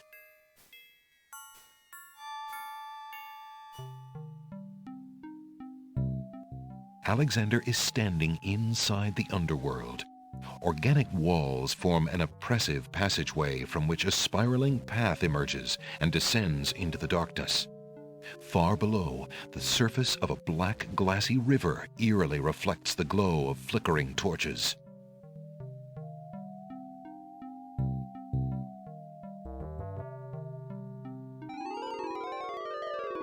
Apparently, Alexander's not the only one who's curious about the body on the path. A knight's remains lie abandoned on the path. The knight, like Alexander, must have been alive when he entered the underworld, but for some reason he never reached his destination. Alexander wonders if this is the knight the Druids spoke of. The knight is wearing an old, tattered ribbon. It must have once meant much to him as a sign of his lady's favor. The knight is wearing one black gauntlet. There appears to be some writing on the gauntlet, but Alexander can't quite make out what it says. Alexander takes the knight's black gauntlet and examines the writing on it. Flesh may cross the portal and seek its master, death. Flesh may go where death is trod, and challenge, like Scheherazade, he who reigns beneath the sod to spare a mortal's breath. Zounds, that sounds serious.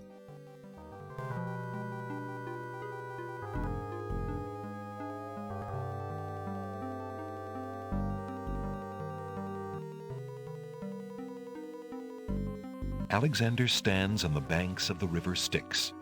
The black river is as still as a mirror and gives off a penetrating cold.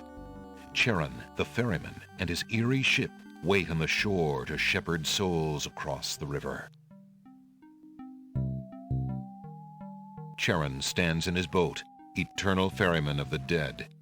Alexander can't quite make out what's under Charon's cowl, and he's not sure he would want to.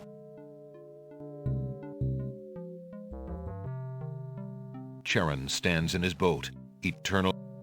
The spirits of the newly deceased make their final journey into the depths of the underworld. Charon's boat is an unearthly vessel. It bears a huge skeletal prow for slicing through the river Styx. The river Styx is an ebony mass of liquid, resembling black tar or melted black glass. Despite its incredible stillness, the river seems to have a life of its own.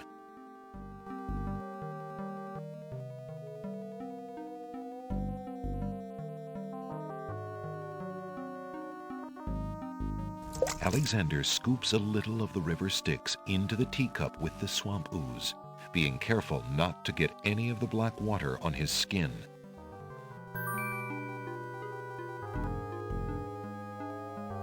I must see the Lord of the Dead. Please let me ride across the river Styx on the ferry.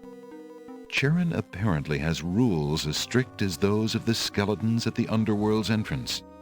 Alexander is not getting on that boat until he gives Charon the appropriate fare.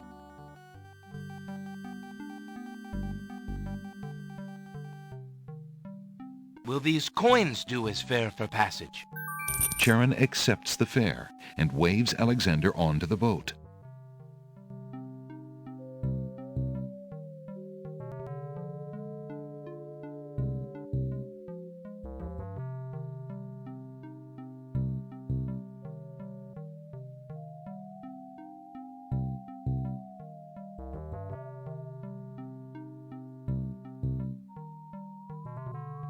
Alexander is standing on a path in front of a large gate. The path is surrounded by the chilly river Styx. Charon, the ferryman, is gone. Alexander has the feeling that he's close to his destination, that it must in fact lie on the other side of the gate. The large wooden gate at the end of the path is closed.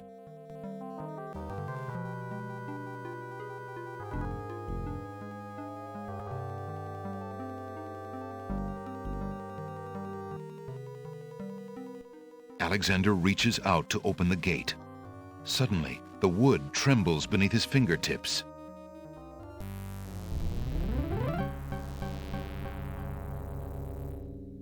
What touch has awakened my sleep? I smell the blood of a mortal. Reach out thine hand again, fleshy human, that I might devour it. It has been centuries since I last ate.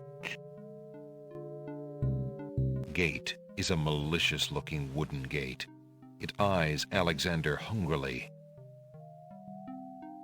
Despite his fear, Alexander summons his bravest voice to command the living gate. I would pass, Gate. I have business with your master. My master and thine, human. I would be pleased to introduce thee. Only step forward and thou shalt meet him shortly. No, thank you. I come to meet the Lord of the Dead with my flesh still intact. And why should I let you pass, human, when I would much rather eat you? I have been told that there is a way for humans to enter Death's realm. There must be something I can do. Some task that will allow me to pass through your doors, Gate. I seem to recall something. A trick. Perhaps a test. Yes. Should a human try to pass, a riddle is Gate's wont to ask. A riddle it is, then. And if thou wouldst fail to answer, Gate, his thirsty jaws will be thy fate. Agreed. Listen as though it meant thy life then, human, for it surely does. My first is foremost legally. My second circles outwardly. My third leads all in victory. My fourth twice ends a nominee. My whole is this gate's only key. My first is foremost legally. My second circles outwardly. My third leads all in victory. My fourth twice ends a nominee. My whole is this gate's only key.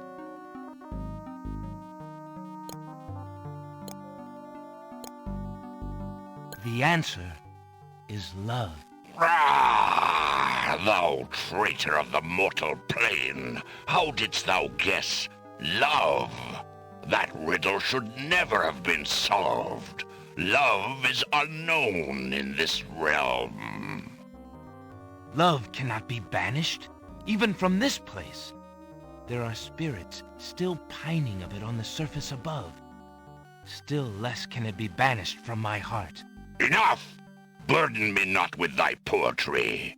Pass through, and quickly, before I change my mind.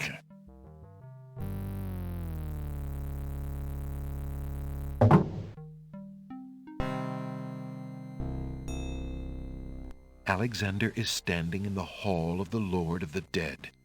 It is here that the spirits of the newly dead complete their journey and meet Death himself. The servants of the Lord of the Dead stand silently at the head of the path to his throne. The Lord of the Dead's throne is surrounded by the Sea of Souls. The living sea swirls with the spirits of those who once walked the mortal realm. What awaits them, Alexander cannot know. In the center of the great cavern, the Lord of the Dead reigns over the hosts of the dead. He waves spirits into the Sea of Souls in an endless stream. What things the spirits tell him are best unheard by mortal ears.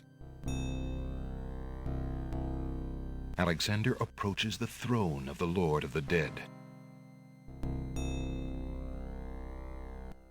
Why have you entered my domain, still wearing your flesh?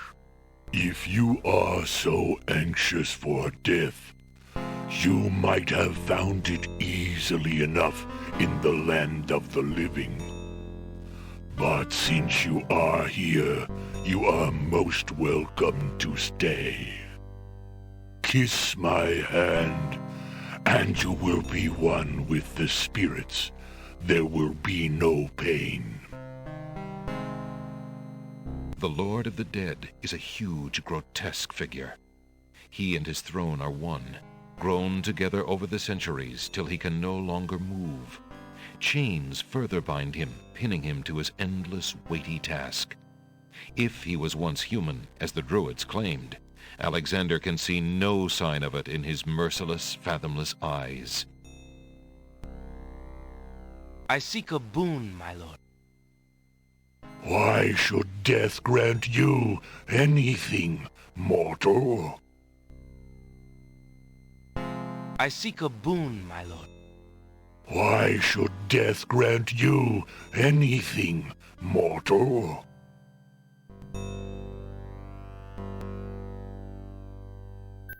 I did not come here to die, but to demand my right of challenge. I respectfully challenge thee, death, by throwing down this gauntlet. Man may pass the portal and seek its master, death. Man may pass where death has trod, and challenge like Scheherazade, he who reigns beneath the sod, to spare a mortal's breath. He has the gauntlet! Impossible! He challenges death. Who are you to challenge death? A man of flesh is all I need to be, my lord. And what is it that you seek with this challenge? The soul of some dead maiden? I seek the souls of King Caliphim and Queen Ilaria of the land of the Green Isles. You would save 2 human souls and emerge alive from this realm yourself? That shall be a difficult challenge indeed. The tomb does not open its doors lightly. Either all 3 of us leave, or none go. Very well. Then let me think of an appropriate task. Ah, yes, I have it now. Your challenge is this. For thousands of years I have sat upon this throne. I have heard every sad tale that can be told by human lips. I have seen tragedies that ended empires, injustices that defy reason, love that would light the very stars turn cold and hard. I have seen torments that cannot possibly be borne, and yet must be, for centuries. This thing I have never done. I have never shed a tear. Make me cry, thou man of flesh.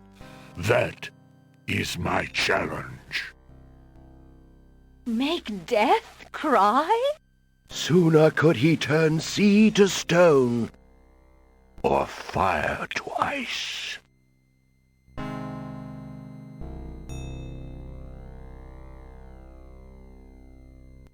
Beast's mirror consists of a piece of glass set into a decorative frame. The glass is unusually clear, and the image particularly true. If your existence has been all that you say it has, then truth alone shall be my sword. The mirror's surface swirls with darkness for a moment, then fills with images even blacker. Reflections of despair, of wailing souls, of shackles colder and more immutable than any forged by man, of a world of thirsts that can never be quenched. Alexander feels the mirror tremble in his grasp, and is glad that he cannot see its face. But the Lord of the Dead is transfixed to the mirror, to the screening of his life. Things long forgotten are once more uncovered. His enslavement to this throne while still a man, the years of watching misery and horror and growing ever more numb to it, the seep of his own humanity, the slow growth of a new thing altogether which became that which he is now. His is an existence that has no possibility of redemption, no end. The surrounding spirits draw away in pain. The truth is so sharp it stabs, so intense it sears. Take it away. Make it stop.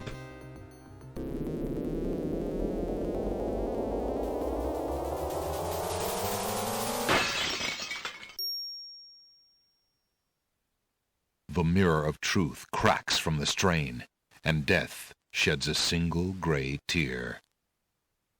Truth is indeed a terrible thing. I have worn this mantle for so long, I had forgotten its dreadful weight. You shall take the souls and leave as I agreed. You have been granted a stay from this inevitable reality. I almost envy you. Find the souls he has claimed, and bring them to me. King Calaphim and Queen Alaria, I presume. Your hero has won you a few more years of mortality. May your souls be more prepared for their rest when you return. Thank you, my lord. I hope that they will. And you, man of flesh, my steed shall take the three of you back to the land of the living. Tell her where it is you wish to go.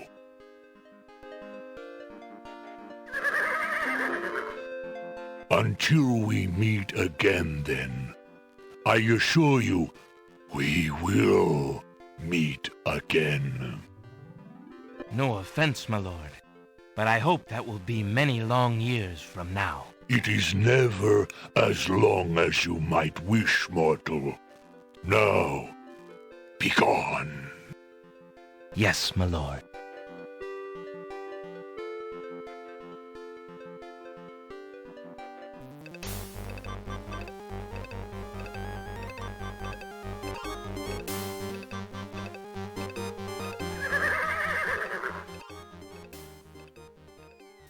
Are you coming, Majesty? Alhazred's treachery must be handled carefully, Alexander. Alari and I must go gather our allies and form a plan. Watch over Casima. Make sure she comes to no harm. We will return as soon as we can to take back all that has been stolen from us. I will keep her safe until your return. Thank you, son. Your love for our daughter must be deep indeed for you to have undertaken death itself for our sakes. Indeed.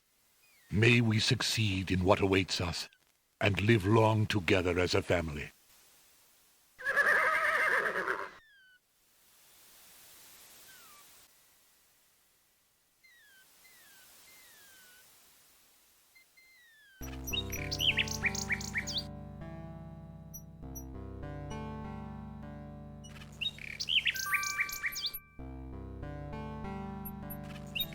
Alexander holds out the rose, hoping that the bird will deliver it to Casima.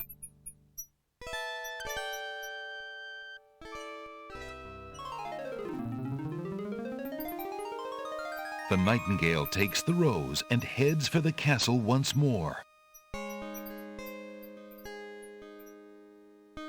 A white rose. How beautiful. It must be from Alexander. How I wish that I could see him with my own eyes, but Abdul will never allow it. He only risks capture by sending me these things, dear to my heart though they are. Fly elsewhere, my pretty friend. Do not endanger Prince Alexander again by taking tokens from his hand. Forgive me, Alexander, and forget me. I cannot return your love, for fear that I shall never leave this castle again.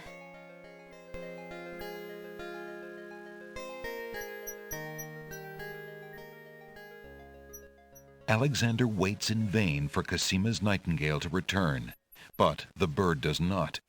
Could there be something wrong? Or does Casima simply not welcome his attentions further?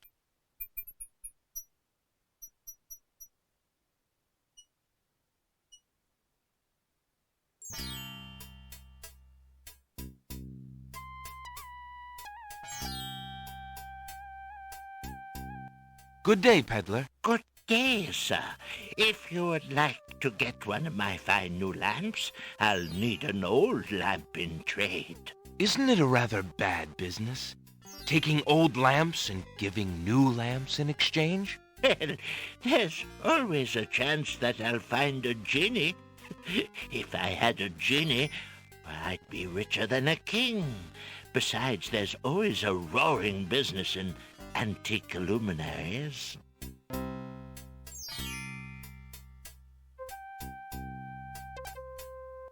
Excuse me, peddler, but I have an old lamp that might interest you. Ah, an old lamp. And what a nice traditional design, too. Take your pick of my new lamps.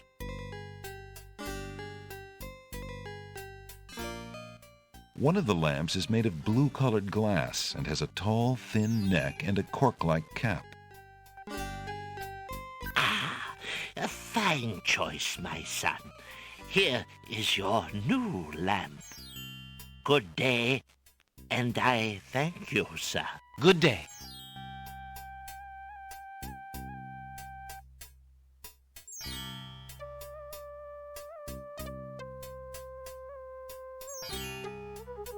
Drat, another dud.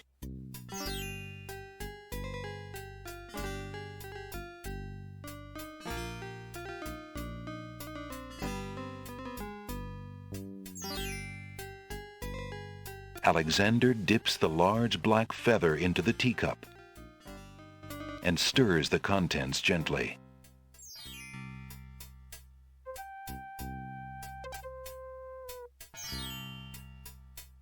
To his amazement, the jet-black color of the feather slowly drains from end to tip into the teacup. The teacup mixture blackens and thickens to a paint-like consistency. Alexander carefully puts it away, discarding the drained feather.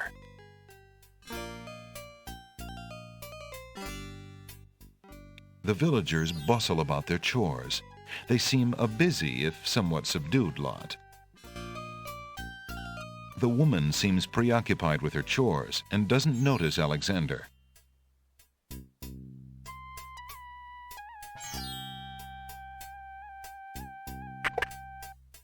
Good day, Prince Alexander.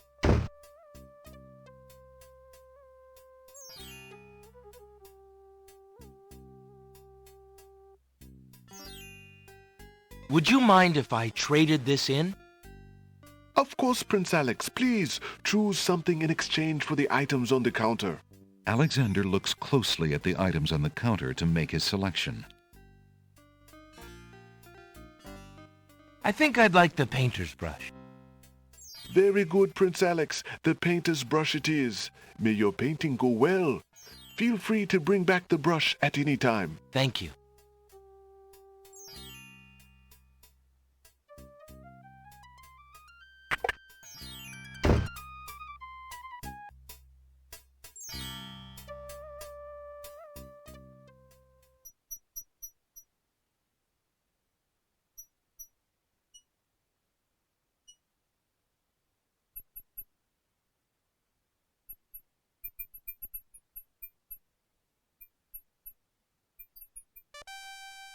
The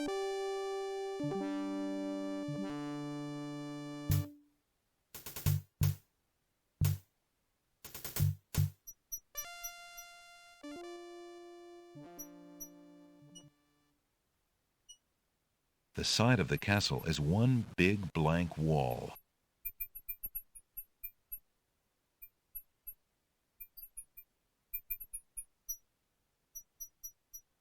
Feeling artistically inspired, Alexander decides to make use of the large blank castle wall.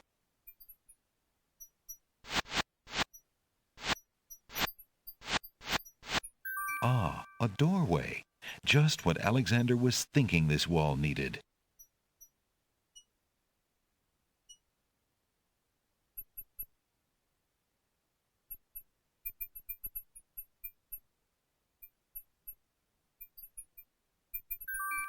With trepidation, Alexander gathers his strength for the enchantment of the painted door.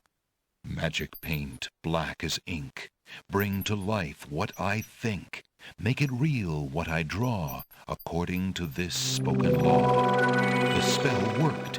The door has magically solidified. A very real-looking door now exists in the castle wall. Eager to be inside the castle at last, Alexander opens the enchanted door and steps inside. The magic paint door fades back into the wall. So much for an easy exit. The castle basement is cool after the heat of the day. The arched domed ceilings add to the sense of spaciousness in the wide corridors. On the east wall are 3 dungeon doors. This is the west basement hallway. 3 dungeon doors line the east wall of the hallway. There's a strange door on the west wall. There doesn't appear to be any handle or keyhole on the door. The colors of the stained glass windows glow with filtered light. A suit of armor is on display in the north hall.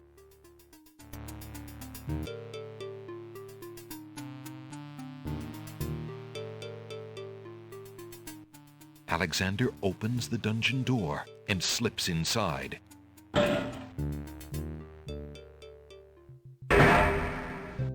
A plain cot is the only furnishing in the stark dungeon cell.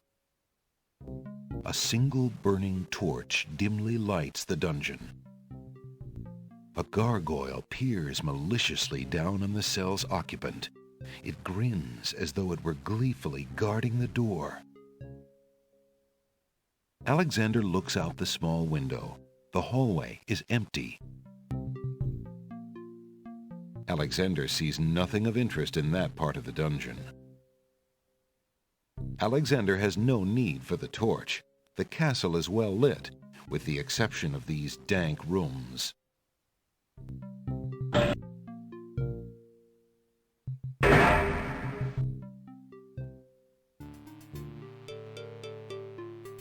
Alexander opens the dungeon door and slips inside.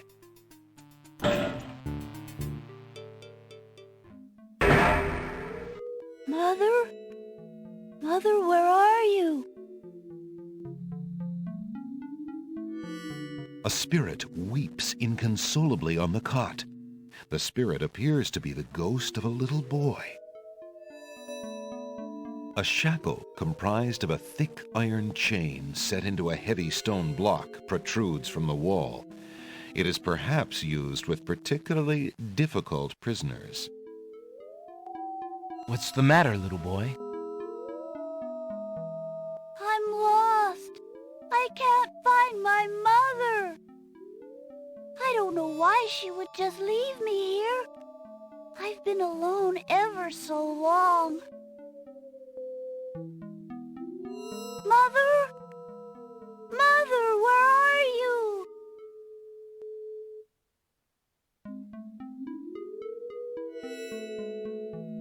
The lady's hair ribbon is made of the finest red velvet.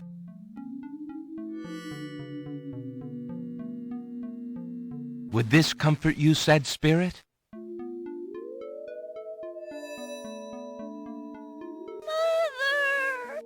Come back for me! The little boy ghost has no interest in that.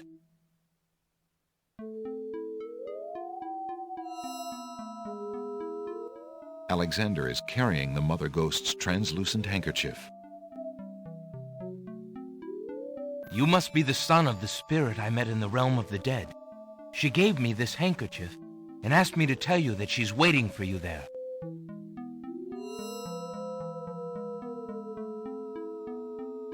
It's Mama's! It even smells like her. I can feel her now. I know where to go. Wait. Before you go, is there anything you can tell me about the castle? I like to play in secret places. In the basement behind the Man of Steel is a door. Nobody except me knows it's there anymore.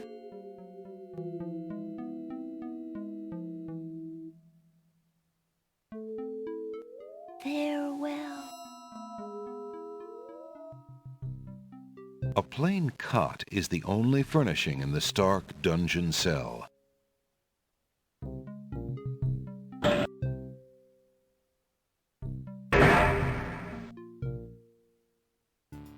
Alexander opens the dungeon door and slips inside.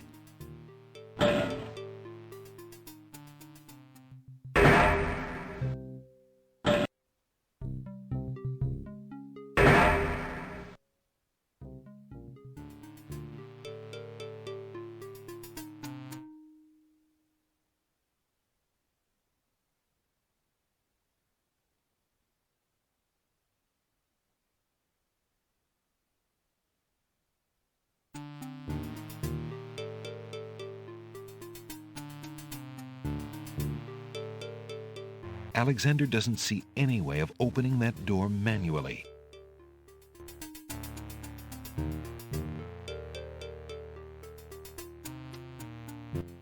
From the East Hall, Alexander hears the sounds of a door opening and a guard's footsteps trudging heavily down a flight of stairs.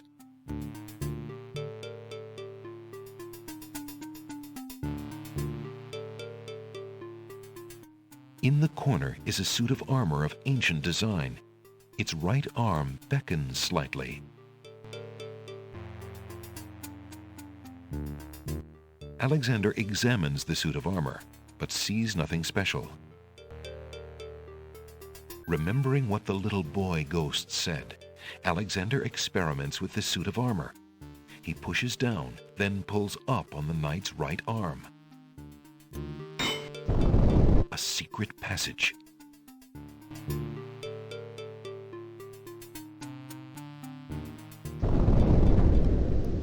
Alexander hears the sound of voices coming from nearby. Alexander peers through the chink in the wall. Captain, I've been hearing rumors from the guards who've been watching the princess. They say lately she's been pounding on her door and begging to be let out. Ain't none of my business, sir, but news like that is upsetting the other dogs. Ain't no guard in the castle who would willingly keep the princess anywhere she don't want to be. Hasrid claims that a foreign intruder is here to assassinate her. That's why she's got to be kept under lock and key, right up until the wedding. Call me an old dog that can't learn new tricks, but I say the princess should be the one giving the orders. Alhazred has been in charge for months, what with the king's death and Casima's mourning. Tonight, the wedding will seal it, and there's nothing we can do about it. Like him or not, he's our liege. Need I remind you of your oath to the crown? Aye, we've an oath. For the sake of the princess, we'll not be forgetting it. He'd just better treat her well. Speaking of the Wazir, what do you reckon he's keeping in that magical room of his? It's not a magic room. It's just the door he's enchanted somehow. I say he's still got the royal treasury in there, along with whatever else he's so eager to protect. Not even the court treasurer is allowed in there anymore. I heard him in the hall the other day. He was speaking to that door. Black magic is what I say. I heard him say, Ali, but then Bey came up and started yapping at me.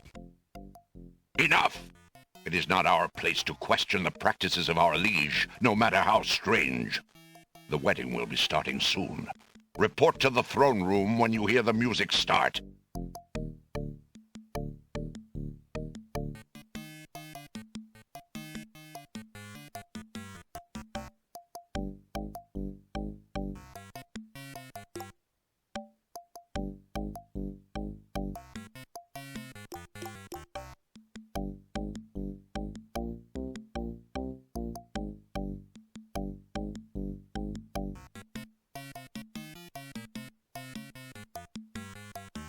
Phew, that was a climb.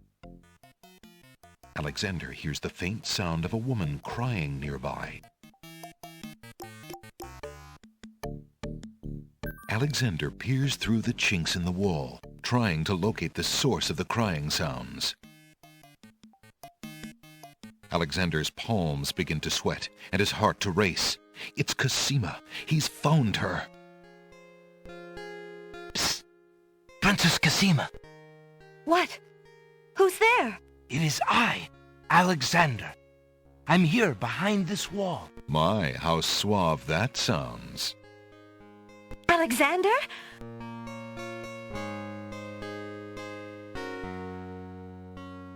It really is you. Oh, I knew you were close by, but how did you get inside the castle walls?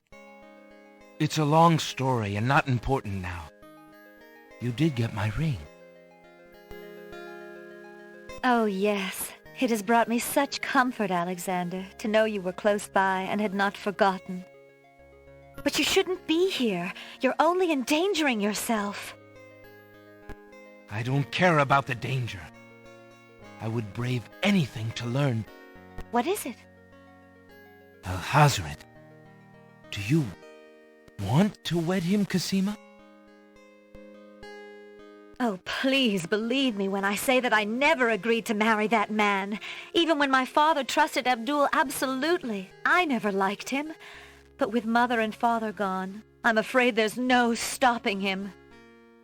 If you do not wish to marry him, Cosima, you shall not. I promise you. Only come with me now, and we shall escape. How? I cannot fit through this wall. Besides, do you think I could leave my kingdom, my people, in Abdul's hands?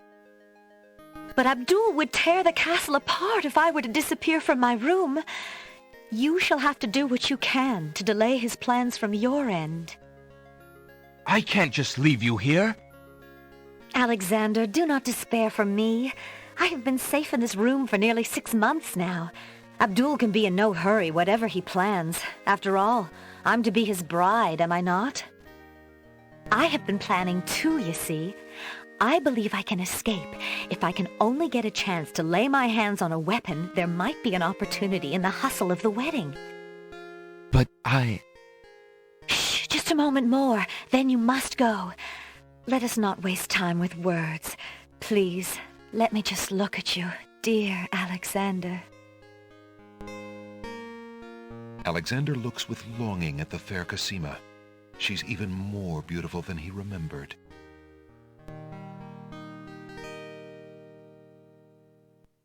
The small dagger is a gift from Lady Celeste.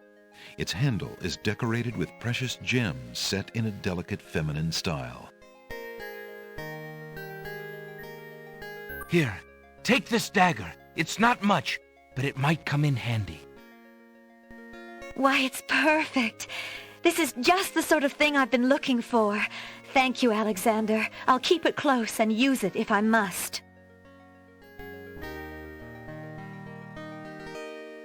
Alexander looks with longing at the fair Cosima. She's even more beautiful than he remembered.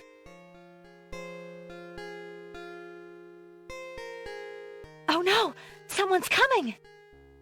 The lock on Cosima's door rattles abruptly. Alexander, hurry! Step away before they see you! Alexander hears scuffling and a woman's brief cry from the other side of the wall. Then, silence.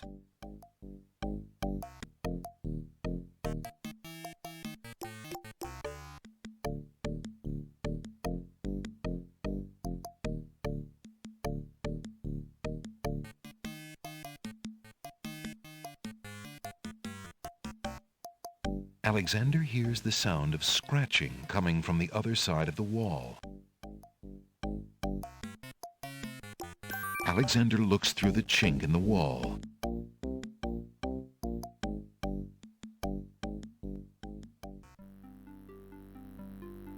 Dear Shadrach, salutations from the Society of the Black Cloak, etc., etc.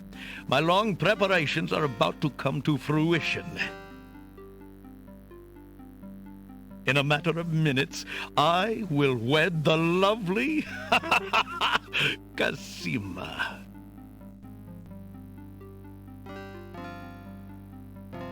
Once I've established my power and my crown, I can stage another accident.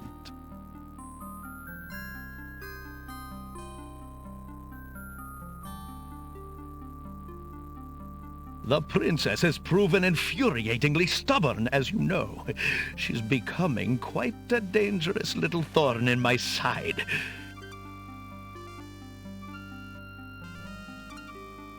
In a way, it is a shame I have to kill her. She is lovely and would be amusing to keep around, but I can't risk her talking treason to one of the guards. So far, I've managed to keep her locked away, but I can't continue that forever. Well, on to it now. I'd send her to you, but as you know, I had no luck in doing so with Mordak. I close in triumph. King Abdul al-Hazred.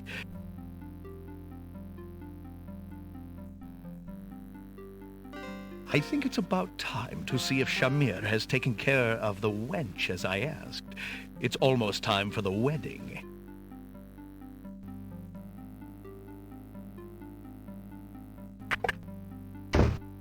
The Wazir's words fill Alexander with blazing anger and fear for Casima's life. That blackguard! That murderous swine!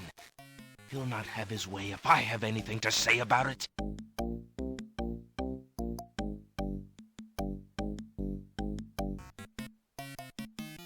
The old walls are dirty and show the neglect of a forgotten place. There's a vague outline of what appears to be a door on the wall.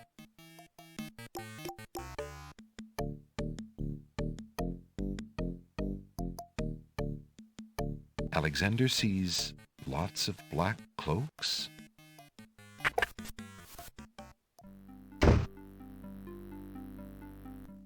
Alexander is standing in a masculine bedroom. Polished marble walls rise to meet a tall ceiling, and the furnishings have an opulent feeling. He wonders whose bedroom this is. A canopied bed arranged with silk bedclothes and large pillows stands in one corner of the room. A wardrobe stands against the west wall of the room. A candle-lit chandelier lends a soft light to the bedroom. A square red-patterned rug helps protect bare feet from the cold marble floor. A storage trunk sits at the foot of the bed. The trunk bears a large brass lock. A small wooden table graces the wall near the fireplace. On the table is a box made of ebony. There's a box of ebony on the table. A large, soft cushion has been strategically placed on the cold marble floor to provide a comfy seat near the fire. A fire in a small hearth warms the bedroom.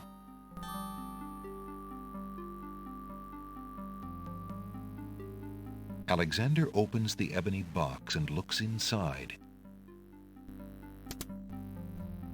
Some old ivory dice have been left in the box. A worn old brush is among the box's trinkets. Inside the ebony box is a piece of paper with the word Zebu printed on it. Alexander can read the piece of paper without taking it. The bottle contains only a small amount of black ink, most of it dried at the bottom.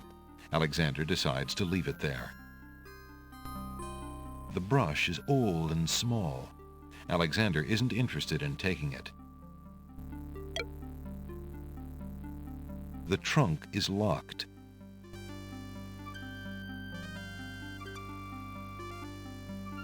Alexander inserts the skeleton key in the trunk's lock and turns it. he hears a click. Alexander opens the trunk. A few worn leather books occupy the trunk. The top one is entitled Guidebook to the Land of the Green Isle. A book like that might have been a big help when Alexander first arrived. The trunk's owner obviously found it interesting too, for the guidebook is dog-eared and stained. A small glass bottle filled with oily-looking perfume is in one corner of the trunk. The trunk contains some old leather books, a bottle of what looks like oily perfume, and a stack of correspondence. It looks like the owner of this trunk is quite the correspondent. The stack of letters appears to be ordered by date, because the top one is dated only a month ago. Alexander picks up the most recent letter and examines it. The letter is addressed to Abdul al-Hazred from the wizard Shadrach. It reads, "Greetings to a brother of the Black Cloak. I was sorry to hear of great Mordak's death, though he was a bit of a ninny at chess. It seems the plans for that little kingdom of yours are coming along. I must congratulate you on your handling of the king and queen. Isolating the island so that no protest could develop was another brilliant stroke. It looks like there's not much left to stand in your way. Do as I recommended with the girl, and you shall have your crown." That fiend! A door leads into the hall. There's a keyhole in the door.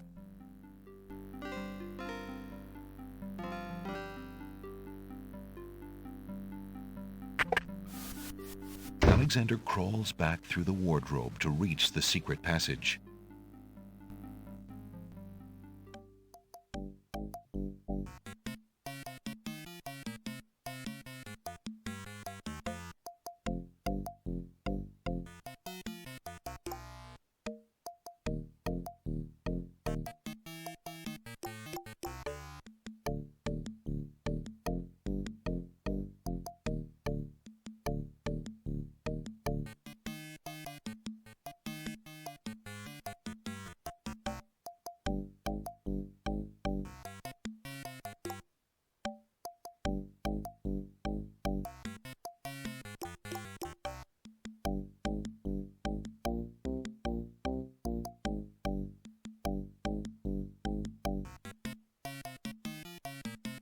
Alexander sees nothing.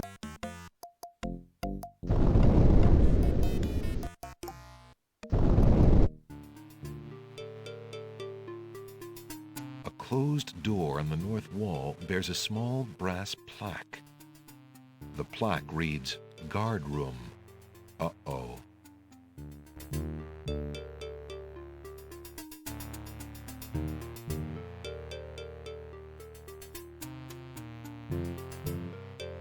There's a door on the east wall.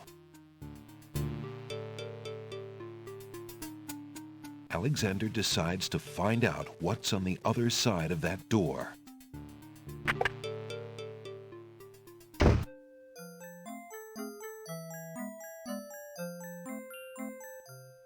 Prince Alexander, I can't believe you're here. The wedding is supposed to start any minute. I am well aware of that fact, Jallo. Confound it! I've seen Casima.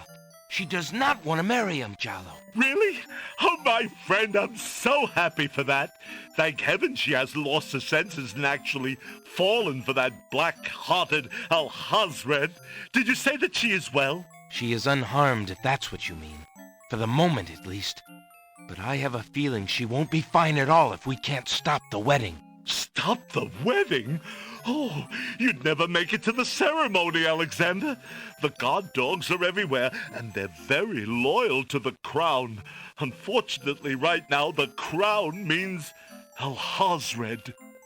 If we had proof of something truly afoul, the guard dogs might listen. As it is, they're your enemies, not his. I understand. I've had no lack of enemies since I got here. Still, I can hardly stand by and do nothing.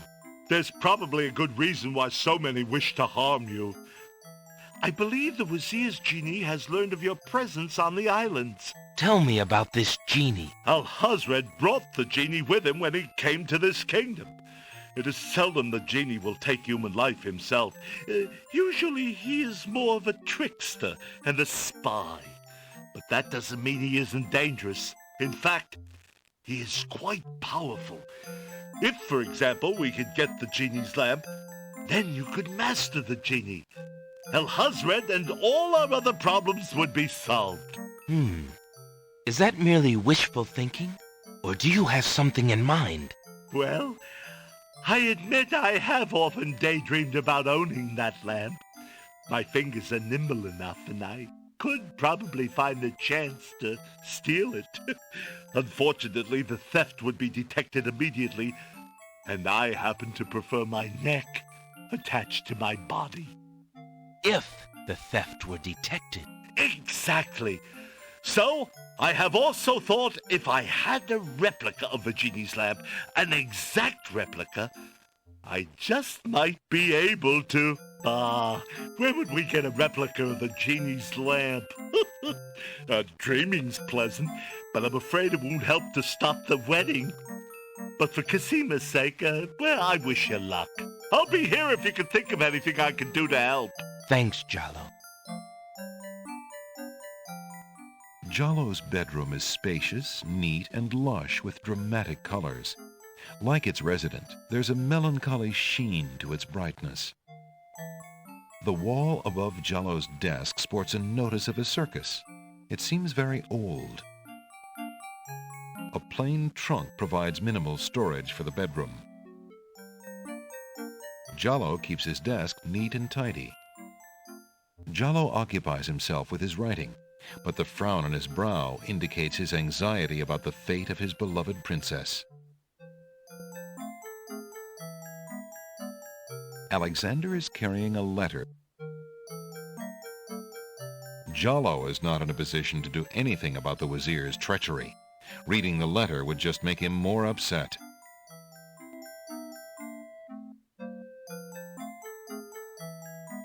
I've been thinking of what you said about swapping a replica for the genie's lamp. I got this lamp from the old lamp seller in town. Do you think it will pass?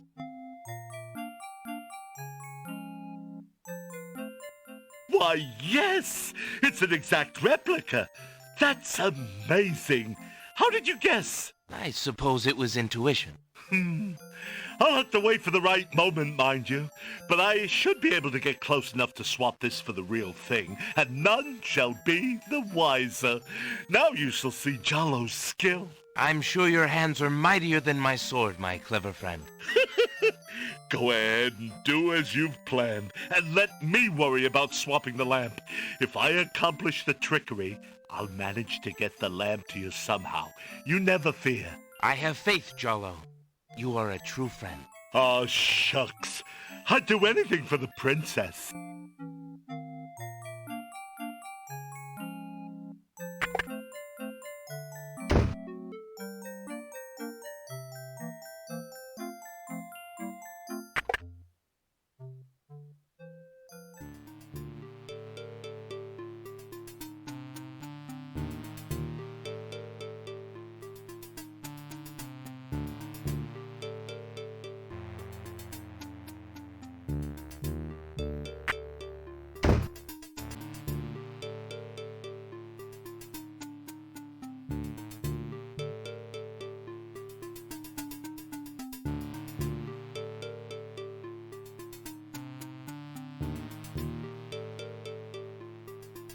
There's a strange door on the west wall. There doesn't appear to be any handle or keyhole on the door. Alexander doesn't see any way of opening that door manually. Since the door on the west wall has no visible knob or handle, Alexander decides to try to open it with his voice. He composes his words carefully.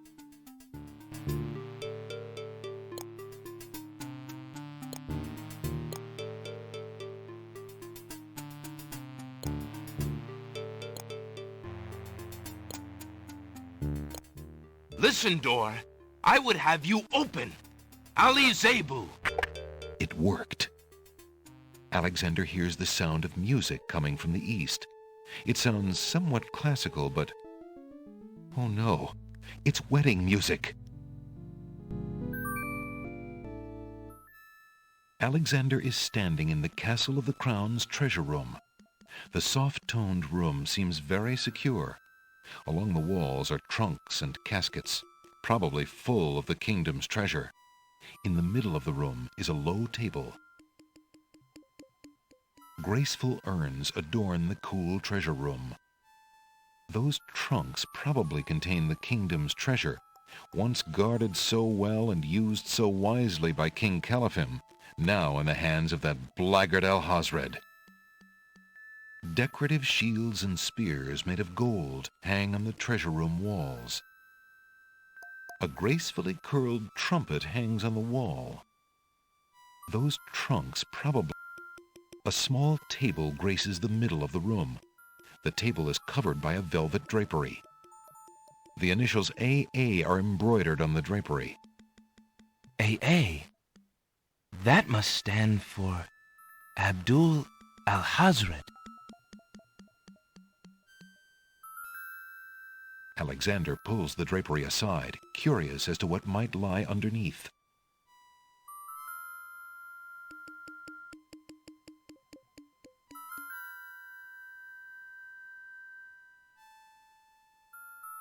On the table is a coat of arms with the head of a beast on the crest.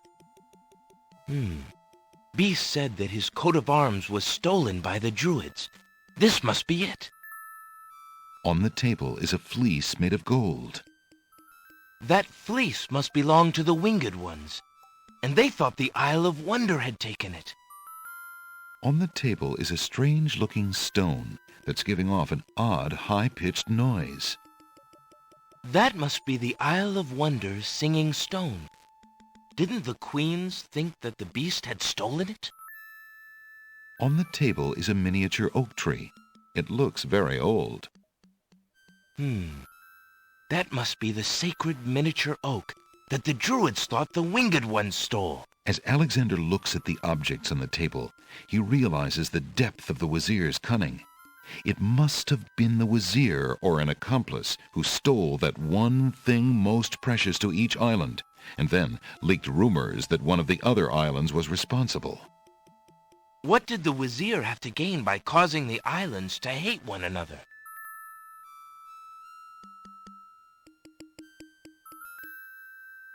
Alexander hears the sound of music coming from the east.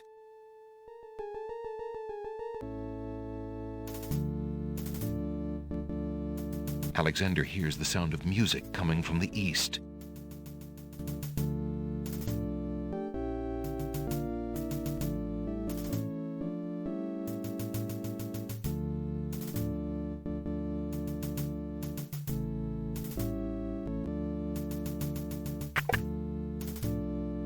Alexander looks cautiously around the grand hall, but there are no guard dogs to be seen. The wedding music is coming from behind those two large doors.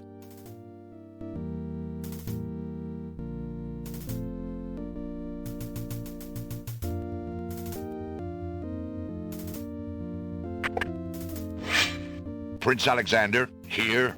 The Wazir will have my head for allowing you within a mile of the royal wedding. Since you are of noble birth, I will give you 5 seconds to explain your presence here before killing you. I warn you, it had better be good. Alexander is carrying a letter taken from the Wazir's trunk. Wait! If you love your princess, you'll hear me out. The Wazir is not what he appears to be. Casima is in terrible danger. I have proof that this is so. For your princess's sake, you must believe me. Let me see that. Saladin reads the letter, his sword point still against Alexander's throat. Alexander watches the guard dog's noble face darken with rage. This is treason. I'll have his throat. But how do I know this letter is not a forgery? You could have written this yourself. But I did not. Have you no doubts of your own about Alhazred? Don't you see? All he wants is the crown. Cassima is being coerced. We must stop the wedding. It is true. I have had my suspicions about the Wazir, especially when King Califim and Queen Alaria died. But I have seen Cassima with him several times. She appears to be quite happy, even enthusiastic. I don't believe she could love him if he truly were so wicked. I cannot believe for a moment that she loves that snake. A jilted lover would not believe it. But come, see for yourself. The captain of the guard leads Alexander into the throne room, where a ceremony seems to be in progress. Alexander feels his blood run cold at the sight. I, Cassima, declare Abdul al-Hazred as my lawful and beloved husband and king of this realm. But, Cassima, what are you saying? Do you still claim that the princess is being forced? Perhaps it's you that's the danger, as the Wazir has said. Cassima, stop! Prince Alexander here? This is an outrage! How dare you allow this traitor to get past you, Saladin? You stupid mutt! Can't you even keep the castle free of assassins during your own princess's wedding? Kill him! Kill him now! Lord Al-Hazred, with all due respect, you are not quite king yet. And this is a wedding ceremony, not an execution. What? How dare you contradict me, you flea-bitten mongrel! I gave a direct order. Obey me, or feel my wrath. Milady, I apologize for my behavior, but I am yours to command in all things. I wanted merely to hear your own wishes from your own lips. Tell me what it is that you wish me to do with this young man, and I will obey. Why, Captain, you heard my dear Abdul. If he wishes this atrocious young man's death, then I want nothing more than to see him get his wish. Obey thy liege now and always. As you wish, Princess. Just as Saladin prepares to run Alexander through with his sword, a shout is heard from the direction of the Grand Hall. Hold! In the name of the true king! King Califim and Queen Alaria burst into the throne room, looking alive and well and full of wrath. Behind them, a line of supporters look prepared to battle, if necessary, for their beloved royal couple.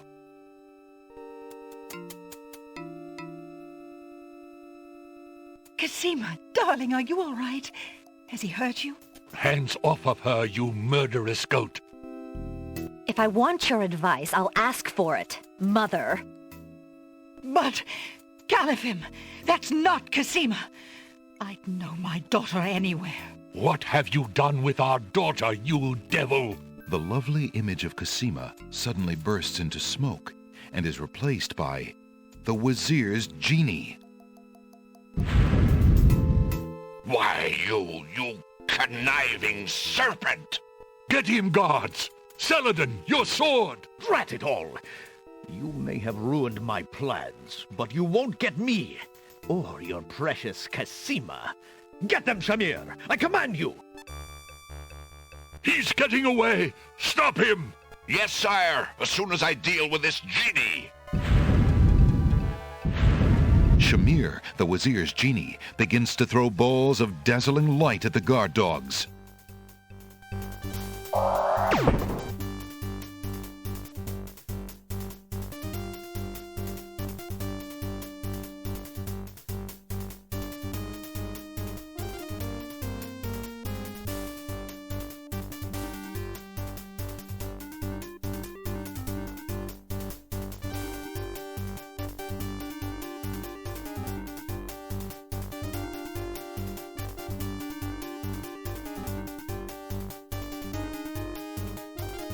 Alexander, be careful, Al-Hazred has a sword. Shut up, wench! Shamir Shamazel! Get in here! Here I am, master. It's about time, you bumbling fool! How could you let him follow me? Well, there were the guard dogs, master, and then... Never mind! Just kill him! Kill him now! As you wish, master. Razzle, dazzle, snap and snazzle. Alexander, I did it. I swapped the lamps. Here, quick, take it. Bless you, Jalo. I knew you could do it. Now get clear, friend. No arguments there, my lord. Good luck.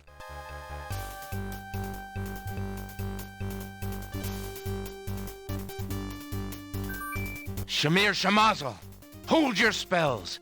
I am your master now. I order you to go back into your lamp. How did you get my lamp? You thief!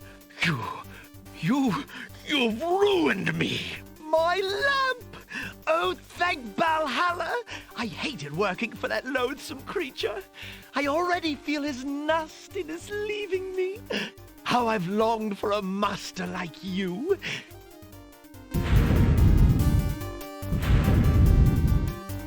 I've got a new master. I've got a new master.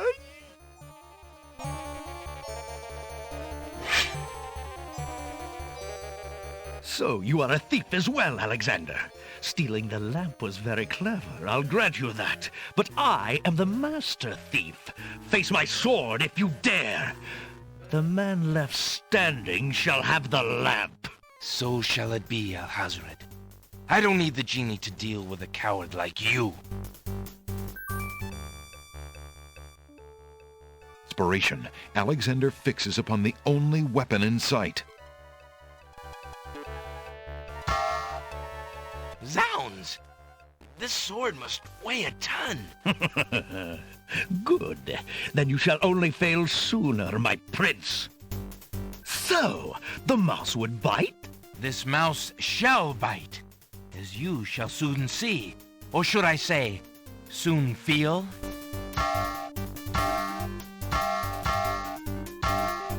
Ha! You can barely lift that sword, my prince. Better to lay it down now. I promise to dispatch you with little pain. A tempting offer. But I think I'll wait and see what this sword can do. Suit yourself.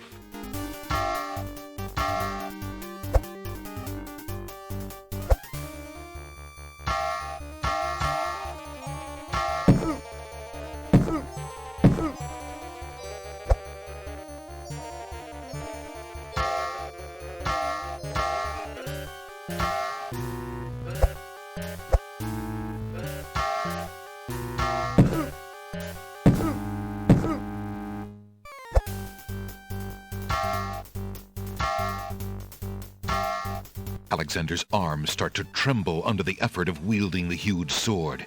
His muscles are nearing exhaustion. Ha! And so it ends. Not if I can help it, you murderer! Cosima thrusts the small dagger into Alhazred's shoulder with all her might. Ah! You dare raise a finger to me? You will regret that, princess.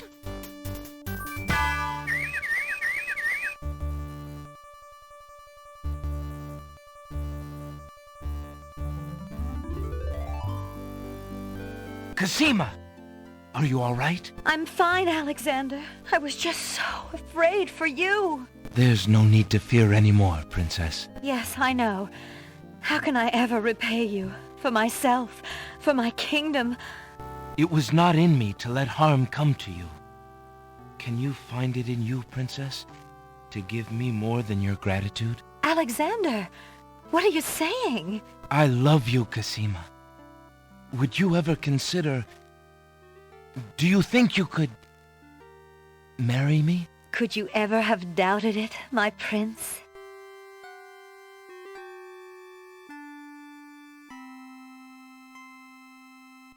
Oh!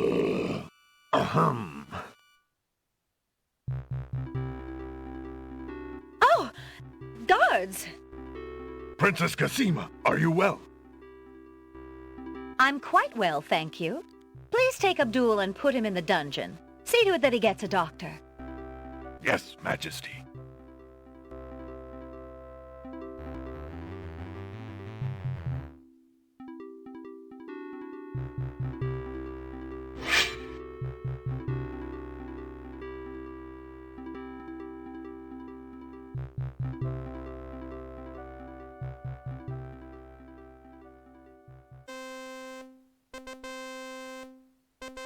Cosima and Alexander ask Captain Saladin to perform their wedding ceremony.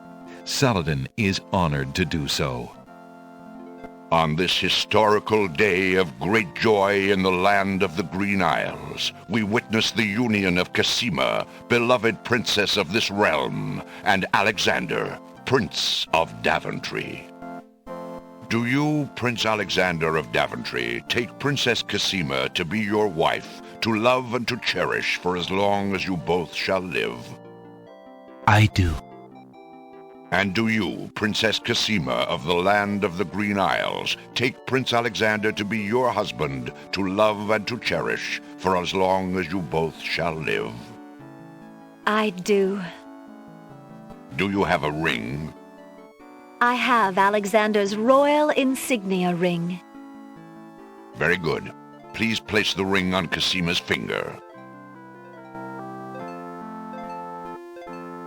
Who gives this bride to be wed? Her mother and I willingly give our daughter's hand in wedlock. Who will speak for the groom? I will. Alexander's mother and I recognize his marriage to Princess Cosima with glad hearts and sanction this union. Then, Alexander and Cosima, I now pronounce you man and wife. You may kiss the bride. Hooray! Hooray! Hooray!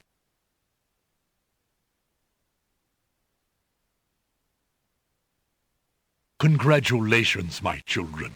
I have an important question for you both.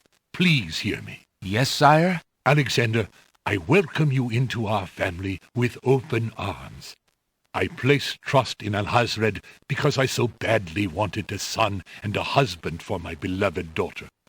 I was wrong. But you are true and good, Alexander. You have proven yourself to all my people. Thank you, sire. Olaria and I have been through much. Even though we have returned to our kingdom, I do not think we are able to reign again. Will you two consider the crown? I know, as king and queen, you can heal this small kingdom from all the damage that Alhazred has inflicted upon it. Oh, Father! Why, I'm honored.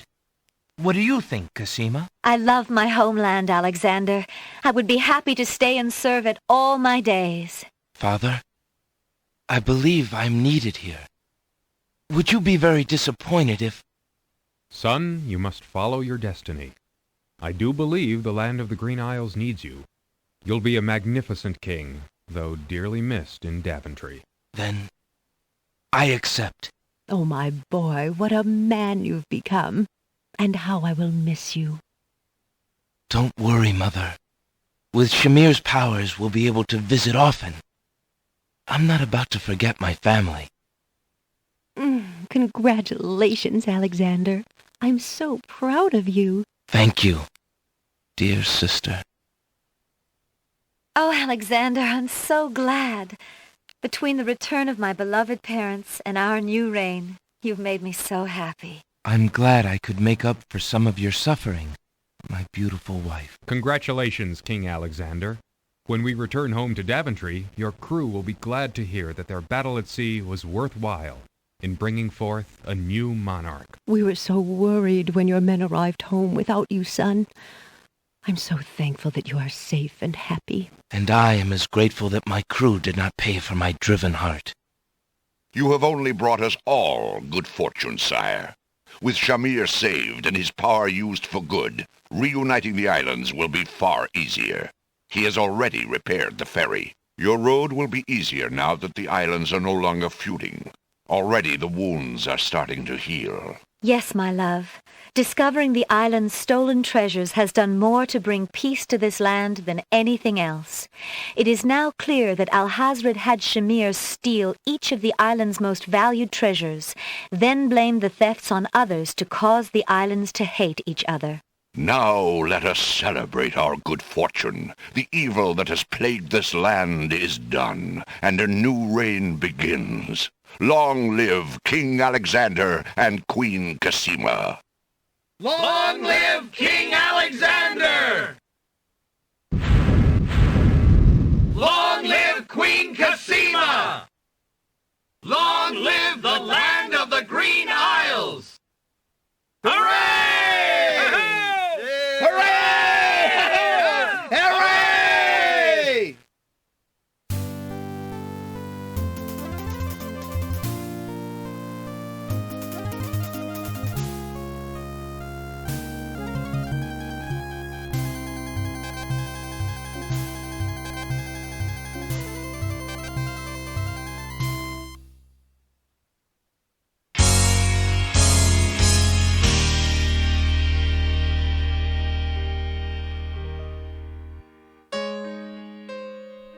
You seem so far away, and I just need to hear your voice.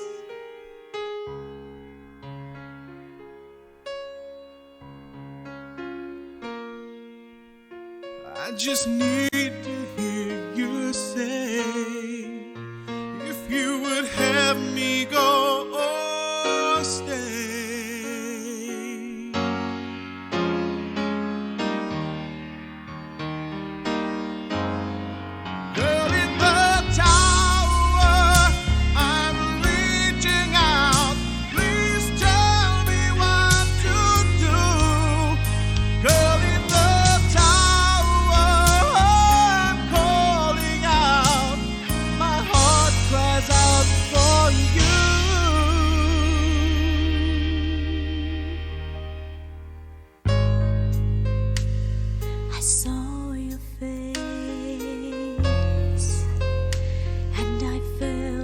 soul's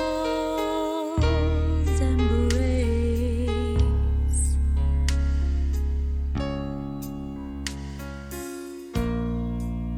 If it's not meant to be this way, why do you hold